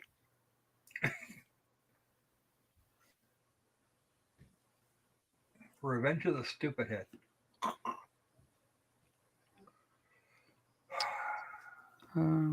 See you later, Debbie.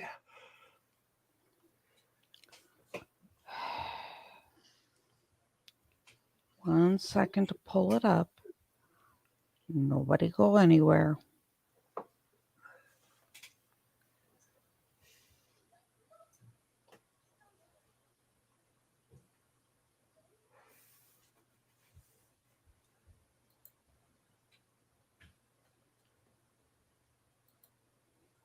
Okay, here we go.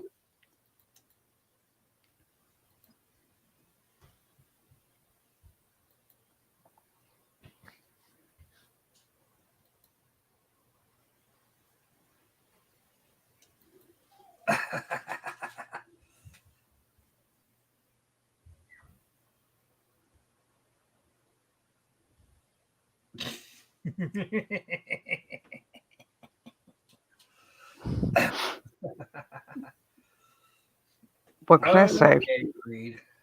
We see how you are.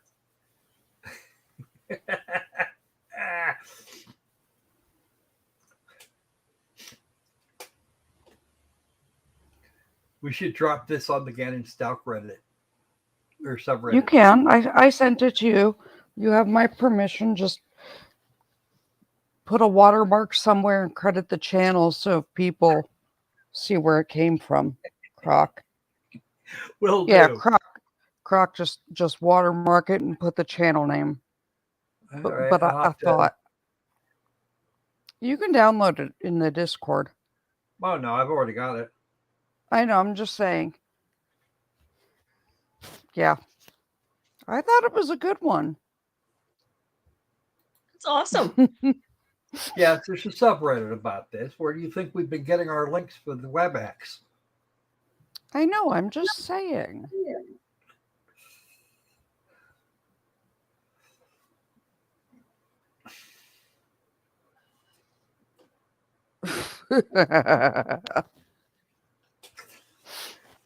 I thought it was a good one. Do you like this one, me and John? He was the first to respond with rolling giggles. Yeah, I just yeah.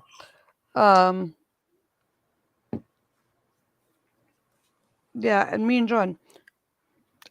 I sent Mike the unedited "Confess Your Sex Life to Judge Webster" video. Oh dear.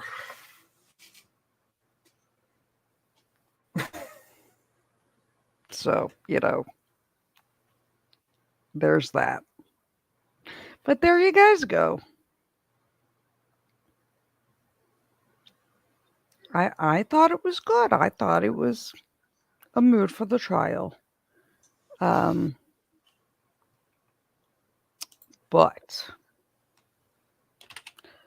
I will see you guys at 10 o'clock tonight.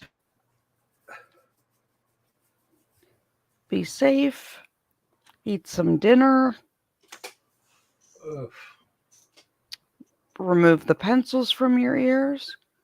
And Yeah. we'll see you at 10 and we'll have fun at 10. We'll have fun at 10. So, okay, my loves, have a good day. Night night. Bye-bye, Loki.